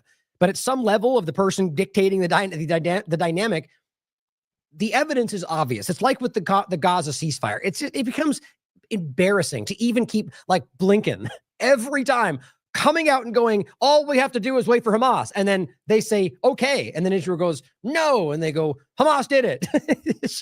We go like, did they really just say it's just embarrassing? But that's the best they can do. I've been saying that for a while. And it's not because it's what I think. I think it's very obvious that they're in a bit of a desperate position, guys. They know we see it. I think it's obvious. Now, the point of civilians being targeted, this is, again, there's so many I should be adding to this. There's so many more clips I put on it. Truthfully, there was a moment where it wasn't even allowing me to add to the post for some reason, but all these clips are all doctors telling you that they're targeting civilians, that they're shooting, they're targeting, they're assassinating, that they're torturing children, women, elderly. It's every one of them. That they watched them assassinate their doctors. Like, it's insane how much evidence there is everywhere you look. And on top of that, Katz just made it clear. As Asal Rod points out, Israel doesn't target civilians. The Jerusalem Post cites Katz as saying residents of Tehran will pay the price for overnight attacks on Israel. So they're saying, because you bombed us, even though we started this, then we're going to make your people pay. That's not unique for Israel. They say that they will proudly say things like this, like kill the children, as many of their people have said, to pay them back, rape them because they deserve it. I mean, these are what they're actually saying. He's telling you we're going to target innocent people in Tehran. We should know this by now, guys. It's quite obvious. Now, here's the post, actually. Residents of Tehran will pay the price for overnight attacks on Israel. Now, I'm going to go back a few things in a second. This is where we're going to end, simply floating the idea, because it was reported by I-24 that Trump had given the green light to go after Iran. For, whether it's Israel or for the U.S. to involve themselves, that seems to be up in the air. But let's go. And then Trump says that Iran is not winning this war, was recent. I mean, that's obvious. He's telling you they're not going to win this war, so he's taking a side, guys. Let's not pretend like we don't know what side this is on and who's involved. But let me know in the chat if there's anything more pressing. I'm going to wrap up with a couple of points here that I think are interesting. This is Marjorie Taylor Greene suddenly saying, pray for our troops, pray for the innocent people in Israel and Iran, pray that we aren't attacked in our homeland. That's alarming. What does she know? Maybe she's part of getting us hyped up. Like, let's consider all positions here. I don't trust these people. But this is RT saying, posted immediately after Trump's evacuate Tehran warning, which is what he did. Iran should have signed the deal, he says. I told them to sign. What a shame. What a waste of human life. That does worry me. It really does. Simply stated, Iran cannot have a nuclear weapon. I said it over and over again. Everyone should immediately evacuate Tehran. I mean, how do you not get the feeling that that means something? I mean, you could just be hyping up the fact that they're going to keep bombing. I don't want any bombing to happen, but I certainly hope it's not a nuke that we're talking about right now. But that worries me.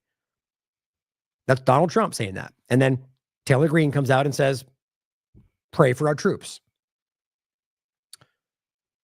Salah Ahmed points out that over 10 million people in Tehran at 3 a.m. are being ordered to leave their houses, or just he posted that, and apparently a lot of them are trying to flee.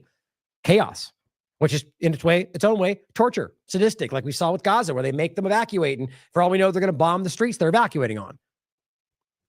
Max de Blumenthal recently said this: a gigantic U.S. Air Force deployment is currently underway, with over 20 aerial refueling tankers moving across the ocean. He follows up and says, sadly, it looks like I was right. Trump set to launch a neocon regime change war against Iran on behalf of Israel. He's done nothing to explain his actions to the American public or even his base because he can't. He's forcing Americans to fight Israel's war because he's owned. I sadly agree with that.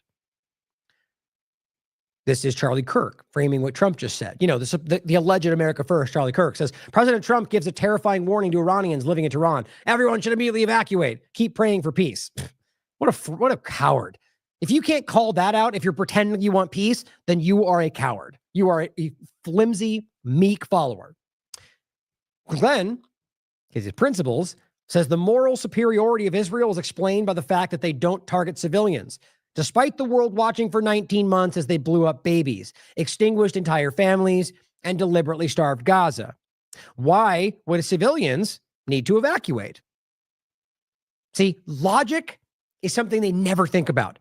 They're looking for their emotional, bombastic thing. Like, these people are, reality TV star types, and they don't think the long term. Like, my point is, if they were politicians, they probably would have thought more about, okay, if I tell them to evacuate, that clearly implies they're at risk, which then implies that Israel might bomb them, which then pretty much shows you that they're bombing civilians. Glenn picked it up really quickly and said, if the moral superiority of Israel is explained by the fact that they don't bomb civilians, why would they need to evacuate? Pretty obvious, isn't it? Here's a clip that I haven't watched it yet, but I grabbed it. Adam says they're already talking about regime change and taking Iran's oil. Let's see what they have to say. For the big oil names, Exxon, Chevron, and so forth, their stocks are hardly moving. And I understand that. This is not a good thing for them. We've seen wars in the Arabian Gulf lead to... Okay, exactly what I was just saying.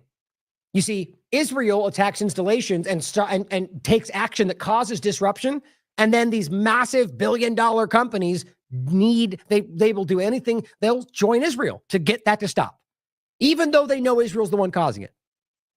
That's how this works in one part. The oil price spikes, but what comes after that?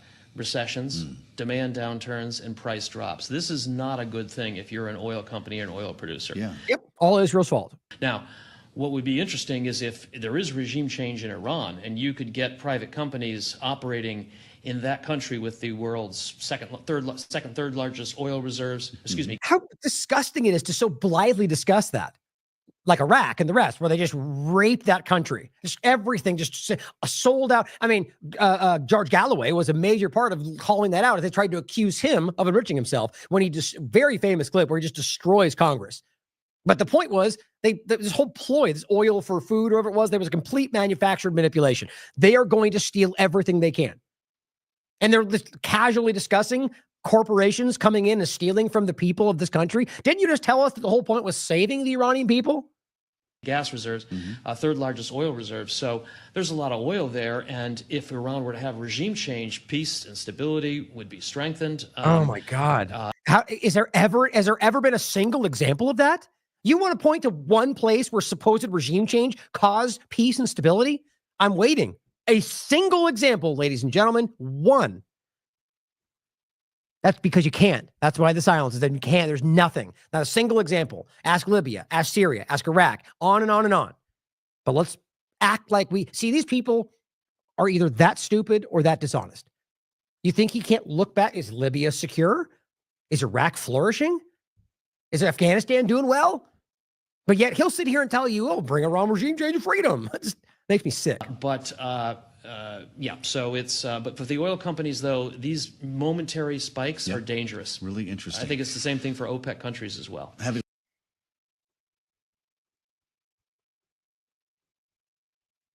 Thomas Massey says, consistent in his principles. This is not our war. But if it were, Congress must decide such matters according to the Constitution. I'm introducing a bipartisan war powers resolution tomorrow to prohibit our involvement. Good for him. I invite all members of Congress to co-sponsor the resolution. Again, though, you shouldn't need to do this to establish what's already constitutional reality. It's just, this is how broken this stuff is. But he's consistent. Charlie Kirk says, moments like this, I have full, complete trust in Trump. See what I'm talking about? What a clown. So you're going to come over here. You're going to come over here and say, terrifying warning, keep praying for peace as Trump continues the war against Iran. And then you have the nerve to say, this is when I completely trust Trump. Clown. Absolute clown. I mean, guys, this is not my opinion. You're ridiculous. They're showing you, like Cat Turd and the rest, that they are Trump, not first, not America. Or rather, Israel, like Randy Fine. The same point. Evacuate Tehran, threatening an entire country. Randy Fine says, thank you, POTUS. Bombs away. This guy is a monster, guys. He's the one that cheers on dead children in Gaza like it's funny. It's not even like a nuance. It's literally what he's been doing. And Trump will not sign G7 statement on Iran and Israel, officials say. White House officials said Trump has decided not to sign a statement drafted for a group of 7 allies that urge restraint from Israel. Gee, I wonder why. Why would he possibly not want to sign a document calling for restraint when they're both involved with the war? Maybe because they're both involved with the war. Maybe. Well, I don't. Let's do one more thing. And I'll make sure I include all the links that I've added here at the end. Let's just kind of skim real quick and see if anything pops up. Nothing that seems too new here. Tulsi Gabbard, 90 days ago. Yep, same thing. That they're not building a bomb. We know that based on all the facts. Look at now. Suddenly, everyone's sharing that. Oh, look at this. Charlie Kirk. Trump was elected for this moment. Moments like this. God, you guys are such clowns. And see, this guy is just simping for Trump right now because they know they're losing everything. That's why you get the Lomers out there. Don't forget that they tried to kill him. Make sure you support Trump in the midst of the most unpopular moments because they are constantly simping for Trump. And as Israel attacks Iran, a U.S. Army colonel's dire warning about Israel's nukes is more prescient than ever on captured media. Glenn Greenwald. Trump's DNI said Iran has a nuclear energy program, but not seeking nukes. But Trump spent the week before Israel's attack talking to Sean Hannity, Mark Levin, and Netanyahu, and all the Israel First neocons who lied about Saddam WMDs and that he was seeking nukes and got swayed. Now, I don't believe that. I think Trump was already on board, personally. Okay, last one. And there's the fake human rights lawyer. What did he say? I'm in Tel Aviv now, where an Iranian ballistic missile hit last night. And what is the interest in calling for some kind of support when you've been bombing innocent people for months. Like, the bottom line is, if I decide, if the government or the UN or whatever decides that what Iran did here, regardless of what Israel did, is a crime, then we should, if you agree with the facts, then we should call that out. My point is that if Iran acted in a way that we believe breaks the law, then we have to call that out, regardless of whether you think it's justified because Israel X, Y, and Z. That's really important right now. But I'm of the mind with what they're doing and everything they've laid out, that right now what they're doing is involved in, like, when there's a war, like an actual war, when they just literally bombed in Tehran, in civilian locations, civilian buildings. When they respond, that becomes a war. Like, the idea that they're supposed to go, the bottom line is civilians should not be targeted in any context. But we have to remember that Israel is putting them underneath the civilian locations. So, in fact, what they're doing is sort of validating the entire argument they've been making, even though what you can prove is that Israel has never had the legal right to do it because there are no human shields. Bottom line, we have to be consistent with our logic. It's the same thing I made, the point they made about the Houthis, which was unpopular, but which was that at the time, if they were illegally bombing ships, regardless of whether they think they had the right, you still should call it out because it's technically still a violation of the law. That it's important to do so. But I can completely understand. And now looking back, the bigger picture is because of the international law dynamic, I argue they were legally in line. But he's trying to make this about something. He's trying to make them sound like the victim, despite a year of genocide, is the point. I guess we'll finish with this. Oh, my God. See, these people are dangerous, man. I'm telling you, this is insane. So here's what Alex said. 4 hours ago, Pakistan threatens to nuke Israel. If President Trump allows Netanyahu to drag the U.S. into a direct war with Iran, what a lazy reporter. He will essentially commit political suicide. Like, if you can't be honest by now about what we can see, and you're still trying to let it seem like he's not doing what he's obviously doing, then you're just a liar. And destroy the MAGA common sense. Like David Smith. That happened a month ago. We're well past that moment, and that's why he's calling it out. Someone like Jones, like David already said, is just adherent to anything but I made a mistake or I'm wrong or we're on the wrong side. He said, you are begging to stop what you vehemently supported in promoting Trump like a lapdog. You think you know so much, but actually you know so little. That's your problem, and it's caused you to back all the wrong people, including Musk, for all the wrong reasons. You've made your bed. Well, guys, I really do hope that this does not go a very dangerous way. Oh, my God. See, these people are so disgusting. Perfect. Meghan McCain. Inject this straight into my veins, she says, in regard to Trump saying, can somebody, Tucker Carlson's a kook and Iran can't have a weapon. These people are destabilizers. Here's Randy Fine. Nuke Gaza would be a terrible idea. Says the fallout would drift into Israel and kill the hostages. But you're not worried about killing innocent people in Gaza? War is messy. Guys, thank you for continuing to stand up for what's right. I mean, really, I've said this many times over the last probably 6 months, but increasingly every day becomes more relevant. I've never seen a more important time in my life and me doing this than right now, to find the courage to seek out what you believe in, to call it out, to hold it up for the world to see. These are the principles that I believe in, and anything going away from this, anyone slightly deviating from this, I'm going to call out. Doesn't mean you have to make the point is that people have different principles too, but just simply go, that's not what I'm aligned with. And if you're of a group that's claiming to be similar and they go away from it, then call it out. Like arguably what Tucker did, what Dave Smith clearly did, call it out. Now is the time. That every second we delay, we're allowing these power structures to take more control of the United States, to influence more politicians, and to murder more people around the world.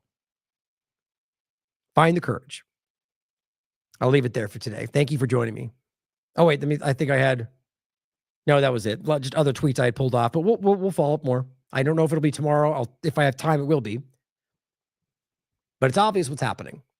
And I really genuinely pray that we do not see something serious happen tonight. Because, I mean, look, whether Trump wanted that or thought it was going to happen, that statement is a green light to Netanyahu to do whatever.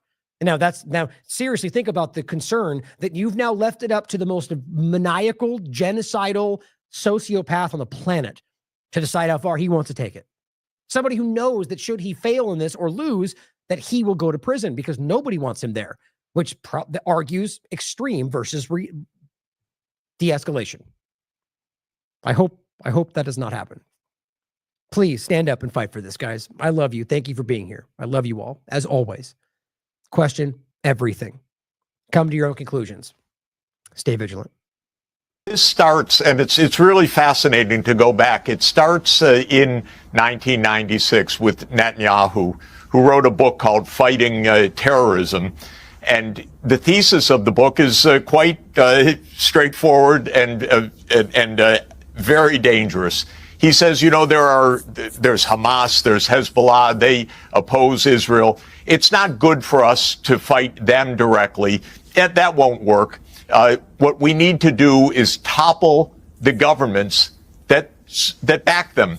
So what we need is regime change throughout the Middle East. And he actually gave a long list of 7 countries that included Syria, Libya, Iraq, Iran, Somalia, Sudan, and Lebanon.